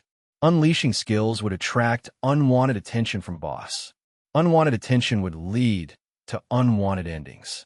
Knowing how much of a farce he would cause, Jiang Fei found himself a nice tree of which he hid behind and attacked slowly to stack Ruthless Barrage. The damage was not important right then, as he could not afford to build enmity towards the bear boss. That was the job of the Guardian Lion. All he needed to do was to make sure Ruthless Barrage was stacked and deliver the killing blow with Dragon's Bane. The bear grunted when he noticed he was being poked at, even though Jiang Fei was already attacking at a rate so slow just to make sure Ruthless Barrage combo timer did not end. Fortunately, the bear had only glared at Jiang Fei every time Jiang Fei made an attack. From the perspective of the boss, Jiang Fei was nothing but a tiny annoying fly. Annoying enough to make him glare, but not annoying enough to make him want to kill Jiang Fei. The aggro that the Guardian Lion had generated was far greater than what Jiang Fei could. Minutes later, even though Jiang Fei's level was too low to allow him to actually see the actual number of health points the bosses had, he saw the boss health point bar, which was already at around 55%. F asterisk sika. I don't know what the actual numbers are. Jiang Fei grunted when he noticed the one flaw of his meticulously planned strategy. Even though Dragon's Bane could inflict around 1 billion damage, the problem was with the boss health. 55% could literally mean 55 billion health points. 1 billion damage might only be a scratch to the bear, but a lethal blow to Jiang Fei. Jiang Fei might be a celestial tier, but a celestial NPC and a celestial player differed greatly. One key difference was the maximum health points. Players might have a superior attack power, but they could not ever match with a celestial tier NPC. Jiang Fei had to think carefully before he acted, especially since he was without his 9 treasured cauldrons. Just when Jiang Fei's patience was about to be paid off, the bear's health bar was already at 15%, and Maluya came to the fight and interfered. "Bad Lion, what are you doing?" "Bad Lion," cried Maluya as she hurled out a gray fireball towards the bear. Oh. With a loud, solemn cry, the bear was burnt into ashes, killed. The high celestial tier boss was not supposed to be killed in an instant. It only happened because the bear had 15% health points left. Arg. F asterisk CK. Jiang Fei roared frustratingly. He had been holding the Dragon's Bane in his hand for so long, just to have his kill stolen by Maluya. Big brother? Did you say something? Maluya turned when she noticed Jiang Fei came out from behind the tree. Nothing important, said Jiang Fei, defeated. What could he say? Could you undo the death of the bear? The man had been waiting for so long, just to deliver the killing blow, only to be outgunned by Maluya. She had just poured the world's coldest pail of water on his head. Bad Lion, bad boy, why did you take so long to kill the bear? I'm disappointed in you, said the girl as she pinched the Guardian Lion's ear, completely ignoring the fact that Jiang Fei, too, was disappointed with Maluya. The girl was completely oblivious of what had happened. Even when she saw the defeated Jiang Fei came out of hiding with a solemn expression hanging on his face. She was too naive to pick that up. Oh well, quest comes first. There should be more bosses further on. I would still have a chance to kill some primordials. I just need to inform Maluya beforehand, said Jiang Fei, consoling himself from the defeat. Huh? How is he back to full health? Jiang Fei cried when he noticed the guardian lion's health was back to 100% when it was just at 10% not too long ago. Oh, my little lion is injured, so I healed him, said Maluya proudly. Wow, what a good girl you are, Maluya. You can fight and heal at the same time. How reliable, said Jiang Fei, not holding back when it came to complimenting Maluya. Until now, he still did not know where the girl actually came from. Why were there 3 holy spirits inside of her? How did she appear in the celestial realm in the first place? Hee, I'm reliable, said the girl, fidgeting with excitement from being praised by Jiang Fei. All right, calm down. Let's continue our journey to the altar, said Jiang Fei loudly to pick up Maluya's spirit. From where they were, it would only take less than 30 minutes to reach the altar. Jiang Fei would be able to finish his quest soon. Not 5 minutes later, Maluya suddenly cried out. Whoa, there's so many coming to us. What? Stunned, Jiang Fei quickly checked his minimap. All the primordials that were scattered all around the realm were gathering at their position.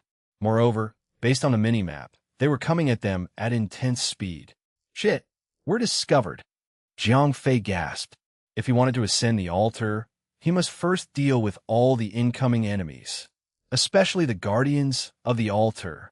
Based on the minimap, there were 15 small red dots, 8 large red dots, and 5 skull icons that were coming towards him. The small dots represented lower celestials, while the larger dots represented intermediate celestials. The skill icon was used because they represented absolute death, the high celestials. Amongst those 5 high celestials, 2 of them were ranked the same as the guardian lion, the strongest of all high celestials. They only took less than a few seconds to appear in front of Jiang Fei. Explain yourself, guardian lion. Why did you betray your own kind? You had killed Satyr. The NPC that spoke was another beastkin, a wolf to be exact. Satyr was the bear that guardian lion, or more specifically, Maluya had killed. Warrant, are you here to stop me as well? The guardian lion snarled back at the wolf's growl. The 2 were once comrades, but now they were reunited as enemies. Enough talking. It is time to end their lives, said another high celestial. This time, it was a huge stone golem. It looked even more vicious than the wolf. Garland, son of the earth, primordial celestial. Level. Health points. Attack power. Skills, unknown. Note. Elemental Lord, son of Therazane, the Earth Mother. F***ck me. Jiang Fei had finally met one of the elementals, one of the rulers of the primordial celestial realm. The entire celestial realm was ruled by 4 great elemental lords. The Lord of the Wind was killed by King Zhou of Shang. That was why there were only 3 elemental lords who had a cycle ruling system. Moreover, Garland was the son of Therazane, the Earth Mother. He must be one of the important NPCs in the entire realm. Chapter 1083. 1083. Surrounded, outnumbered. Translator. Endless Fantasy Translation Editor. Endless Fantasy Translation, Garland. How are you here? Said the guardian lion, scared. It's fortunate that I've suddenly thought of changing shift with Satyr, or I wouldn't know of your betrayal. Garland sneered. Is this guy strong? Jiang Fei whispered. Something was wrong with the guardian lion, and Jiang Fei could easily tell from the subtle tics of his body. Strong is an understatement. The guardian lion huffed before he quickly went through Garland's history and background. Although it was known that the primordials possessed no sex, that did not stop them from producing offsprings. Garland was the son of Therazane, the Earth Mother. Therazane breathed life into one of her footprints of which she left on the Great Earth. Although not directly, Garland shared the same blood with Therazane, making him an important celestial to Therazane and the realm. Not only did she place Garland in the ruling cabinet, but she had also bestowed a primordial gear to him. Because of that primordial gear, Garland is near invincible in this realm. Besides the 4 great elemental lord, there are no entities in all of the realms that could harm him, the guardian lion explained. He had never thought that Garland would have thought of participating as one of the guardians of the altar. Sheesh, things might really get out of hand. It was clear that Garland was strong, at least stronger than the guardian lion. The only unknown left was how strong was Maluya. Could she take him on? Jiang Fei was worried, but as he had already made it this far, Jiang Fei was not afraid. Even if Garland proved to be too much for her, she could still summon Lucifer and Michael to fight. Even then, if the two powerful angels could not defeat Garland, there was still Azazel, the angel of death. No matter how powerful Garland could be, Azazel only needed to speak his name to effectively kill him. She could even kill the mother of the world. What more could the son of the earth do? Hence, with so many trump cards in play, Jiang Fei did not worry about any of the primordial celestials, only how to take advantage of the situation to score a kill. "Master, please allow me to fight Warrant. Please take care of the rest," said the guardian lion before he leaped towards the wolf boss. Garland had proved too much for him to take on, leaving him to Jiang Fei and Maluya. "Kill them. Leave no one alive," Garland commanded, sending a wave of primordials to attack Jiang Fei and Maluya. Garland was over tens of meters tall. His steps alone could carry him a few meters away. Even if he attacked with his steps and missed, the shockwave of his steps would be more than enough to send a lower celestial off his feet. "Maluya, I'll leave them to you," said Jiang Fei before running away. Garland was on a whole other level. Even without his primordial gear, the boss could literally stomp him to death. "Ayaya, big brother, you're just lazy," cried the girl as she angrily pouted at him. Back when she was still in her child form, Maluya was always hiding behind Jiang Fei as he took care of smaller monsters around.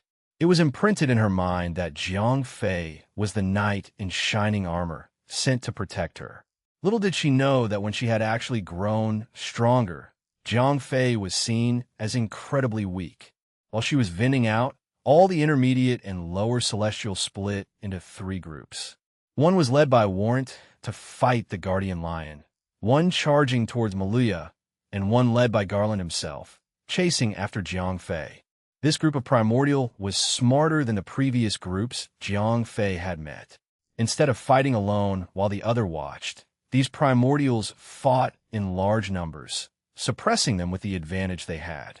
Garland had made Jiang Fei his priority since out of the three intruders, Jiang Fei was human.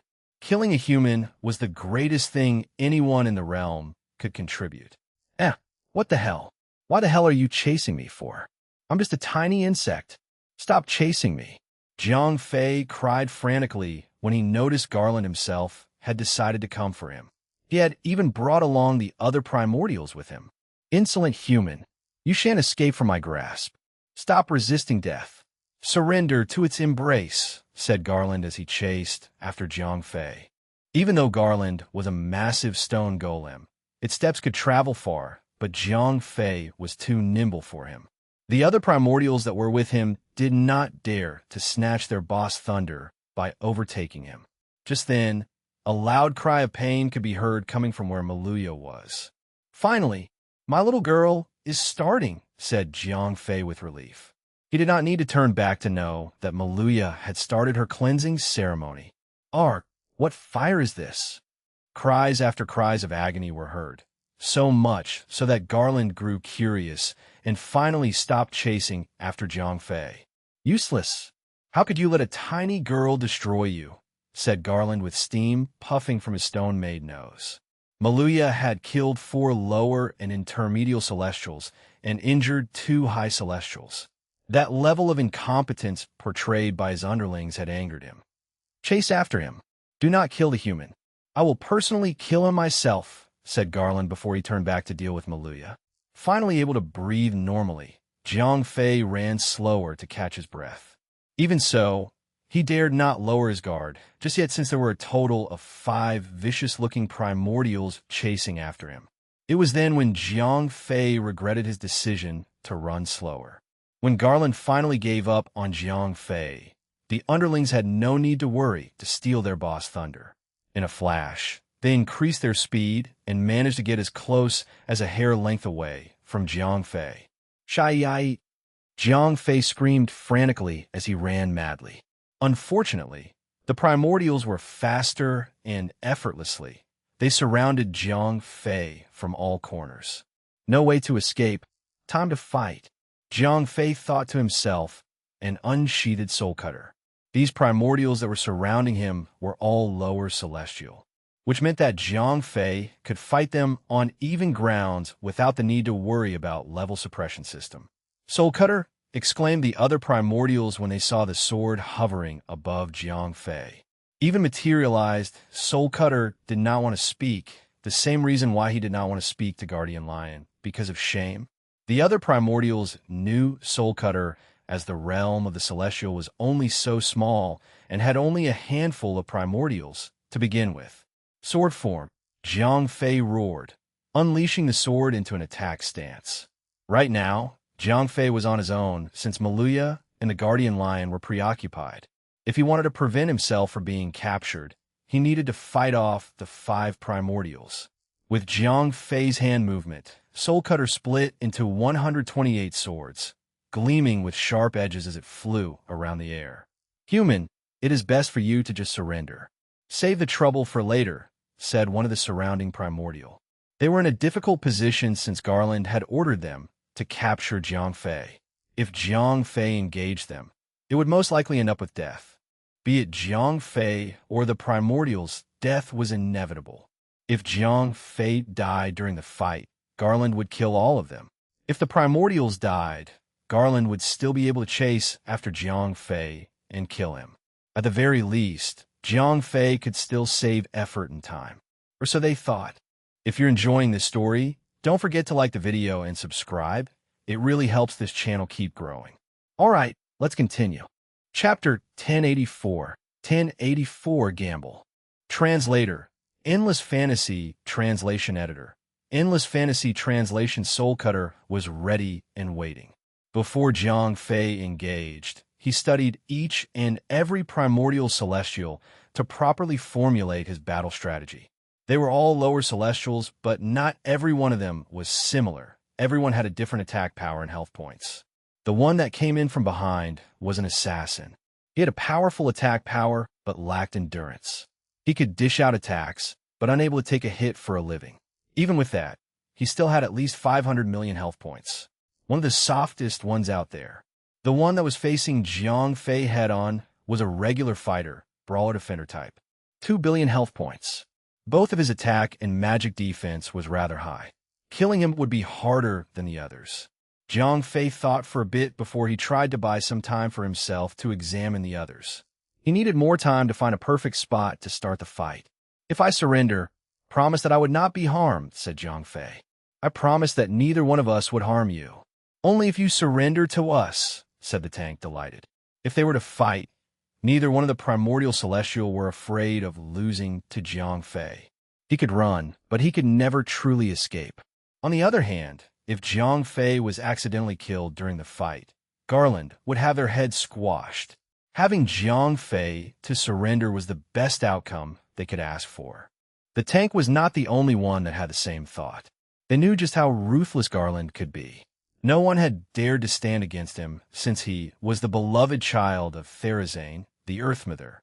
Very well, I will surrender, but I have conditions, said Jiang Fei with a sudden twist. Speak your mind. Human, said the tank. They had already considered Jiang Fei trapped in the bag. No matter what sort of trickery Jiang Fei could pull off, he would not be able to change his fate. He could buy as much time as he wanted, but Garland would have his way with Jiang Fei sooner or later. They did not really care about Jiang Fei escaping, only if he was still alive to be killed off by Garland. I will surrender if any one of you dares to take 10 skills from me. Jiang Fei grinned. I have your word, human, questioned the tank. My word is gold, Jiang Fei retorted. Your word means nothing. Put your life on the line. Make a contract, said the tank, knowing that Jiang Fei might be planning to do something and would not want to risk it. So be it, Jiang Fei snorted. Good, let's get it done. Out of the blue, a golden envelope appeared between the tank and Jiang Fei. The contract will be made if Jiang Fei agreed to its terms and conditions. Ding. The primordial celestial Alistair would like to make a contract. Content of the contract are as follows. If Alistair survives after taking 10 hits from player Jiang Fei, player Jiang Fei would surrender to Alistair unconditionally. Do you accept the terms? Yes. Jiang Fei nodded. The envelope flashed into nothingness, and the system had registered the contract had been made. Haha, the contract has been made. I always knew that humans were cunning and sly, but I'd never know they were as dumb as they look. The tank, Alistair, laughed from the top of his lungs. He glared at Jiang Fei condescendingly and said, Human, the condition of your surrender was 10 hits, not 10 skills. I will survive 10 hits easily. You will surrender at the end of the day. Ha ha ha. Oh no, I've been fooled, said Jiang Fei as he made an overly nervous expression. It was merely a farce. Jiang Fei's heartbeat remained the same. Since the start, he had always been as calm as a cucumber. Let's get this over with, human. You will honor the contract. The tank roared and stood in front of Jiang Fei to take his attacks. Both Jiang Fei and he were at the lower celestial tier. It was impossible for Jiang Fei to kill him in just 10 hits. Very well, I shall honor the contract, said Jiang Fei, hanging his head defeated. All 128 swords in the air were shrunk back into one. First strike, Jiang Fei roared as he sliced the boss when Soul Cutter returned into his hand. Minus 3,024,784, it was a decent amount of damage, but merely a prick for the tank. Second strike, minus 3,674,589. Ruthless Barrage had started to work its way, increasing Jiang Fei's attack by 20%. Interesting. So you have a stacked attack boost effect. Unfortunately, I know about your scheme. 10 hits would not do you any good, said the tank, laughing condescendingly as he did. Surely you jest. Be patient and wait for the 10th strike, said Jiang Fei. Third strike, fourth, fifth, eighth. Jiang Fei's 8th strike dealt over 8 million damage. 2 more, and you're done. Ha! You will surrender, as I said you will, said the tank. Jiang Fei's attack had only managed to boost his attack to only 8 million. Even with the accumulated damage, the tank was completely unfazed. Ninth, Jiang Fei grunted, but grinned at the last second. He shifted the direction of the sword, intentionally hitting the air and quickly activate the helm he was wearing. Boom! A powerful laser beam blasted out and hit the tank directly in his face. Minus 400 million. A 400 million damage popped right then, sending the tank into a fit of surprise. What is going on? Deranged, the tank was incredibly scared. 400 million damage was nothing serious, but it was so much more than the previous strike. Phew, that worked, said Jiang Fei. He had intended to use his morphing skill if the gnome adventurous goggles had failed to prop. Now that the goggles had worked, he did not need to waste his morphing skill. As the last strike, Jiang Fei thought of using the one weapon that he had been longing to use since a while back. With only over 700 million health points left, the boss would never be able to handle Dragon's Bane 100 times damage. Time to eat your words, said Jiang Fei as he hurled out the spear. Chapter 1085, Title Upgrade. Translator, Endless Fantasy Translation Editor. Endless Fantasy Translation. The spear came whistling through the air with such intensity that it made a small sonic boom as it flew past the speed of sound. It made a loud boom as it pierced through the tank boss, dealing over 800 million damage in one hit, killing the boss with no mercy. That was the specialty of Chaos Attack. No matter how strong your defenses were, or even invulnerability, Chaos damage would surely reduce your health points as long as it hit the target. Impossible, the others gasped. Of all 5 of them, Alistair the tank had the highest health points in defense if he was not able to hold his stand being attacked by Jiang Fei. No one could. Who's next? Said Jiang Fei as he picked up the body of the dead tank from the edge of the spear and effortlessly tossed it to the other boss. It was merely an act. He had no intention to let the others prepare for anything. When the body landed, the spear was already in the air, heading towards the assassin boss. Jiang Fei's original plan was to challenge the tank boss into a one-on-one fight. The purpose was to stack up Ruthless Barrage, gaining attack power to allow him to fight properly. It was a divide-and-conquer technique. If you were to fight all 5 of them, he would never be able to survive.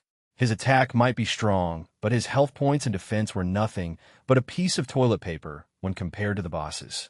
Now that he had accomplished his plan, the next thing to do was to utilize his stacked attack boost to start the massacre.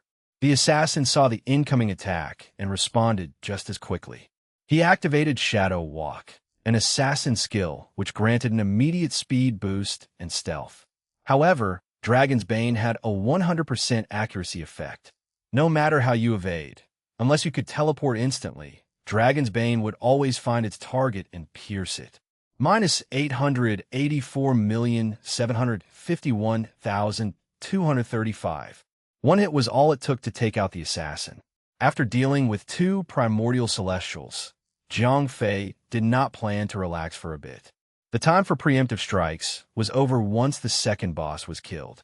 The other primordials were already on their feet and ready to attack Jiang Fei when the tank boss was killed. They were only momentarily startled by Jiang Fei throwing the dead body to them. At the moment Jiang Fei retrieved Dragon's Bane from the assassin's dead body, he quickly unsheathed Soul Cutter outsword form. Sword Dragon. Soul Cutter split into 128 swords again, and with Jiang Fei's mental command, they came together to form a large dragon made of swords. It swiveled in the air for a bit before diving straight towards the archer. Retrieving Dragon's Bane as soon as possible was to prevent the other boss from knowing what it was and how it works. Even though they might not know about it, it was still the safest to get it back in his own hands. He then commanded Soul Cutter to take control of its own attacks and focused solely on the archer as Jiang Fei himself headed for the other bosses. Like ripping a balloon with a spiked baseball bat, the sword dragon ripped the archer effortlessly. The archer boss might be able to attack with speeds faster than anything Jiang Fei had seen. The sword dragon itself was not an entity that could be attacked. Most importantly, the sword dragon charged towards the archer before crashing into it, dealing so many hits.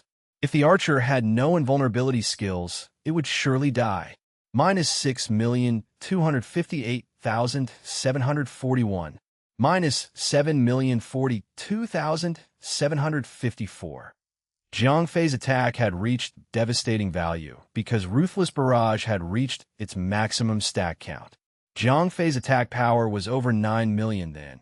Even though the archer's defensive power was stronger than a player, being attacked 128 times, each dealing over 6 million damage was still lethal. The archer would have survived if it had high evasion stats, since Soul Cutter attacks were merely an extension of the player itself. Unlike Dragon's Bane, Soul Cutter attacks would miss and could be nullified. Unfortunately, the archer boss had 0 defensive skills. Ding! You have killed Lornia the Rose of Iron Thorns. In just a few seconds, Jiang Fei had effectively killed 3 lower celestial bosses. Kill him, cried one of the 2 remaining bosses. With the fear of death looming over their heads, they had completely forgotten about Garland's orders. It did not matter then, since if they let Jiang Fei to live, they would die. There might still be a chance for Garland to understand the situation, since 3 of their comrades had been killed by Jiang Fei. Kill me? You should have done that 1,000 years ago, said Jiang Fei, grinning like a madman as he charged towards them with Dragon's Bane in his hands, ready to reap their lives. Wretched human, descend to hell with you. Redeem your sins with your blood. The 2 remaining bosses were a magician and a holy knight. The magician started chanting a spell, while the knight charged towards Jiang Fei with a shield and a short sword. Sword form, reflect. Now that the archer was killed, Jiang Fei had no use for the sword dragon. He ordered the swords to come to his side and form a protective shield to stop the magician to land an attack on him. At the same time, he aimed at the knight and hurled Dragon's Bane out. Holy Armor of War. The charging knight recognized the incoming spear as a lethal attack and quickly activated his invulnerability skill. However, minus 1,107,552,000. As mentioned, no matter what sort of protective skill one used, Dragon's Bane would pierce through all of that and hit its target. 1 billion damage was finally achieved when Ruthless Barrage has reached its maximum stack count. Boom! Bam! Only when the knight was killed did the magician finish chanting its spell, sending out 2 fireballs that hit the sword shield. Not only were all spells blocked, but the magician himself also took damage from all the reflected damage. "So, you're the last one," said Jiang Fei with a cold grin, like the devil himself. Before, he might still be wary, but after Jiang Fei had faced and killed 4 primordial celestials, there was no reason for him to be scared of lower celestial tier NPCs, even if they were primordials. With eyes that could freeze someone with just a glare, Jiang Fei paced forward slowly, eerily to the Dead Knight to retrieve his dragon's bane. "You humans are not supposed to be this strong," cried the last one. The magician included, almost all primordial celestials had viewed humans, or players, as nothing but weak, puny ants, incapable of performing such a feat as actually killing a primordial celestial. Today, that view had changed, inverted in fact. How did a human, surrounded by 5 primordial celestials, kill everyone in a few seconds? He had even killed 2 of them in just one single attack. Frightened, the magician conjured a protective barrier before chanting an attack spell. Holy Shield. Holy Shield was a common vulnerability skill that Jiang Fei had seen too many times. Jiang Fei himself had the skill embedded with his accessory. The skill, although powerful on its own, was incredibly weak against buff removal skills. The magician chanted his spell frantically, as that was the only thing he could do then, not knowing that the attack might actually harm Jiang Fei. "All right, it's time to put you out of your misery," said Jiang Fei. He hurled out Dragon's Bane with the least amount of strength and killed the magician without allowing him to finish his spell. Ding! After killing 5 primordial celestials, Jiang Fei received a system notification. The red title, Celestial Slayer, glowed with an intense crimson light. Chapter 1086, 1086, Heart of the Heavens. Translator, Endless Fantasy Translation Editor.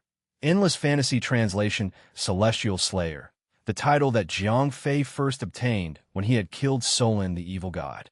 It was merely a title, flaunting the color red. Now, after killing 5 primordial celestials, the title had received an upgrade. Primordial Celestial Slayer. All damage received from primordial celestials is reduced by 10%. Increased damage dealt to all primordial celestials. Blood Mark of the Celestial.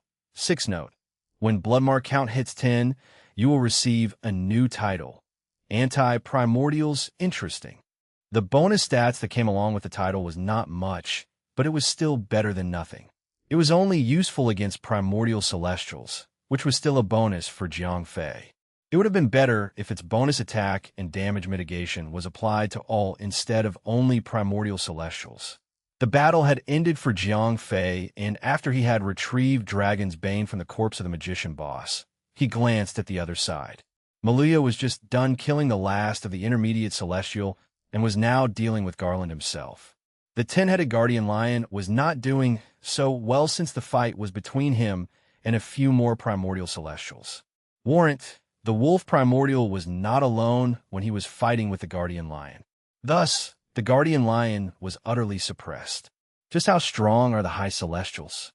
said Jiang Fei to himself, feeling guilty for not being able to help out. To be honest, he could give a shot, but their health points had proved to be too much since Jiang Fei could only see the percentage count instead of its numerical value. It was due to the great level gap between Jiang Fei and the high celestials. To help the guardian lion was similar to a huge gamble. The only way he could truly help was to deal as much damage as he could. Soul Cutter would probably be dealing a minuscule amount of damage that would not be too significant. Using Dragon's Bane might still work, but if a strike did not kill the target, he would be dealing so much damage in just one hit, drawing in the attention or aggro of the target. The result would be instant death, as Jiang Fei could not fight a high celestial. "Man, I'll just do my thing," said Jiang Fei, shrugging the problem away. The fight between Maluya and Garland was at a complete stalemate. Neither one of them was sustaining damage. Garland was not taking any damage, while Maluya was only taking 1 damage per hit. Garland was not taking any damage due to the effect of the primordial gear he had. Moreover, the effect of the primordial gear was able to completely nullify the destructive effect of Maluya's gray flames. Garland himself was not doing any well either, since all of its godly strength could only inflict just 1 damage to Maluya. The current Maluya was almost at her late adolescent period, almost reaching 20s. Her health points were no longer just 2, but at the thousands. It would literally take ages for Garland to hack away her health points at the rate of 1 damage per hit. As for the other battle, the 10-headed guardian lion had over 60% health points, while the wolf boss had slightly over 80%. It would still take some time before the battle ended, so Jiang Fei did what every player would do after the end of a boss fight: looting time. Jiang Fei had already lost count of how many primordial celestials that had been killed when he had first entered this realm. He had even fought and survived the strongest boss in the entire game, the level 300 Mother of the World boss. Unfortunately, they were killed by Michael and Lucifer, hence, neither one of the boss fights had dropped anything. This time, all 5 lower celestials were killed by Jiang Fei alone. He saw the shiny loot box that was dropped when the bosses were killed. He would be lying if he was not excited about it. Oh, dang it. If only I had the luck cauldron on me. The drops of the 5 lower celestials were beyond what any other players could obtain, but Jiang Fei was just being Jiang Fei. If there was a way to earn more than he would want it. To be honest, the effect of the Cauldron of Luck was beyond luck. 100% rate of dropping 3 of the most valuable items upon death. Imagine forcing the boss to drop 3 of the highest rarity item in his item roster. The first corpse that he went through belonged to the tank. Heart of the Defender, Heavenward's Core, Lower Celestial, Fusion Effect. Reduce all incoming damage by 20%. Increase 50% of maximum health points. Note: each player can only fuse with 1 core at a time. The fused core will be destroyed upon removal. Well, surprise, surprise. That was the first time Jiang Fei had seen a Heavenward's Core. It must be an item that had only been implemented in the game after the Battle of the Heavens game patch. To be honest, Jiang Fei was impressed at how the game introduced new items. It was perhaps too early to introduce percentage-based bonus stats, but it was more than worth since it was a celestial tier item. The Heart of the Defender alone will be coveted by all tank class players.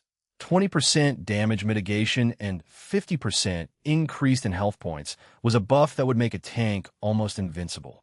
Are there more of these? Curious, Jiang Fei quickly made his way to the other bosses. Heart of the Warrior, Heavenward's Core, Lower Celestial, Fusion Effect. Increase 30% physical attack. Reduce AoE magic attack damage by 50%. Note: each player can only fuse with 1 core at a time. The fused core will be destroyed upon removal.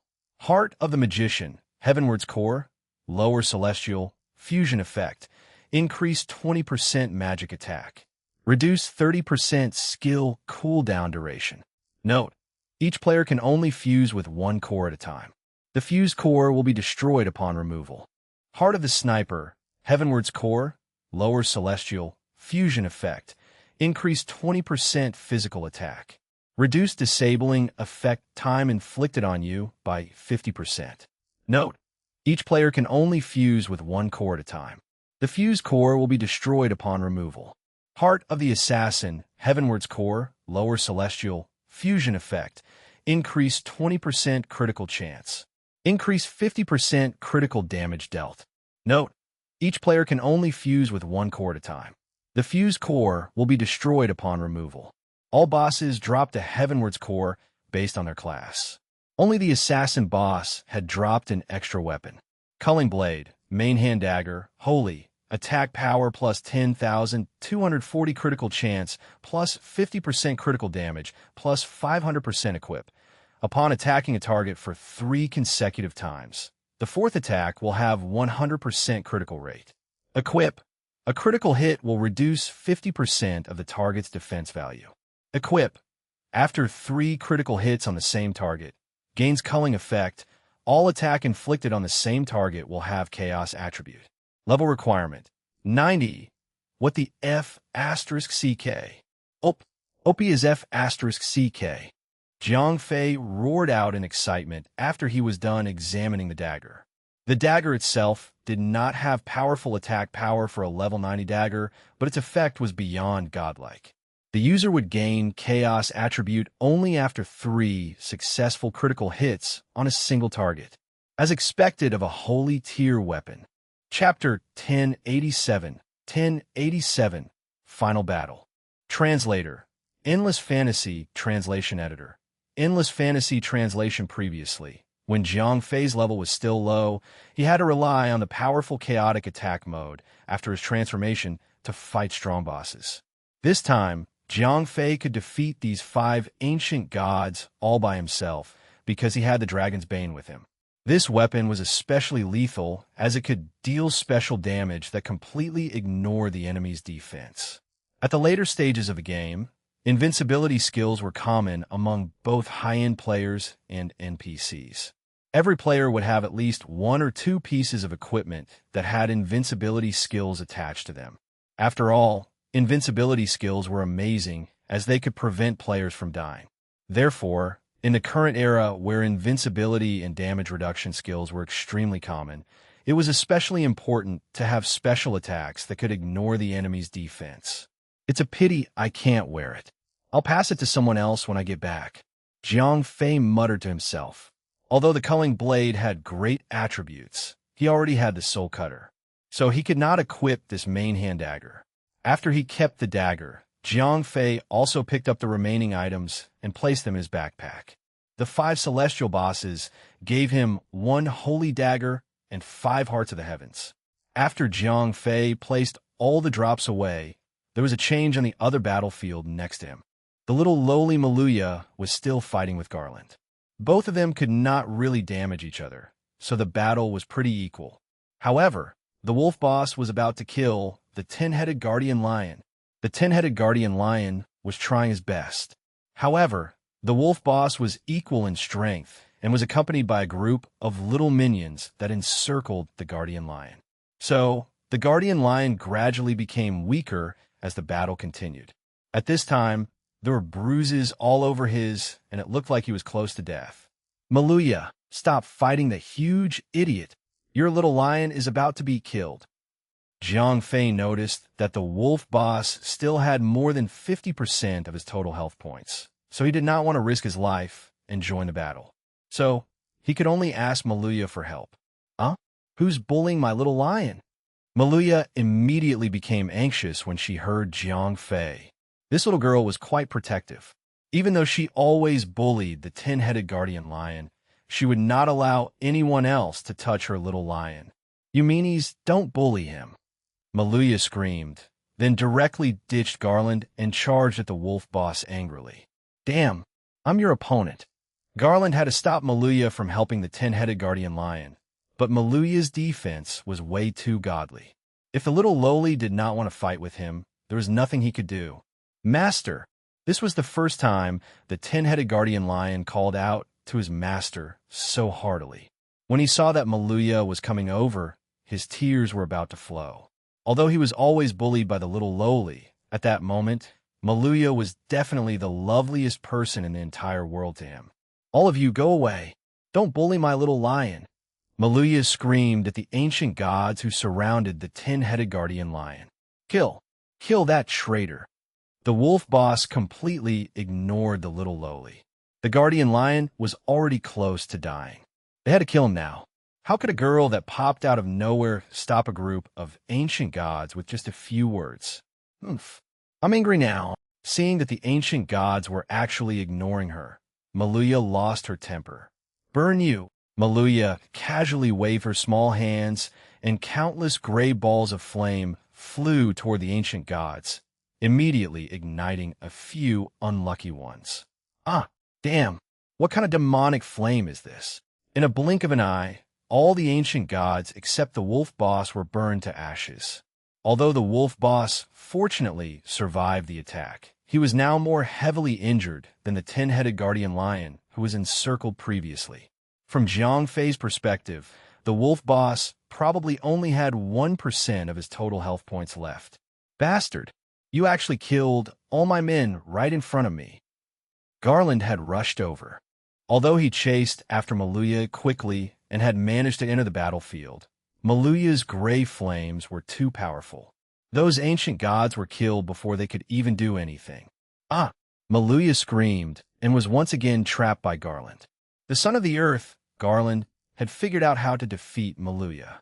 Although this little girl had godly defense and would only take 1 damage no matter how he attacked her, she only had around 2,000 health points. It was too low, completely incomparable with the other ancient gods. Although 2,000 health points made it appear like a lot as she had such godly defense, he would be able to empty her health bar sooner or later. Compared to Maluya, Garland, who could use his primordial gear to defend himself, had more of an advantage in this battle. Oomph. After I kill you, your companions will be dead too. Garland growled. Oomph. You meanie. I'll make my brother teach you a lesson. Maluya pouted. As she now had much more health points than before, Michael and Lucifer would no longer appear as soon as she was attacked. Garland had dealt more than 200 damage to the little lowly, but it was clear that he had not triggered the conditions for Lucifer to appear yet. This is my chance. As the little lowly was once again restrained by Garland, Jiang Fei rushed toward the wolf boss with his dragon's bane.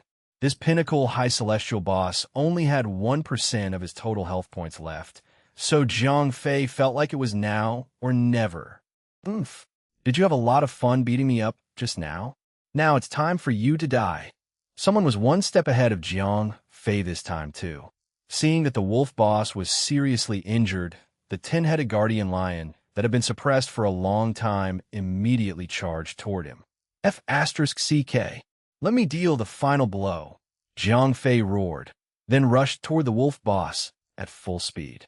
Unfortunately, however, he could not stop the 10-headed guardian lion whose anger was filled to the brim. The guardian lion who had been encircled for a long time had suppressed his anger for too long. With the wolf boss who was the chief culprit extremely weak now, how could a guardian lion not want to kill the enemy by himself? So, even the little lowly Maluya could not stop him now, let alone Jiang Fei. Rip, rip. Before Jiang Fei could even get in range to use the dragon's bane on the wolf boss, he watched the guardian lion shred the wolf boss into pieces. F***CK. What a waste. You're recklessly wasting precious gifts from God. Jiang Fei clenched his teeth in anger. As the guardian lion took the kill, Jiang Fei lost at least 1 high celestial great heart of the heavens, not to mention the ascended equipment that could have possibly dropped. As the wolf boss had died, only the little lowly Maluya and the son of the earth, Garland, were still fighting on the battlefield.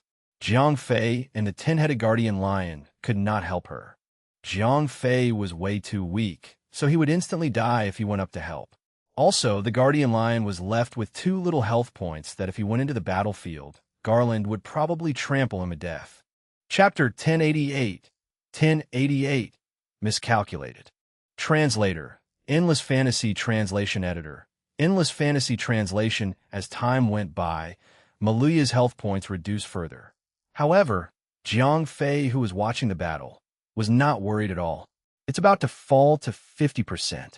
Lucifer will probably come out and help, right? Jiang Fei muttered to himself. Aren't you going to help? The 10-headed guardian lion turned to Jiang Fei. He had seen Jiang Fei kill 5 ancient gods instantly. Although all 5 of them were lower celestials, Jiang Fei was one too. Jiang Fei's strength was far beyond that expected of a lower celestial. So, the 10-headed guardian lion thought that Jiang Fei was actually an unimaginably powerful being disguised as a lower celestial. Me? There's no hurry. Jiang Fei shrugged. If he went up now, there was nothing he could do. Even though the dragon's bane could ignore defense, it was impossible to kill Garland, who still had full health. Now, Jiang Fei could only hope that Maluya's health would continue to decrease, so that she could summon Lucifer to kill Garland. No hiti. The 10-headed guardian lion was very confused. As he was an NPC, he could not see the health bars above Maluya and Garland's heads. However, he could tell that his master was not really winning the battle. You'll find out soon. Jiang Fei smiled. Maluya's health points was now very close to 50%. Swoosh. Boundless darkness enclosed the area. Within the darkness stood something even darker. Lucifer had appeared. This is the 10-headed guardian lion's eyes suddenly widened. The pressurizing atmosphere clearly shocked him. Big brother, he's bullying me. Seeing that backup had arrived, Maluya immediately began to complain. Boom! Lucifer was still the same. Without any questions, he started attacking. The black energy ball exploded on Garland's body. Lucifer was so strong that even Garland, who had his primordial gear as protection, was knocked back a dozen steps. Jiang Fei noticed that the health bar above his head had been reduced by nearly a quarter. Damn, it's no wonder Lucifer's a big boss. Jiang Fei smiled. Although Lucifer failed to kill Garland instantly, 5 more energy balls would be more than enough to send him to the death gate. Flash! Garland's body illuminated with the obsidian light. The next moment, something shocking happened. Garland, who was originally already a rock giant, grew taller once again, and his health points were back to full. What's going on? Jiang Fei's eyes widened.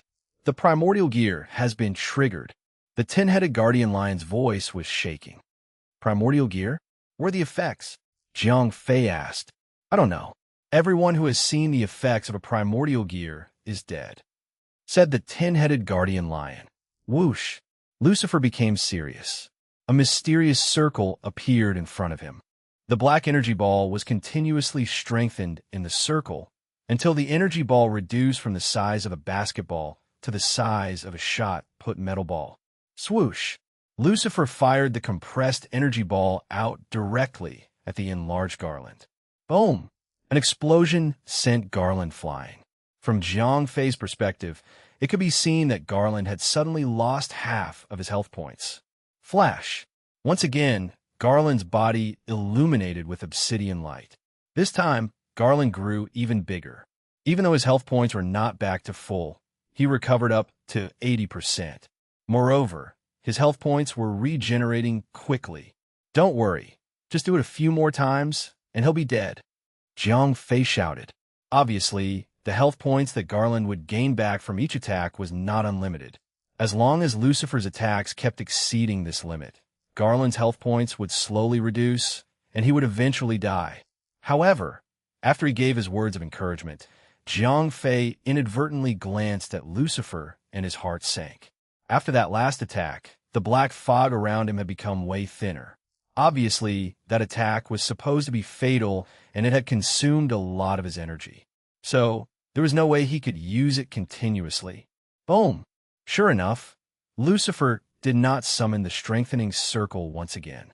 However, when his next normal energy ball hit Garland, it failed to reduce Garland's blood. It also triggered the primordial gear's effect once again, which allowed Garland to grow once more. At the same time, he had also recovered all of his health points. *T. Jiang Fei rolled his eyes. Lucifer could not kill Garland. The short interval between his powerful skills was long enough to allow Garland to recover. Moreover, Garland grew bigger and get stronger every time the primordial gear was triggered. Boom! Garland stomped his heavy foot, and the shockwave that radiated from that attack was enough to take away 20% of Lucifer's health. Holy *T. Jiang Fei's eyes widened. He also had a celestial equipment, but his dream crystal ring was simply rubbish when compared to Garland's primordial gear. What now? Are you still not going to help? The 10-headed guardian lion looked at Jiang Fei anxiously. It's fine, don't worry. Jiang Fei looked relaxed. Even if Lucifer could not beat Garland, there was still the angel of death, Azazel. The little lowly's ultimate form could kill anyone in an instant. Swoosh!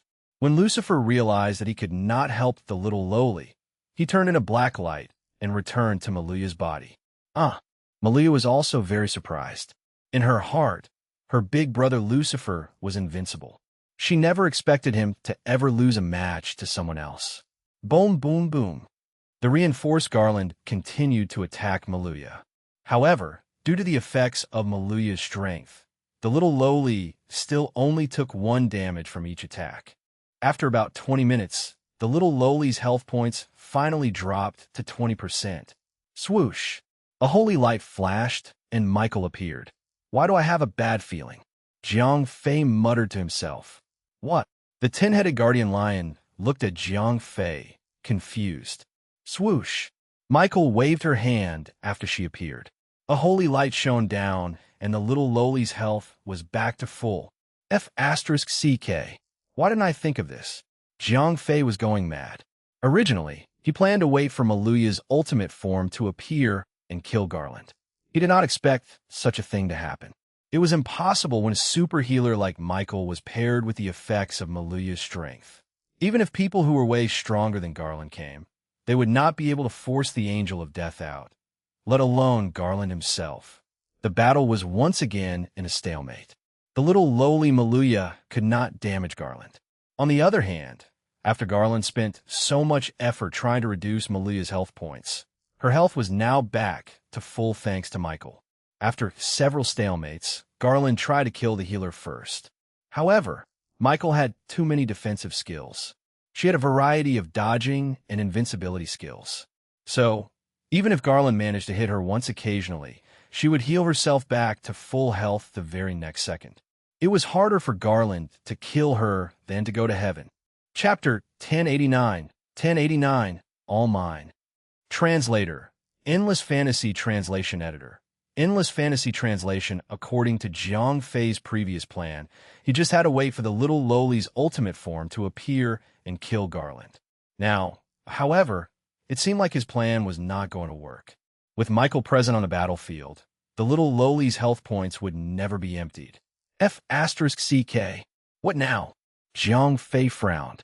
Even though Garland could not kill Maluya, they could not kill Garland too. There's no way we can kill Garland. His primordial gear is too powerful. You should find a way to help them get out of the battle. Otherwise, we'll be in deep trouble if other ancient gods came to help Garland, warned the ten-headed guardian lion. Jiang Fei raised an eyebrow. The ten-headed guardian lion reminded him of something. Looking at the current situation, there was no way they could kill Garland. However, Jiang Fei realized that he did not even have to kill Garland.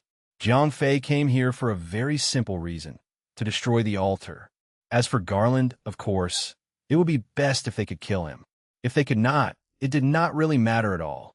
After thinking about this, Jiang Fei immediately stopped hesitating. At that moment, all the ancient gods who guarded the altar had been killed except for Garland, and Garland was busy fighting with Maluya.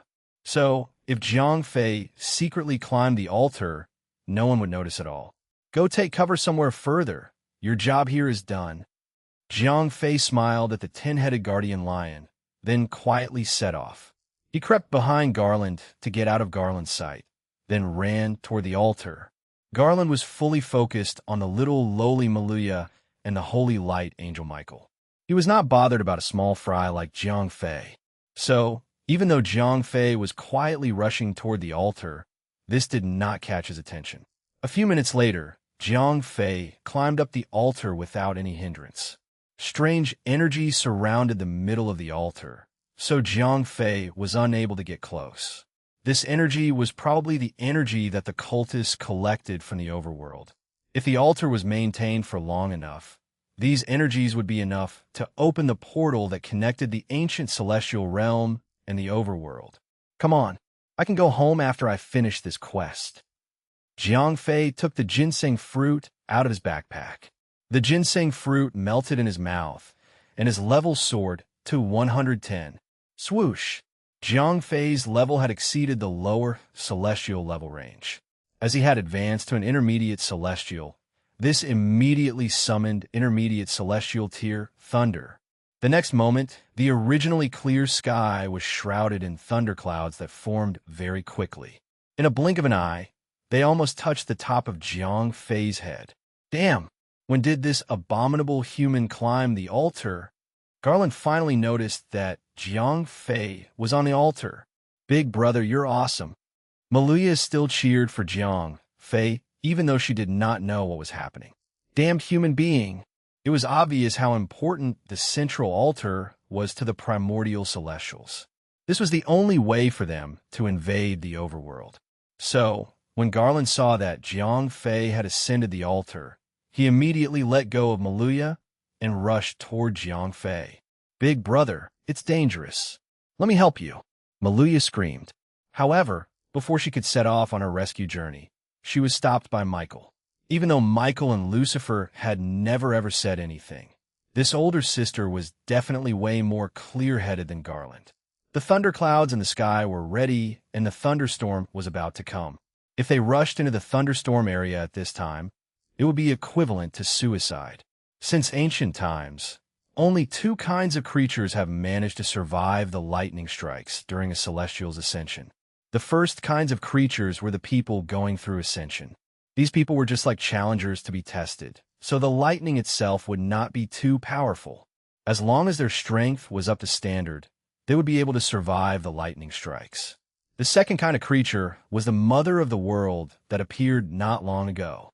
Since ancient times, this level 300 big boss was the only one that had managed to survive and even stop the thunderstorm with its invincible power.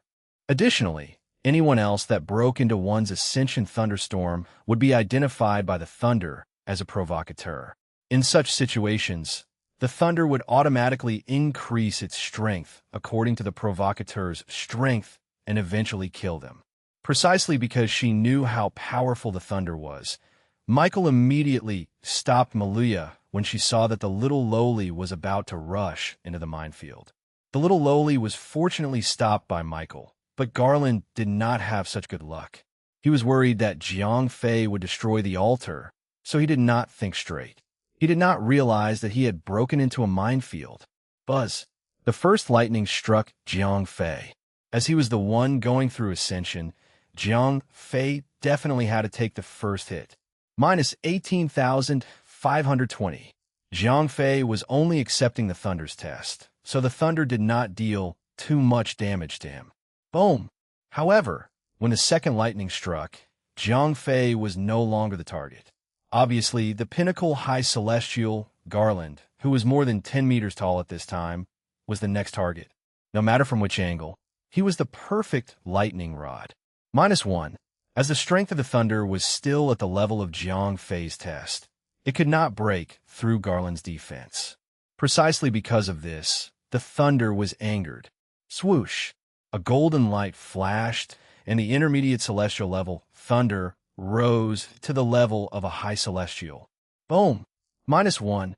Lightning struck again, but the high celestial level thunder still failed to break through Garland's defense. With his primordial gear to protect him, Garland's defense was terrifyingly high. Swoosh! Golden light flashed once again, signifying that the thunder's level was increasing. The next moment, it turned into a supreme celestial's Kapla. Boom! Golden lightning struck Garland's head, instantly smashing him to the ground. -8 billion. A damage figure of 8 billion appeared above Garland's head, instantly reducing his health points to around 50%. Damn! Thank God I didn't rush in to fight him. Jiang Fei muttered to himself. He did not expect a high celestial boss to have that much health points. Swoosh! An obsidian light flashed and Garland grew taller again. His health points returned to 80%. The primordial gear's effect had been triggered again, but this did not put Garland at an advantage. The protection offered by his primordial gear had made the thunder even angrier. After being provoked several times, the thunder directly leaped to its strongest level. Boom! Another golden red lightning struck Garland, and he fell to the ground. From Jiang Fei's point of view, Garland's health bar was already empty. However, his name was still bright red, so it seemed like he still had a small amount of health points left. F***CK. You're all mine now. Seeing that the thunderclouds in the sky were still recharging before they could launch their next attack, Jiang Fei immediately took out the Dragon's Bane. This time, there was no one who could steal his kill. Chapter 1090, a very rewarding failure. Translator, Endless Fantasy Translation Editor. Endless Fantasy Translation previously, as Garland had rushed over quickly in order to kill Jiang Fei. He was struck by lightning not that far away from him. After Jiang Fei took a big step forward, Garland was already within the Dragon Bane's range. Go to hell. Jiang Fei pulled the Dragon Bane's trigger. The Dragon's Bane's attacks were all sure hit. So, without Jiang Fei having to aim properly, the attack had automatically flown toward Garland. Minus 369,184,000. As the effect of Jiang Fei's ruthless barrage had disappeared a long time ago, he only had more than 3 million basic attack power. So, even with the Dragon's Bane that increased his attack power by 100 times, he only dealt more than 300 million damage. Even so, this amount of damage was enough to kill Garland, who was already extremely low on health points. Jiang Fei knew that Garland's health bar was basically empty. He was only living on a tiny amount of health points. He was still alive, not because the thunder was not strong enough, but because his primordial gear forcibly disallowed his health points to fall to 0. However, this tiny bit of health points maintained by the primordial gear did not save Garland's life. Instead, it fulfilled Jiang Fei's wish. Ding! You have eliminated the Son of the Earth, Garland. Obtain 10,800,000,000 experience points. Obtain 10,000 gold coins. Ding! You have eliminated a high celestial ancient god. God Eater Signet +3. Ding! You have eliminated the Son of the Earth. Your reputation with Therazane, the Stone Mother, has reached the level of eternal hatred. Several system prompts appeared. However, before Jiang Fei could read them, he was struck to the ground by lightning. Ding! Jiang Fei's undying aegis had been triggered.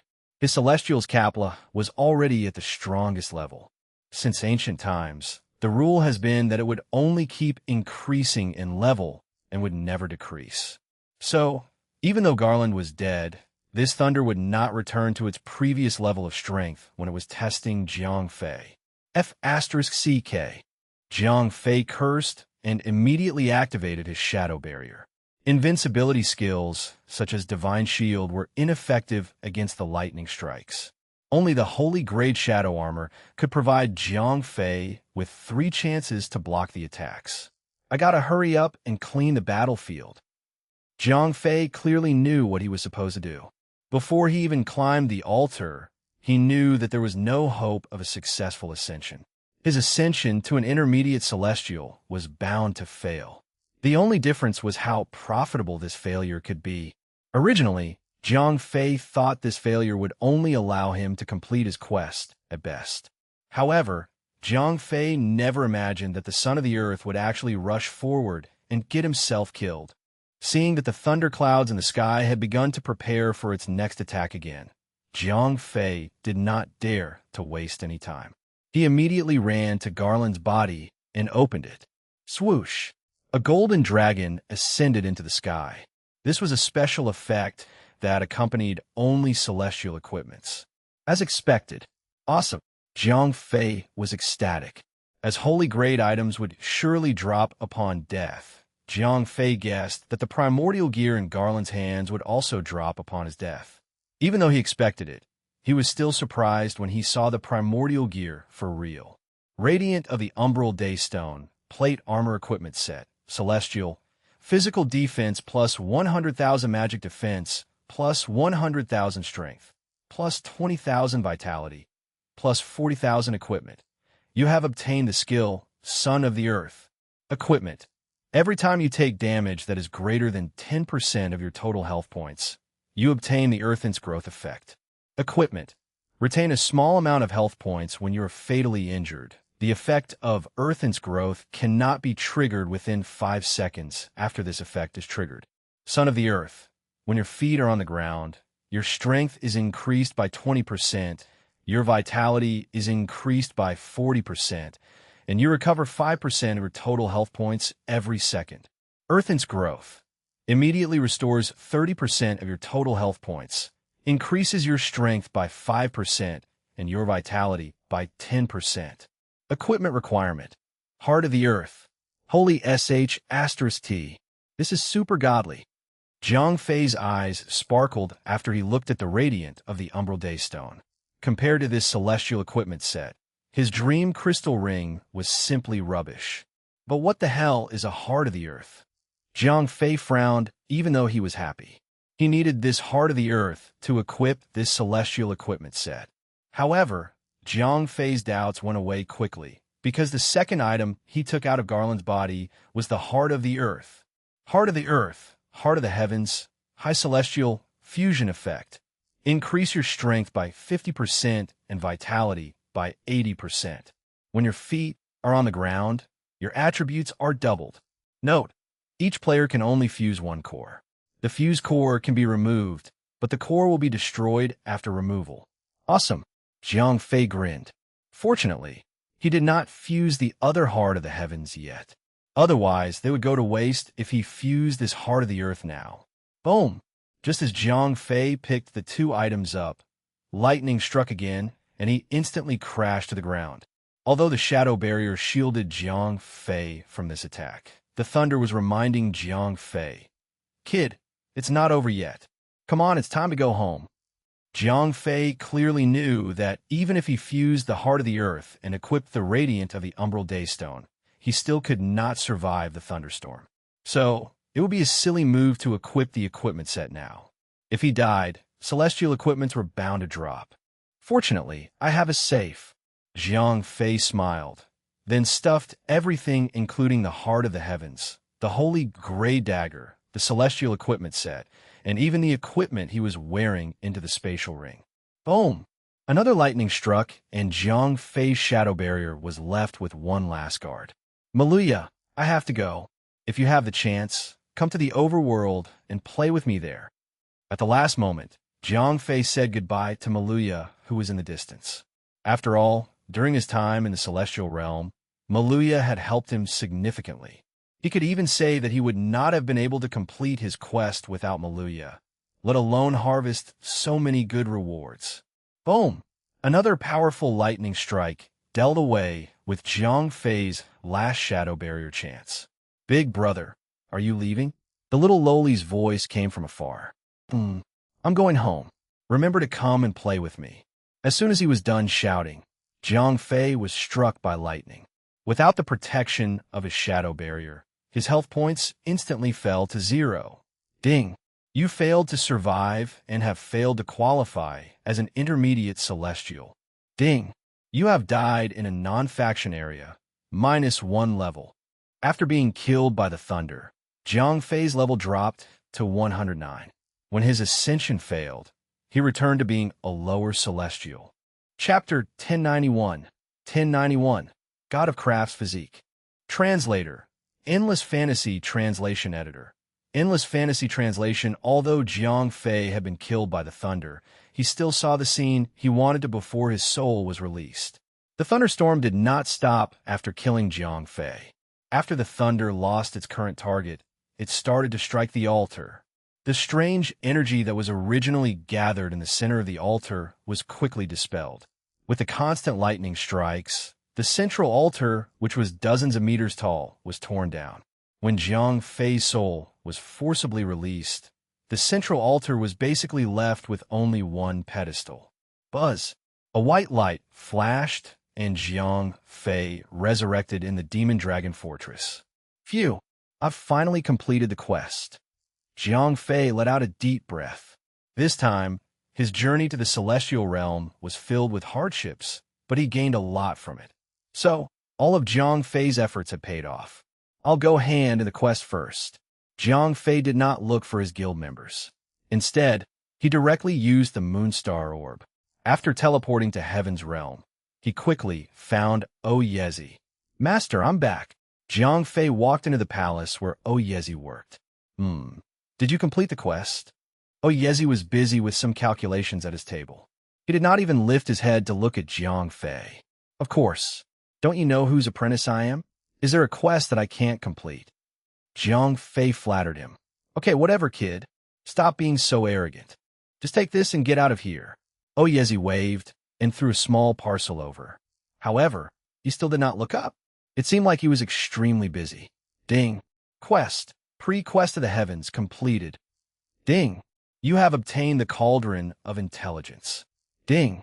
You have obtained the Cauldron of Vitality. Ding. You have obtained the Cauldron of Agility. Ding. You have obtained the Cauldron of Strength. Ding. You have obtained the Cauldron of Luck. Ding. You have obtained the Envoy Command Plate. After Jiang Fei completed the quest, Oyezi returned all 9 cauldrons and distributed the quest rewards in one go. Envoy command plate, special item, celestial, effect upon showing. You have the authority to command all high human NPCs that are below celestial tier. Interesting. Jiang Fei smiled. Previously, even though he had become the Heaven's Trailblazer after collecting all 9 cauldrons, he was only respected by the high human NPCs. He could not command these NPCs at all. However, with this envoy command plate, Jiang Fei could freely dispatch a huge NPC army.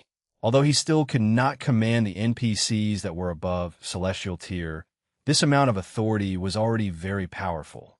Master, Jiang Fei still did not leave after receiving the quest rewards. What's the matter? Is there anything else you need? Oyezi still did not look up.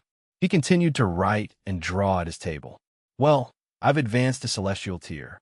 Are you going to take time out and teach me some new skills? Jiang Fei smiled. What? You become a god? Oyezi's head jerked up suddenly. He kept looking at Jiang Fei from head to toe. After a long time, he finally confirmed that Jiang Fei had indeed become a god. I was lucky. Jiang Fei smiled smugly. It was completely accidental. Originally, according to Oyezi's plan, Jiang Fei was supposed to enter the celestial realm and use his advantage as someone who was below celestial tier to quietly sneak into the altar, then ignite the godly flame. This way, he would definitely alert other ancient gods, causing the thunder to increase in strength and end up destroying the altar. However, correspondingly, Jiang Fei would also fail to ascend. However, who would expect that Jiang Fei would meet the little lowly Maluya after entering the celestial realm? This hidden boss was definitely the tyrant of the Dawnbreak world. This little girl instantly killed the level 300 Mother of the World, which allowed Jiang Fei to successfully advance into a celestial. Although Jiang Fei's second ascension failed, his strength had suddenly increased from the level of a pinnacle overlord to a pinnacle lower celestial. Kid, tell me about your experience in the celestial realm. Oyezi finally stood up from the table. Well, it went like this. Jiang Fei told Oyezi about everything he had experienced in the celestial realm, including his encounter with the little lowly Maluya. Jiang Fei did not hide anything from Oyezi for 2 reasons. Firstly, he had considerable trust in his master. Secondly, it was because he wanted to learn about the origins of Maluya from Oyezi. Although Jiang Fei and Maluya got along pretty well, the origins of this little girl was too mysterious, so Jiang Fei was quite curious about her. Maluya? There are 3 great spirits in her body. Oyezi's Bro-Furod. He had never heard of such a character. It was said that Oyezi had been a follower of King Zhou of Shang since ancient times, and he had been alive for quite a long time. However, throughout his life, he had neither heard of the name Maluya nor heard that there was someone with such abilities. However, although Oyezi had never heard of Maluya, he had heard of the Mother of the World before. This big boss was definitely the strongest boss in the world, but was instantly killed by Maluya. Who the hell is Maluya? Really? This Maluya is definitely a variable. If she stands on the side of the ancient gods, the situation will become extremely difficult for us. Oyezi froned. After all, such an uncontrollable factor had suddenly appeared, making the originally complicated situation even harder to control now. She probably won't. I'm quite close to her. Jiang Fei could not help but smile when he thought of the little lowly Maluya. This little girl definitely had the heart of a child. Although she was naughty sometimes, she definitely considered Jiang Fei as a close friend she held dear to her heart. All right, just try to be good friends with her. If she's really as powerful as you said, no one in the world will be any match for her unless King Zhou of Shang is born again. Oyezi said to Jiang Fei in a serious tone. Just leave it to me. Jiang Fei nodded. Okay, I'll now teach you the God of Crafts one true lost knowledge. After they finished talking about Maluya, Oyezi waved and golden light shrouded Jiang Fei. Ding! You have obtained the skill, God of Crafts Physique. God of Crafts Physique. Passive, the descendants of the God of Crafts can not only forge equipment, but also forge themselves. Now, you can smelt equipment into your body so that you obtain all the attributes of these equipment. Remarks: the current number of smelted equipment allowed is 3. Damn. Seriously? Jiang Fei's eyes immediately sparkled after he learned this skill. Having the skill meant that he could equip 3 more pieces of equipment than other players, and these equipment did not take up his equipment slots at all. Chapter 1092 Equipment Fusion. Translator: Endless Fantasy Translation Editor. Endless Fantasy Translation. Once Jiang Fei bade farewell to Yezi, Jiang Fei thought about how to further enhance himself. Jiang Fei had several powerful items on him. The strongest one would be the Celestial Tier Equipment Set, the Radiant of the Umbral Daystone. However, there was no way Jiang Fei could melt down all 7 pieces of equipment and upgrade his character because that would take up more slots that he had. Furthermore, he had to first fuse with the Heart of the Earth if he wanted to equip that equipment set. It was a decision that Jiang Fei did not need to think twice about. Heart of the Earth was the most powerful Heavenwards core, and the Strength and Vitality double buff effect was extremely suitable for Jiang Fei. As for equipment, the 2 strongest weapons he had were the Culling Blade and the Dragon's Bane. He had no problem melting down Culling Blade, since he was unable to use it, and it would be a while longer before anyone he knew could. Dragon's Bane was selected to be melted down for its restriction in battle. It could only be used as a last-hit attack, since failure to kill the target might allow the target to pick up and use Dragon's Bane against Jiang Fei. No use thinking so much about it. Might as well get it over quickly. Let's start with Heart of the Earth, said Jiang Fei to himself. The fusion process was not hard. He had only needed to hold it in his hand and execute the command. The core sublimated into air particles before seeping directly into Jiang Fei's chest. Once that was done, Jiang Fei had fulfilled the condition to equip Radiant of the Umbral Daystone equipment set. All right now, time for the dagger. He had initially thought of handing it over to the guild. However, Jiang Fei had no reason to give it to the guild since he could now use it for himself. Somewhere in the Heavens realm, Jiang Fei found himself a blacksmith's forge and started his fusion process with the dagger. It only took Jiang Fei 5 minutes to break down the dagger and fuse its attribute with himself.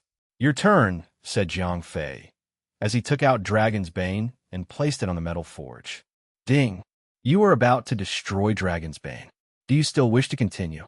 Ding. Dragon's Bane is a ranged weapon, and since you're not a ranged class player, its effect cannot be applied on your character. Oof. Jiang Fei grunted. The hammer he was holding was only inches away from knocking on Dragon's Bane when the system notification had popped up. The first notification was nothing out of the norm, but the second notification was alien to Jiang Fei. From what Jiang Fei understood, Dragon's Bane itself, as an equipment, had no attribute that he could apply since the effect of the weapon lied with its range capability. He would have wasted the entire weapon itself if he had hammered it down. Sheesh. Almost gone there.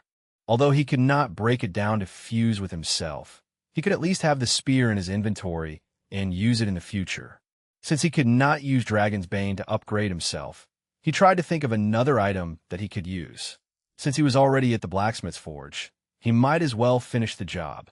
At that moment, there was one more item that he had placed in the corner of his inventory, collecting dust.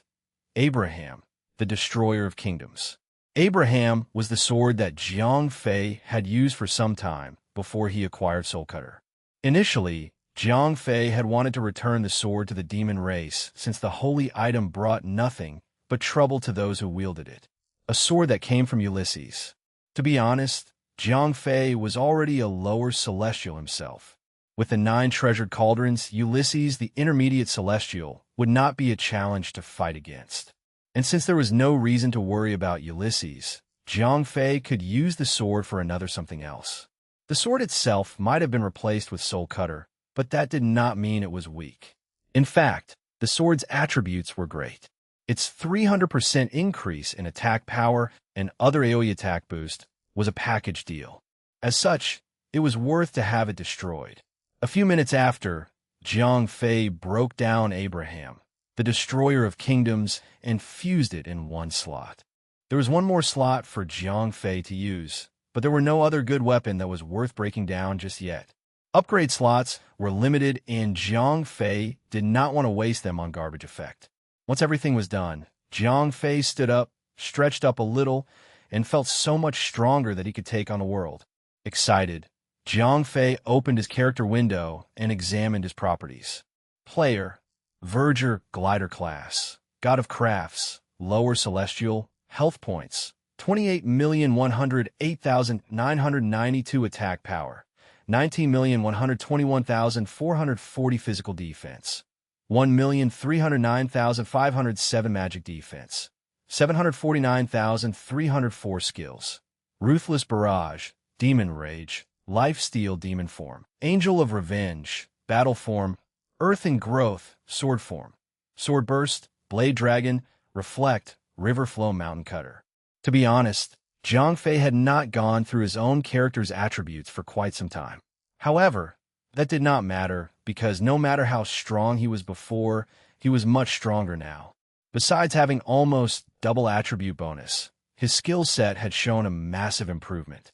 Active skills might not have expanded that much, but passive skills had definitely improved both his offense and defense. Because of the passive skills he had acquired, Jiang Fei's health points had almost reached the 30 million mark. Best of all, his attack power was reaching 20 million, without Ruthless Barrage applied. Passive skills aside, Jiang Fei had a plethora of active skills and even 3 morphing skills. Battle Form was Jiang Fei's Covet Demon race's morphing skill. Once activated, Jiang Fei would gain Chaos attribute attacks, other powerful defensive skills, and race-specific skills set that would serve as Jiang Fei's ultimate trump card. Lifesteal Demon Form increased Jiang Fei's attack speed and granted lifesteal, while Angel of Revenge granted double attack and defense stats, which serve as a temporary boost of offensive power. Fusing with Abraham, the Destroyer of Kingdom had granted him a new skill, Demon Rage, which would later have a side effect. Even so, a 500% increase in attack power was more than enough to make others weary to even go up against him. Chapter 1093. 1093, Scanning Report. Translator, Endless Fantasy Translation Editor. Endless Fantasy Translation. When everything was settled with the equipment fusion, Jiang Fei returned to Demon Dragon Fortress. He needed to have a grand meeting with all officers of Imperial Dragon. Jiang Fei had completed the quest to destroy the altar in the Celestial Realm, but Oyezi had not updated Jiang Fei with further information. Still, Jiang Fei had a gut feeling. The War of the Heavens was just around the corner. Before Jiang Fei was given the quest to enter the Celestial Realm, Oyezi always seemed to be busy. If Jiang Fei had not ascended into Celestial Tier, Oyezi might have never talked to Jiang Fei again. On his desk, Jiang Fei had seen a large piece of paper that stretched as far as the table was big. With one quick look, Jiang Fei knew that the paper contained blueprints for a huge, mega-sized teleportation circle. Before he could confirm what it was, Oyezi's servants had come knocking, hauling so many materials that it confirmed Jiang Fei's presumption about it being a large teleportation circle. From there on, Jiang Fei could guess that Oyezi was planning to build a teleportation portal into the Celestial Realm to fight back. To prevent any damage done to the world, the War of the Heavens was planned to be in the primordial Celestial Realm. That was why he wanted to have a meeting with all officers of Imperial Dragon, to inform and discuss plans about how to prepare for the coming conflict. Guild Master, just how many surprises do you have up your sleeve? Said 7 Stars Warrior. From flying dragon mount, to a beautiful succubus pet, and even a celestial tier equipment set. Everyone then was mostly numb from all the overwhelming feats that Jiang Fei had accomplished. I like to see one trick. Appear every day and talk to your members. You've been gone for several days, sometimes even weeks. There's so many of your members that thought you have already given up on the game. It's bad for morale, said Rosette Rose angrily. Hoot. I'll be more vigilant about that, said Jiang Fei, shrugging nonchalantly as he took out the 5 Heavenwards cores from his inventory. I have been in the primordial celestial realm for some time and only managed to get this many from those stingy bosses up there. See that these cores go to those who are worthy, said Jiang Fei as he passed the cores to 7 Stars Warrior and Lady Casanova. What are these? They look like abnormally huge marbles. Neither Lady Casanova nor 7 Stars Warrior had ever seen the cores and thought they were merely minor upgrade gemstones. It doesn't matter what they are. What matters is they're strong. Read the description, said Little Rain as his hands slithered faster than a thief and grabbed the heart of the magician core. Hold your horses there, Little Rain. When I said find someone worthy, I meant guild members. These things are almost permanent, and they will be destroyed upon removal. Be patient. I'll find even stronger cores for the lot of you, said Jiang Fei with a large grin. To be honest, even though these cores were epically strong, Jiang Fei viewed cores that dropped from lower celestial bosses as trash. For real? Little Rain gasped. He was only 2 steps away from fusing with the heart of the magician when Jiang Fei offered to give them better ones. When have I ever broken my promises? Jiang Fei raised his eyebrows. Oh, so many times. As I recall, someone here promised me to join guild activities, but only attended 1 out of 100, said Lady Casanova with a narrowed gaze. Well, that I can explain. See, I have urgent matters to tend to in the real world, said Jiang Fei awkwardly. By the way, you mentioned about the Battle of the Heavens. Do you have inside information? 7 Stars Warrior asked. About that, it's almost time. That's actually why I've called for this meeting. Group up the best players you know and start grinding levels. The weakest monsters in the Celestial Realm are level 90 Overlord tier. If you guys cannot hit at least level 85, you're not going to survive. That a big oof, 7 Stars Warrior sighed. Even though Jiang Fei had hit level 110 and dropped down to level 109, literally everyone else in the game had only hit around level 80. The best players in Imperial Dragon were only at level 82, not counting the officers of the guild like 7 Stars Warrior and Lady Casanova. The guild's founding members were way above the curve. 7 Stars Warrior was the only one that hit Overlord tier, while Lady Casanova, Little Rain, and a few others were stuck at level 89. The quest for Ascension was hard, and it was harder to complete since those quests must be completed alone. Almost all normal players with normal gear set would never be able to complete them. Good luck then. So let us start planning what to do with the guild, said Jiang Fei as he officially started the meeting to decide the future of the guild. The next 2 days were extremely relaxing, be it in the game or in real life. Jiang Fei could literally feel the burden on his shoulders being removed. There was nothing ongoing in the game that Jiang Fei needed to do. As such, he had so much spare time to spend with guild members and also flirt with female NPCs that were still stuck in the game in the Demon Dragon Fortress. On the other hand, the super radar system had yet to produce any results. Without a proper, well-pinned location, Jiang Fei could not make a move. On the second day, Han Tianyu was healed and got out of the medical bay. When Jiang Fei helped Han Tianyu to get used to his new feat, Jiang Fei was incredibly impressed with the superior technology of Planet Namek. Previously, Han Tianyu's legs were completely crushed beyond any recognition from below the pelvis.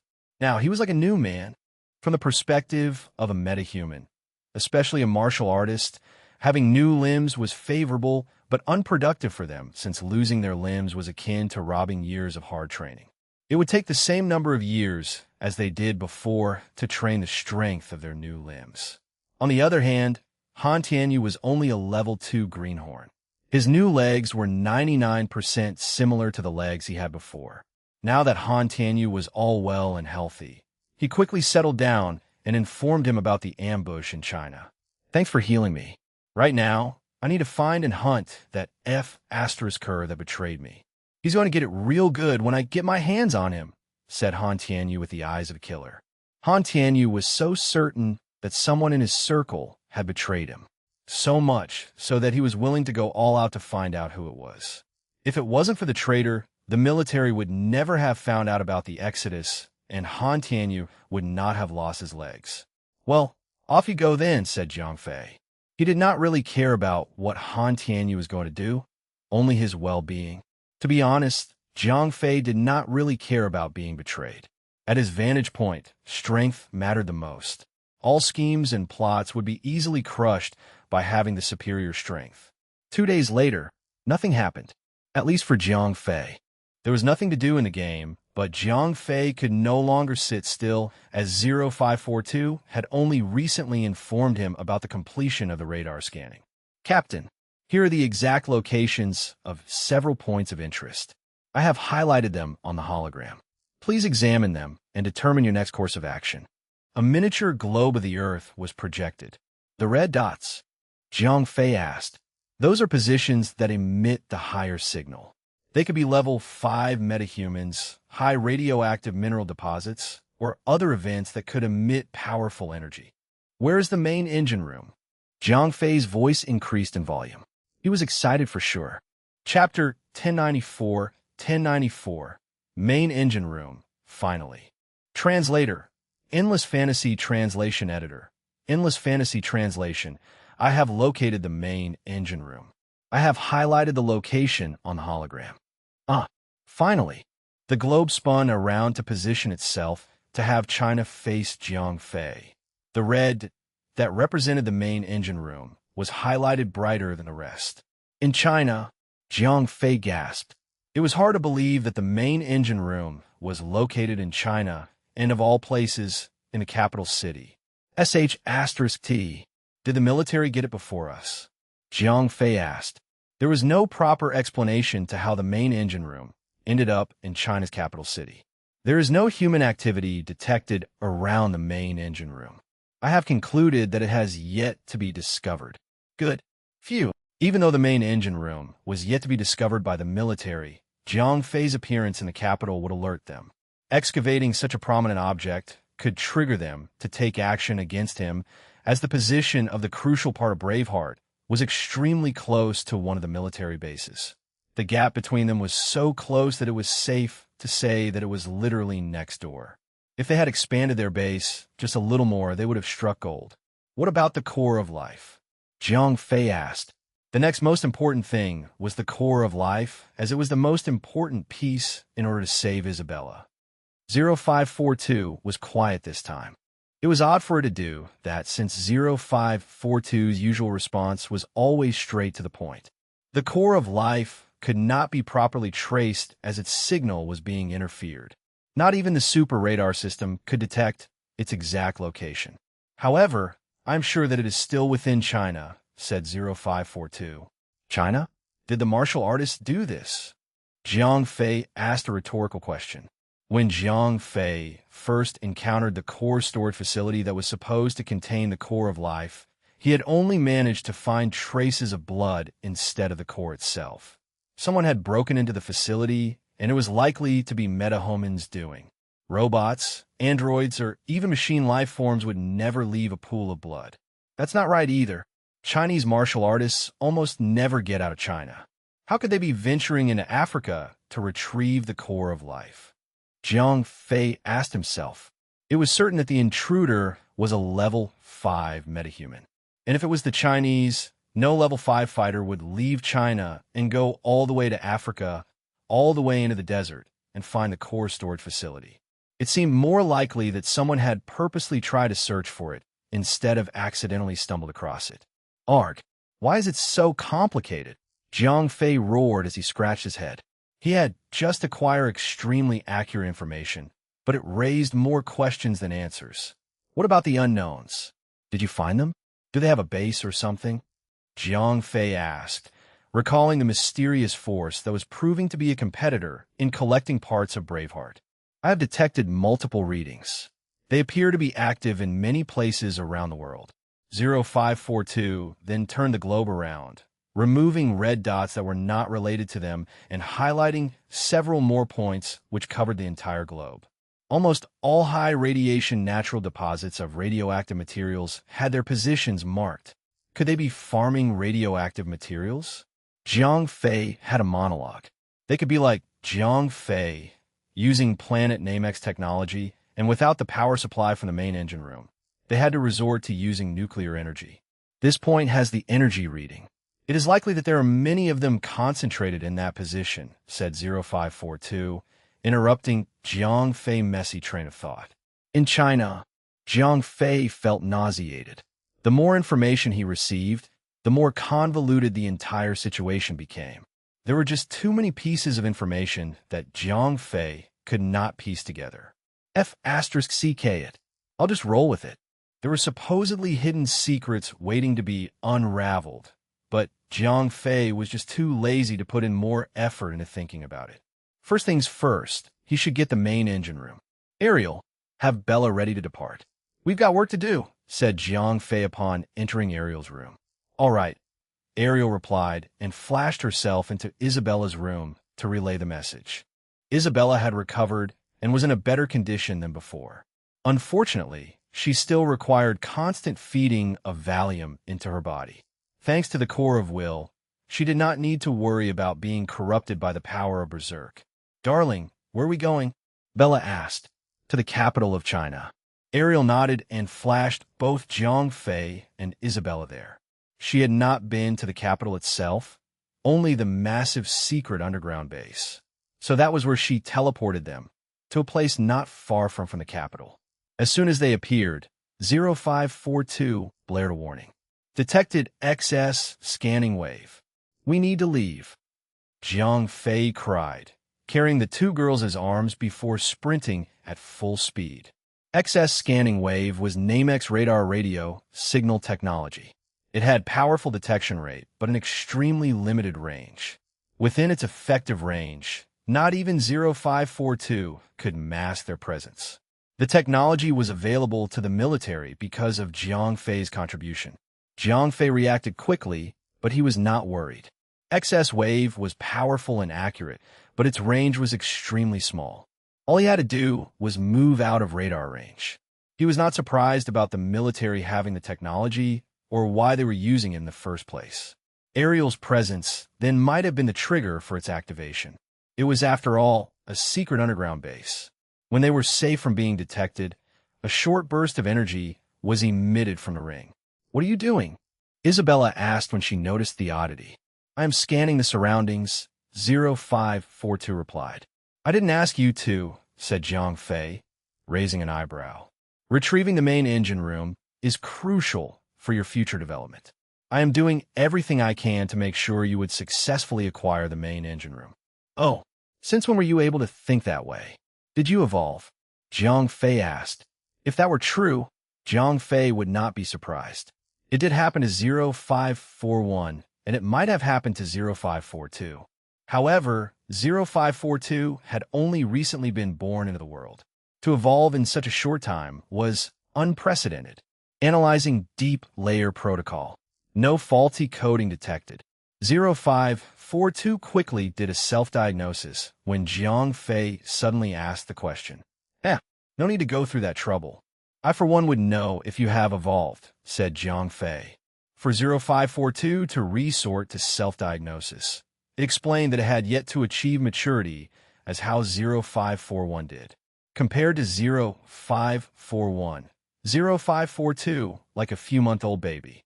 5 minutes later, out of the military radar range, Jiang Fei moved accordingly toward the main engine room was located. Chapter 1095, Emergence of Another Competitor. Translator, Endless Fantasy Translation Editor. Endless Fantasy Translation. Jiang Fei was getting more excited by the minute. The thought of finally acquiring the main engine room was actually making his heart beat faster. It made sense since once Jiang Fei obtained the main engine room and secured an almost unending power source, Jiang Fei could make almost all of his problems vanish. He could have 0542 make as many equipment and weapons for himself, revive Nina and Sylphie who were being kept out of the game, and even have a chance to develop a method to break past the barrier that had been keeping level 5 out of his reach. Is it here? Jiang Fei asked when they had reached the location pinpointed by 0542. They had only taken several minutes to travel since Ariel had teleported them close to the capital. Yes, Captain. Good. Let's start digging. Jiang Fei took out the excavator from the ring and thought he should start working as fast as possible. They were just too close to the military base, and anything he did, he might alert them to his presence. Wait, 0542 suddenly blared out. What's wrong? The main engine room is the most important part of the ship. It has been equipped with the strongest and deadliest form of security. Digging down now might set it off, said 0542. What do you suggest me to do? Please wait until I shut the security system down. I need to connect to the security system and establish a link to obtain authority over it. Once I deactivate the security system, only then you can start digging. How long would that take? I cannot provide a time estimate. I will try my best, said 0542, stammering for the first time. All right then, Zhang Fei answered, without suspecting anything. He then had Ariel and Isabella take care of the surroundings as he configured the excavator. As soon as 0542 gave the green light, he would start digging at max speed. What was supposed to be a few minutes became half an hour. Zhang Fei, Ariel, and Isabella had started to feel restless as 0542 did not return with a successful report. This was the longest time 0542 had taken just to establish a link to a part of Braveheart. A few moments later, Isabella staggered, as if she had felt something. Something's wrong, Isabella cried out, and quickly came to Zhang Fei's side. What is it? Zhang Fei asked. Amongst the three of them, Isabella had proved herself to be the strongest. If there was anything wrong, she would be the first to sense it. Someone's down there. Isabella cried out. Are you sure? Zhang Fei barked with both eyes open wide. Down there was where the main engine room was. If someone was there, Zhang Fei would lose it. I am sure. There are 13 of them. All are level 5, said Isabella after she concentrated for a little while. What? 0542. Have you been sleeping this entire time? Zhang Fei yelled. Now is not the time to be afraid of a security system. There were people down there that were stealing his main engine room. At this point, Zhang Fei put the excavator away. It would take hours with that thing before he could reach the main engine room. Ariel, you're up, said Zhang Fei, gesturing a hand signal to have Ariel to dig downward. I got it. With a powerful surge of telekinetic power, Ariel placed her hands onto the ground, releasing all the power that she had built up.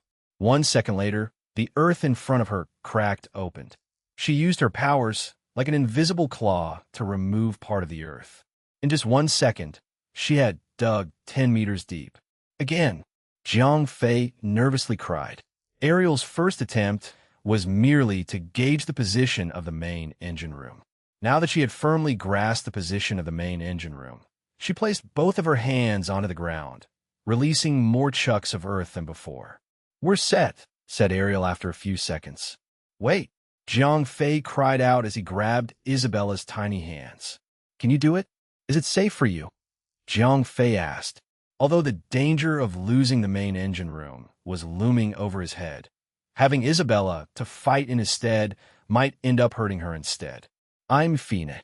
Don't forget, I was once a dragon and the princess of the royal Nephilim, said Isabella, with eyes that glowed crimson. She had, before Zhang Fei had permitted it, released the limiter in the bracelet, releasing Valium into her bloodstream to grant her power. Both Ariel and Isabella leaped into the hole, which led straight down to the main engine room. In the dark hole, there was still a thin layer of dirt that separated them from the entrance of the main engine room. Just as Isabella was going to remove them, 2 powerful beams fired from beneath, heading straight for them. Both Ariel and Isabella were able to deflect the oncoming projectile.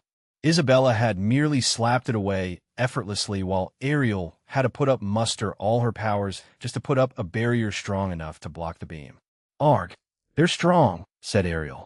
Isabella had only needed to slap the beam away because of her overflowing power. In that state of berserk, being able to recognize Zhang Fei and answer him normally was good enough for her. It would be asking for too much if Zhang Fei wanted to have her relay information about the enemy. Isabella uttered slowly and eerily. In the next second, Isabella vanished from sight and reappeared beneath the layer of earth, right in between the 2 unknowns that fired the beam. Before they could even react, Isabella's hands were already plunged deep into one of the unknown's chest. When she pulled her hands out, she was holding onto a piece of crystal that had a distinctive incandescent-like glow. It was a glow that Jiang Fei would recognize from a million miles away. The glow of an energy crystal. Is that a severed piece of an energy crystal? With his power source removed, the unknown fell to the ground, lifeless. Sparks of leaking power could be seen in the void of its chest.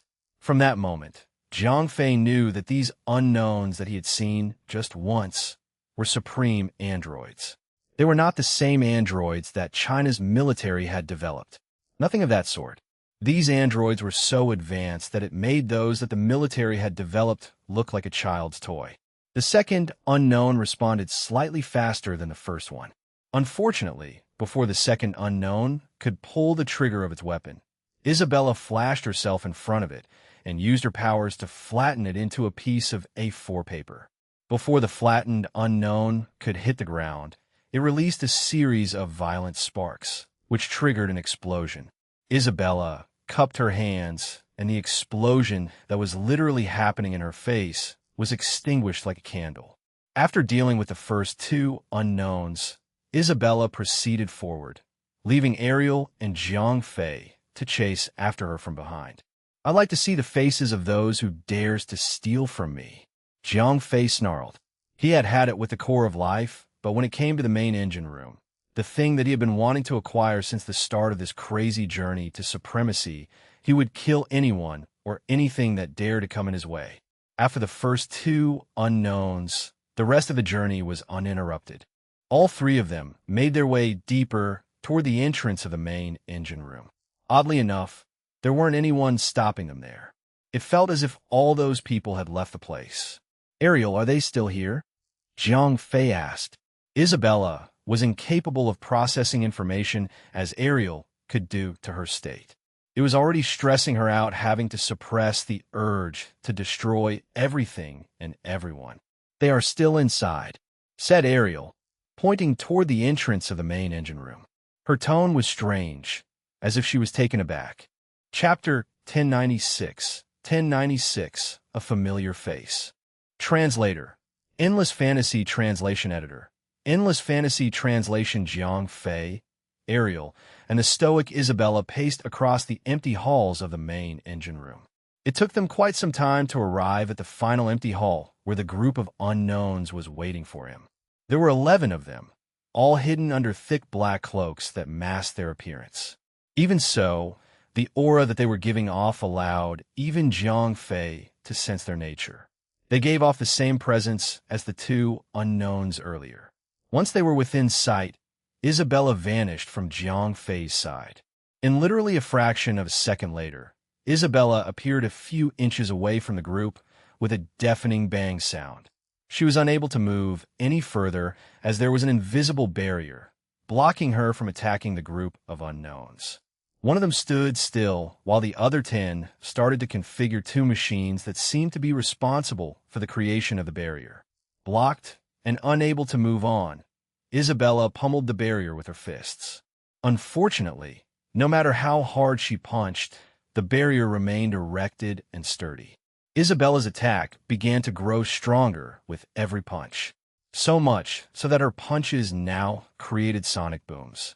It did not take long before flames started bursting from her punches as the speed of her punches ignited the air around the barrier. Even so, the barrier remained erected, undamaged. "Jiang Fei, I had assumed you would not arrive until a few minutes later," said the one hooded figure that was standing a hair's length away from Isabella's punches, behind the barrier. "It matters not now, for I have accomplished what I had come here for." Stunned at the mention of his name, Jiang Fei staggered a little before he got back to his feet. "You know me?" Jiang Fei asked. If the enemy knew his name, the chances of him knowing much more than that would be high. "Ido, you're not the only one that has been bestowed with knowledge of the universe," said the hooded figure. The sound of his husky voice, albeit slightly robotic, seemed incredibly familiar. Isabella was completely ignoring the conversation Jiang Fei and the hooded figure were having as she continued to unleash everything she had on the barrier, trying to break it. "Who are you?" Jiang Fei questioned as he took a few steps closer. "MHM, you and I crossed paths several times now. Though I must say, you have a slightly different look from what I remember. It took me by surprise the first time I got to know the real you. Know that we have been watching your every move ever since, said the hooded figure as he took a step back and revealed himself to Jiang Fei. You? How? Befuddled, confused, and disoriented, Jiang Fei could not think straight when he saw the face of the hooded figure. It was the face that once belonged to a person that he held a grudge against for killing Isabella. It's been a while, Verger Glider. Bennett Straz. How did Bennett Straz come to be in this world? Did someone revive him like how Jiang Fei revived Isabella and Ariel? It was not possible since Jiang Fei was the only one that had access to the medical bay and biohuman technology. If that was not the case, how did the dragon god come into this world? Who was responsible for it? Just who are you people? Jiang Fei asked, his voice shaking. It's hard to explain. Even I had trouble accepting it when I first came into this unfamiliar body. It took a while, but I finally understand what I am. Bennett Straz paced around as he studied Jiang Fei's reaction. When he was revived into the world, he found it extremely hard to believe the fact that his existence, a dragon god, was merely a program created by humans purely for entertainment purposes. However, being reborn into the world, he was given a new sense of purpose, a purpose of which he now truly accepted. Who are you working for? Said Jiang Fei. Now, you have asked just the right question. Even if I like to tell you, this new body of mine requires proper clearance before I can answer that question. Despite how well we know each other, I cannot tell you what we are, said Straz. He had retained every little bit of memory when he was still a dragon god in the game, including the time when he first met Jiang Fei as Verger Glider. How did you know I was Verger Glider?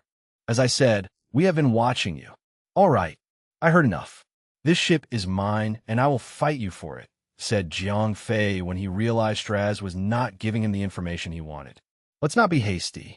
I did mention that I've accomplished what I came here for. This ship is yours. Fare thee well. Till we meet again. Bennett Straz smiled before a while light shimmered around him, teleporting him and the other unknowns away. 0542, trace them. Find out where they are going. Jiang Fei roared. Sorry, Captain. They had activated some kind of disruption field. I am unable to trace their location or where they're headed, said 0542. In that case, scan this facility and give a thorough report. Also, didn't you say something about having the best security and defense? How on earth did they manage to enter this place as if it belonged to them? Disappointed with the previous answer, Jiang Fei roared back at 0542 furiously. Captain, I do not possess the required security clearance for the main engine room. The only way I can obtain authority over this facility is through hacking. The intruders had probably done the same, only quicker. How? Explain. How did someone manage to obtain such advanced decryption technology that could even surpass you? Jiang Fei snapped, unable to believe the nonsense that 0542 was giving him. Actually, to be honest, it felt more like made-up excuses. Sorry, Captain. I do not possess sufficient data to answer. Enough. Jiang Fei roared before 0542 could finish whatever it was trying to say. Who the F***CK are these people? How do they manage to get Straz out of the game? Are they related to the military? Jiang Fei asked himself. The sudden disappearance of Bennett Straz from the game had always bugged him. He had first assumed that the military had extracted him to use him as one of their pawns. However, judging from how things turned out, it seemed like whoever or whatever organization Bennett Straz was part of might have something to do with the military. The technology they were using was just too similar to what the military had developed. The entire hall was empty and solemn. Isabella was still in her berserk state, punching the erected barrier even though there was no one behind it. Captain, I have bad news. All energy crystals in the storage facility had been taken away. Even a main teleportation core had been removed, said 0542. Jiang Fei mind blanked out. He stood there, processing 0542's words before he fell to the ground, defeated. How? Grah! Angry and disappointed, Jiang Fei punched the flooring of the ship, leaving a bloodied fist mark. The main engine room had been sitting there for more than 7,000 years. All those years of energy generation had been for naught. All those energy that he could have used to save Isabella. All gone. That wasn't even the bad news. The bad news was the missing main teleportation core. If the main engine room was the core of Braveheart, the main teleportation core was fuel for the engine. Without it, the main engine room would be nothing but an empty husk. The machine that was used to create the energy core was gone. I'll hunt you down. I swear I'll kill the lot of you. Jiang Fei roared with such volume that the walls of the empty hull reverberated a little. Captain, I have one piece of good news. The main engine room has one backup teleportation core. It can only be removed with the authority of Captain. It is still there, said 0542 after Jiang Fei was done venting his anger. A backup teleportation core, you say? Said Jiang Fei, with hope gleaming in his eyes. Yes, that teleportation core is not as powerful as the main teleportation core, as its energy production efficiency is only 2/3 of the main teleportation core. Fortunately, it is still sufficient enough for us to do many things. Good enough for me. I'll make do with what I have now. I don't care who the F*CK, those random F*Kers are, but I swear I will have them return what they had stolen from me. Captain, you can now store the facility away, said 0542. All right, let's go home now. Even though he had only 2/3 of what he could have had owned, the fact that someone had been one step ahead of him made Jiang Fei incredibly aggravated. Someone else is here, said Ariel after she had flashed herself to his side. At the same time, Isabella managed to break past the barrier and destroy the machine that was creating it. Chapter 1097, 0542's Irregularity. Translator, Endless Fantasy Translation Editor. Endless Fantasy Translation. This is beyond vexing. Jiang Fei snarled through his teeth. The people that Ariel had pointed out were real people. They were China military soldiers. Jiang Fei, Ariel, and Isabella had gone all out during the fight, causing vibrations so strong that they could be felt physically. People in the military base did not need to rely on machines to know that something was up. The only thing that 0542 had done right that day was obtaining the authority of the main engine room. With a single touch on the metal wall, the entire facility was stored away in the ring's inventory. Once the entire facility was gone, a dark space of more than thousands of empty square meters was revealed. They're coming, said Ariel, standing in front of Jiang Fei to protect him from whatever that was coming. A loud explosion followed her words, and a large hole appeared right above their heads. A large number of soldiers, androids included, could be seen. Put your hands behind your head and come out of the hole quietly. A loud voice, spoken through an amplifier, could be heard from the surface. Ark! Isabella screamed before releasing a violent storm of lightning at them. The soldiers and androids bore killing intent, thus triggering a fight response from Isabella, who was still in the berserk state. Attack! Attack now! We can't. All our equipment were damaged. We have no means of attacking now. Hold on then. I will call this in. With no working instruments that they could use, the soldiers sent in the androids to hold down the fort. An almost unending wave of level 4 androids jumped down to the caverns, all destroyed almost instantly as they entered the cave. Isabella was ruthless to anyone who dared to try and harm Jiang Fei.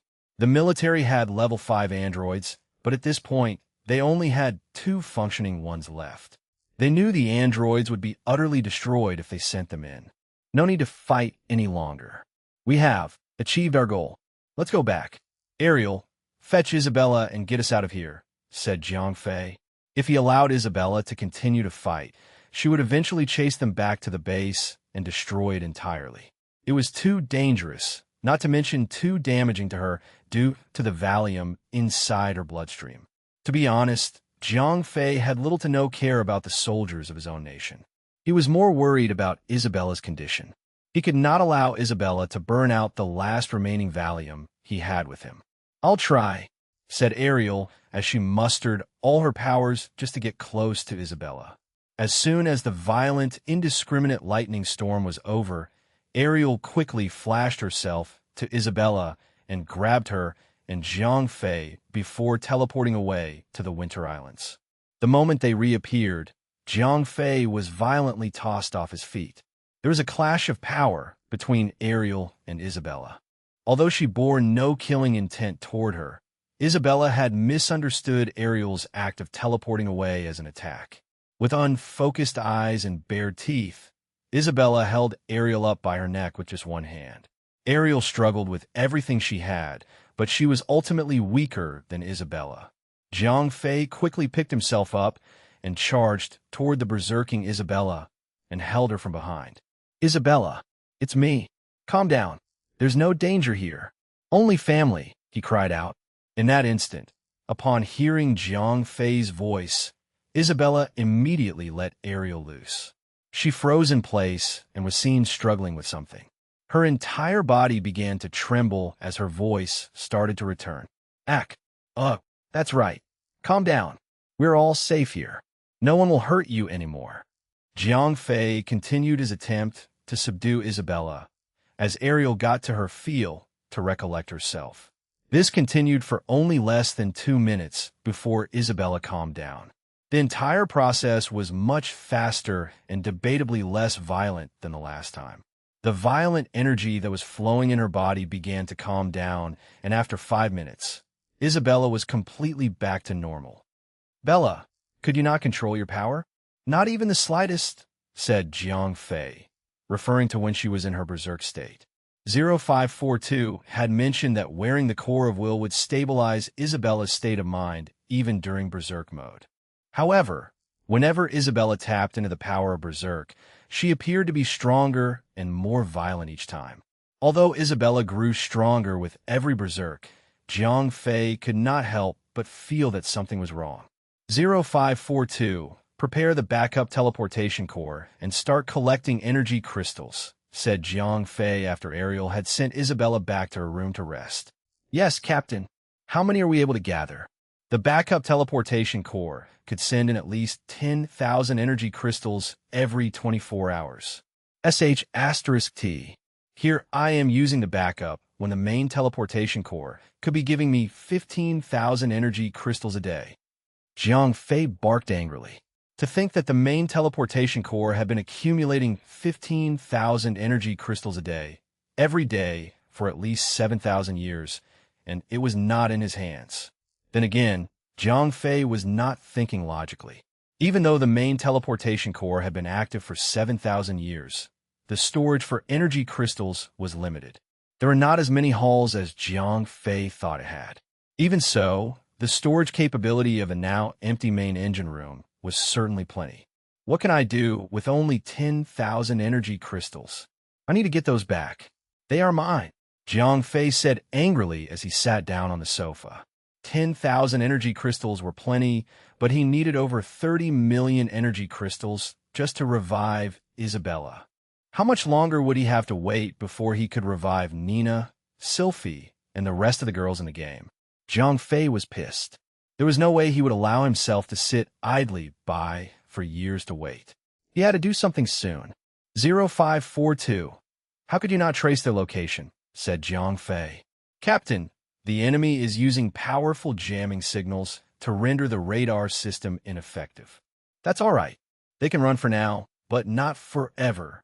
I will find them eventually, said Jiang Fei, a sinister grin showing up on his face as he clenched his fists hard. Even though he had no idea where the unknowns hid the main teleportation core and the stolen energy crystals, he could still find their approximate location via the super radar system. Captain, I cannot encourage you to launch an attack, said 0542 out of the blue. Any reason for that? We do not possess any reliable information about the unknowns. Secondly, the unknowns are individually strong. Barging into the enemy base without knowing anything about them is risky. Besides, there's no need for you to make an enemy out of them. What this? Are you telling me they aren't the enemy? Even when they had clearly stolen the main teleportation core and the accumulated energy crystals that I could use to save Isabella and revive Nina and Sylphie. How's that not an act of war against me? Jiang Fei roared. He was so aggravated that he punched the table. That sudden burst of energy broke the flooring of his house and even made the entire island shake a little. Luckily, it was extremely faint that no inhabitant of the island felt it. While Jiang Fei was venting, he had failed to realize the irregularity that was 0542. As a support system, 0542 should only be able to help Jiang Fei to assess the situation or plan for him. It should not be able to provide any opinion without prior consent by the captain. When 0542 had suggested Jiang Fei not make an enemy out of the unknowns, it was a clear breach of protocol. Unfortunately, Jiang Fei's mind was clouded with rage and anger to realize that something was wrong with 0542.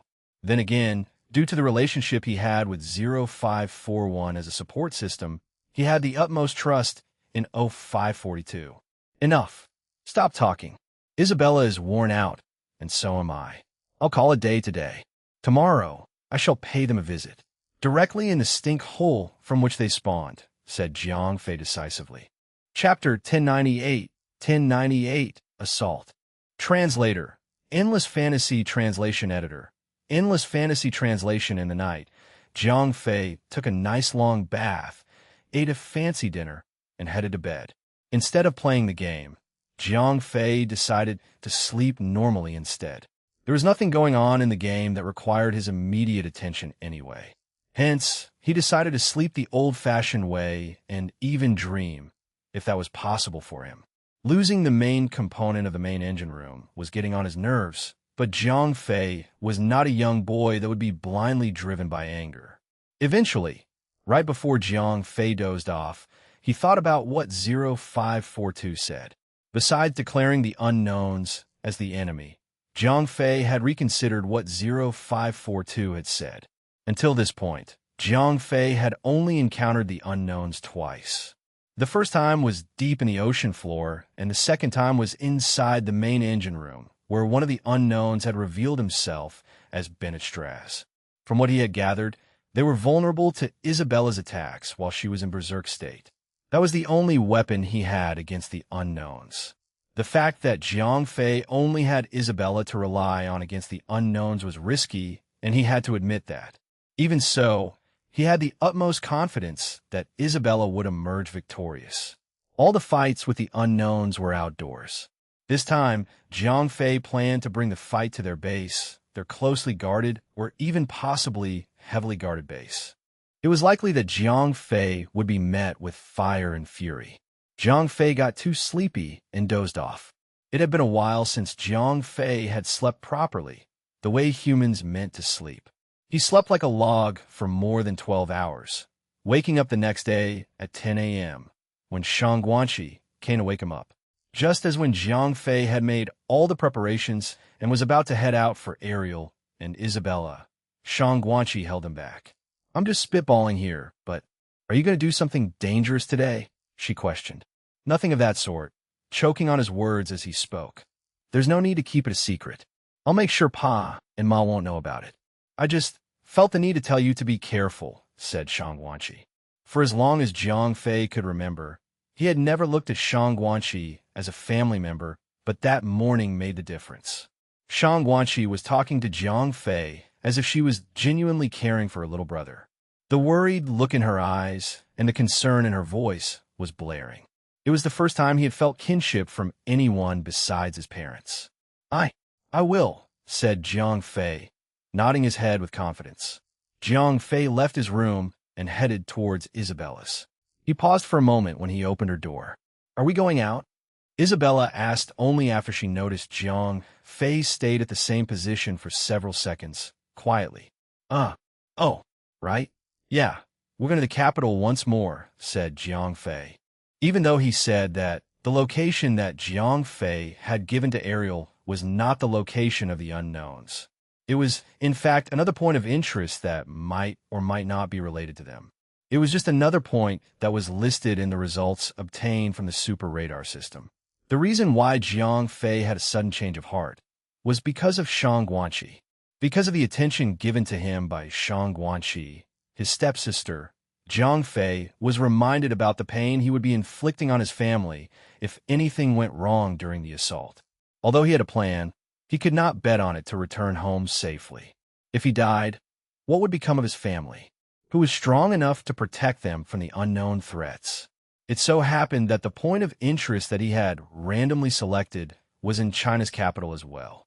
It was related to the unknowns. Since it was luck, Jiang Fei decided to revise his plan. The location was a small outpost set up by the unknowns.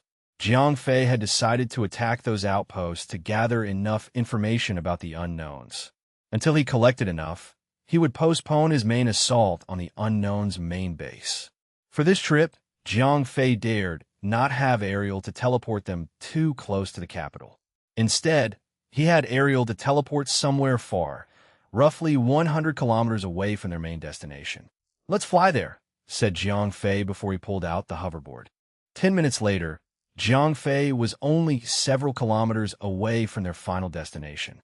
At that distance, Jiang Fei thought it would help in their covert mission to just travel on their feet instead of flying in the air. 0542 Camouflage.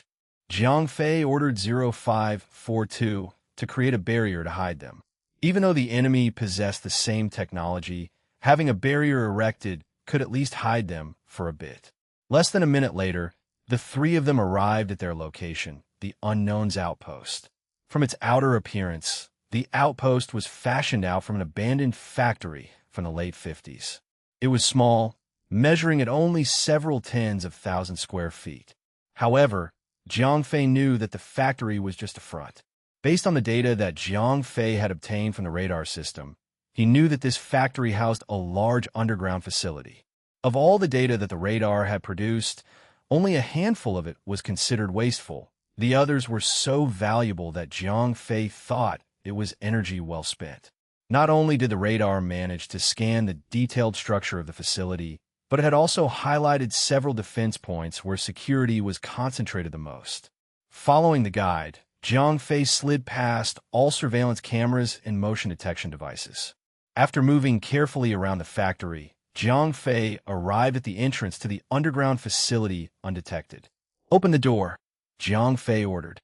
He placed the ring close to the keypad beside the metal door and let 0542 to do its thing. Although he was attacking this facility, he wanted to gather as much information as possible before alerting the enemy. He needed to make haste from the entrance to the center of the facility to gather information before the enemy could temper them. 30 seconds later, the door opened and the three of them entered quietly. The unilluminated corridors were hard to move around, but thanks to detailed mapping of the entire facility, Jiang Fei knew exactly where to turn to avoid being detected.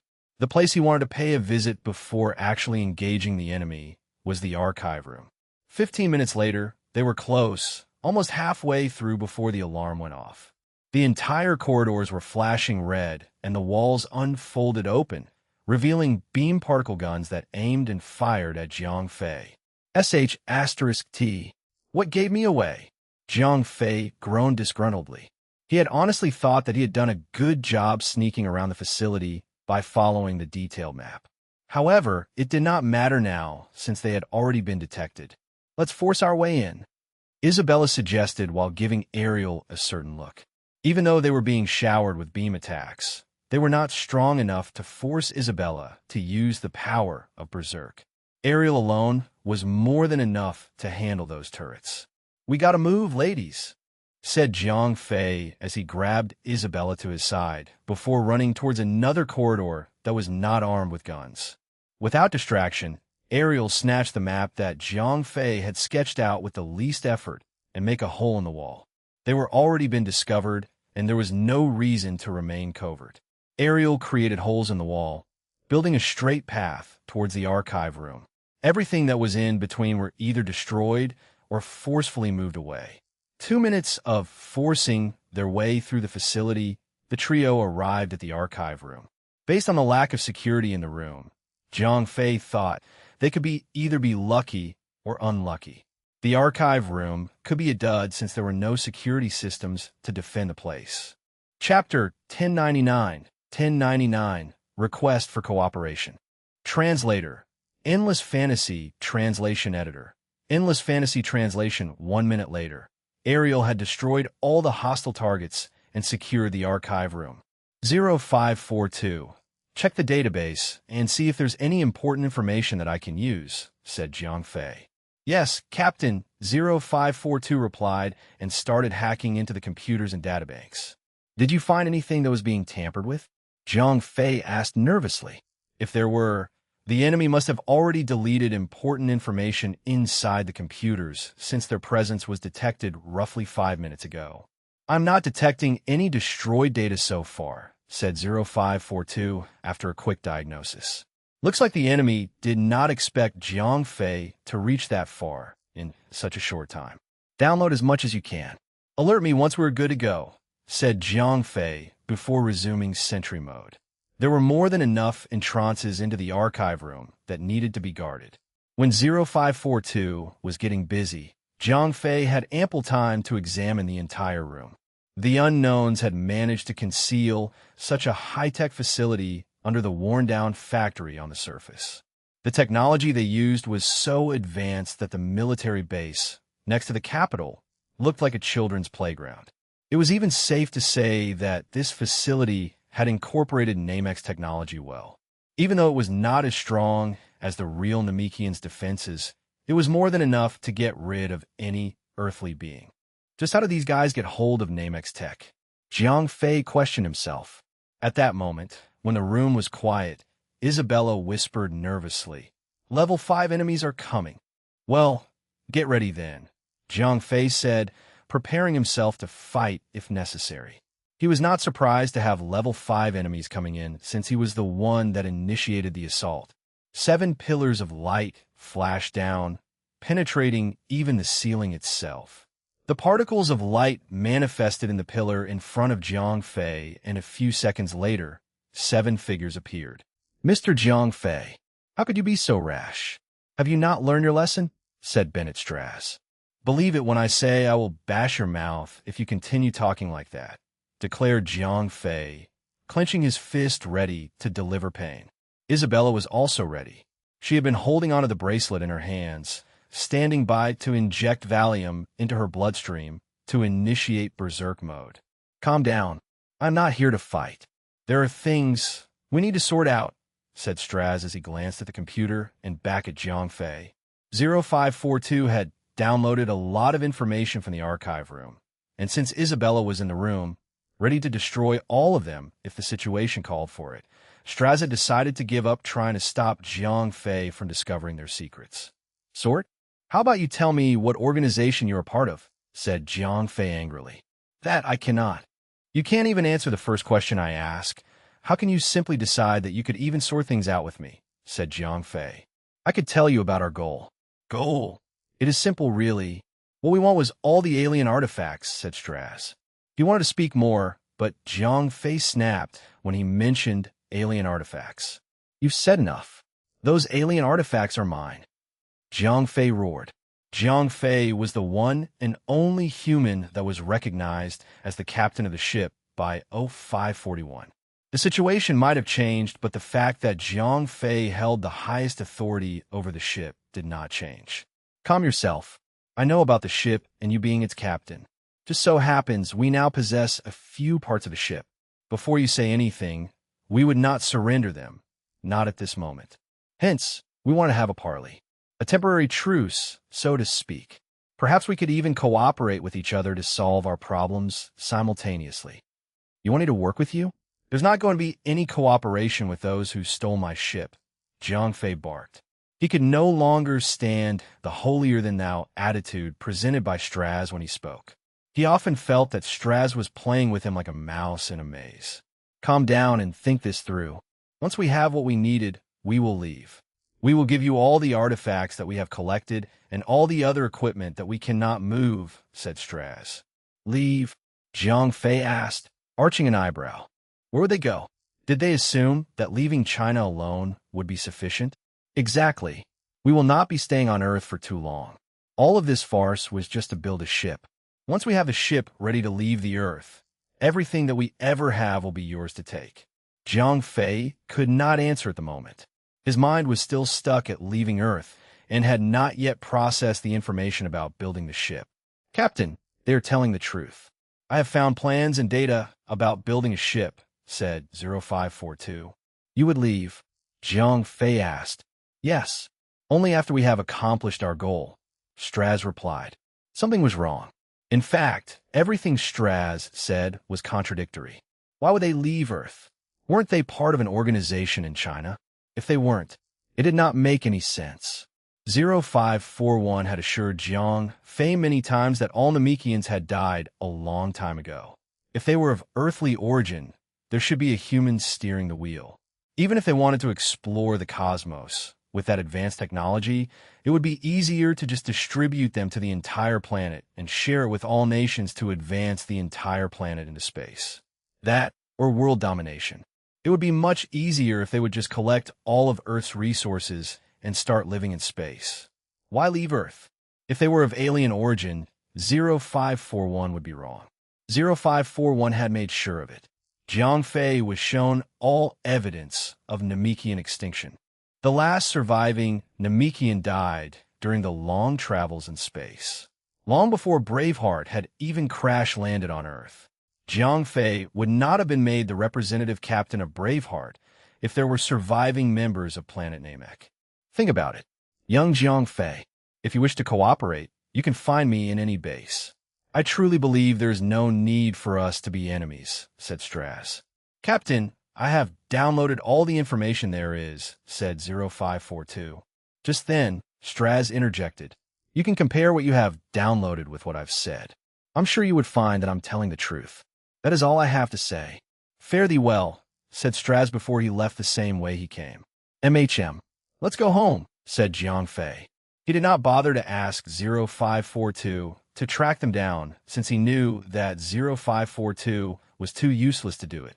Although this trip had created more questions than answering then, Jiang Fei did manage to get what he wanted, information about Straz and the unknowns. Chapter 1100, Shocking News. Translator, Endless Fantasy Translation Editor. Endless Fantasy Translation. Jiang Fei's head had been throbbing since the day Jiang Fei knew that Straz was one of the unknowns.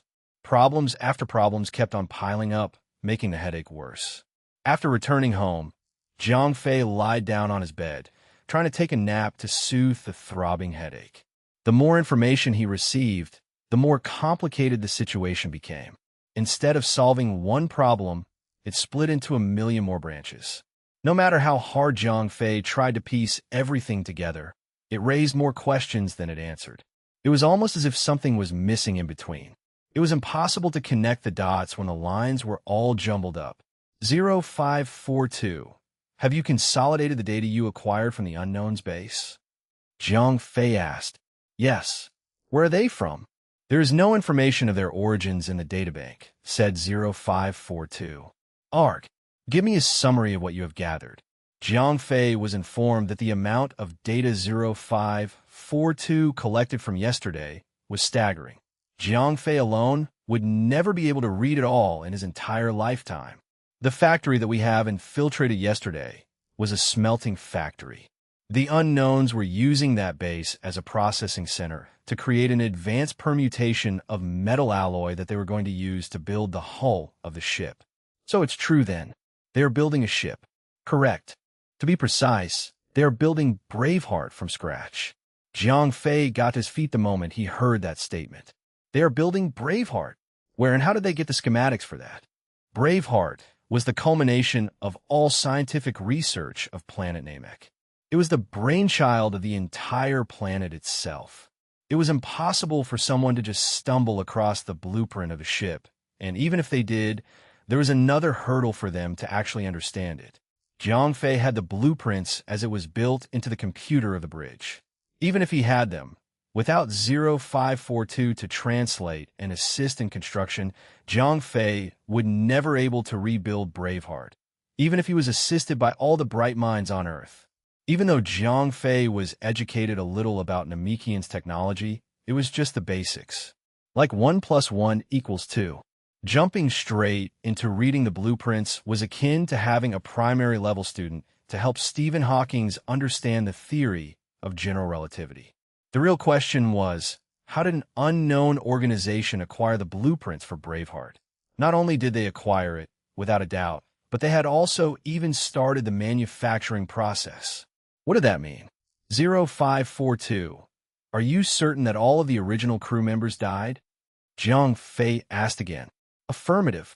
All 7 crew members of Braveheart had been found. Even though someone managed to acquire their missing limbs, all 7 members of Braveheart had perished. It's hard to believe, even when you say it like that. Show me the footage of their last surviving moments, said Jiang Fei. 0542 projected footage onto the wall.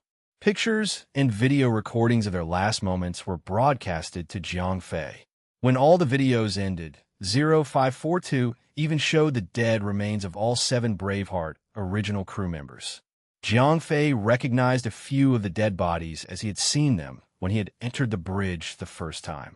Jiang Fei did not really pay attention to them, as looting the ship was more important than mourning for dead aliens. It had been 7,000 years since they were alive. Their eerie remains were completely dried up. All their dead bodies were stored safely in the transport shuttle. All right, I want all their remains cremated and disposed of, said Jiang Fei.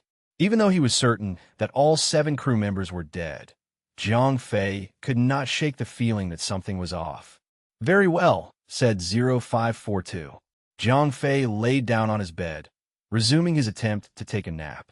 Every time when he was almost drifting off, the sense of insecurity sent a wave of guilt to his body, jerking him awake. Just how are they? Said Jiang Fei to himself. Just when he wanted to give one last attempt to sleep, someone knocked on his door. Usually, Jiang Fei was able to sense when someone was standing outside his door. Unfortunately, he was too preoccupied with his thoughts that he failed to notice Han Tianyu was waiting for him for some time. Come in, brother Yu, said Jiang Fei. Get up. Something's happened. Han Tianyu exclaimed when he was finally allowed in. What's wrong? Jiang Fei flipped himself up from the bed. I've just received a distress call. From which sect? Said Jiang Fei immediately. Anything that had to do with Han Tianyu was related to Martial Artists Alliance. If there was someone asking for help, it should be them. During the previous attack on martial artists, Ariel had destroyed a lot of androids that belonged to the military. Due to the severe loss of troops, the military was not able to launch a full-scale attack on martial artists. As such, Han Tianyu had organized several infiltration teams to save the remaining sects that were still stuck in China. This distress call should be from those sects that could no longer fend off the military. See, I thought so too, but when I played it, it was General Fan. Why would the enemies ask for help? Did the Alliance retaliate? Jiang Fei asked. If the military was asking for help, it would only mean the level 5 masters of the respective sects had started to make a move. General Han was probably trying to contact Jiang Fei to be the middleman, probably to request a parley. Just watch the video. This one was for you anyway, said Han Tianyu, not confirming nor denying Jiang Fei's suggestion. He passed a small laptop to Jiang Fei to watch the footage. Jiang Fei, I sincerely hope that this video could reach you just in time. You are our only hope. The last hope for humanity, said Fan Yao in the video. He looked extremely exhausted, as if he had not been sleeping well. I did not have much time, so here goes. Fan Yao made a long sigh before he continued. The Supreme Android Project is compromised. We have lost control of the system. The machines are taking over. Everyone is being forced to... I hope he sent help. Military compromised. The footage gradually turned into static before it was cut off abruptly. When did you receive this? Jiang Fei asked. About an hour ago. Right. There's still time. I'll be heading out, said Jiang Fei as he made his way to the door. Where do you think you're going? Han Tianyu barked as he held Jiang Fei by his arm. I'm going to see General Fan.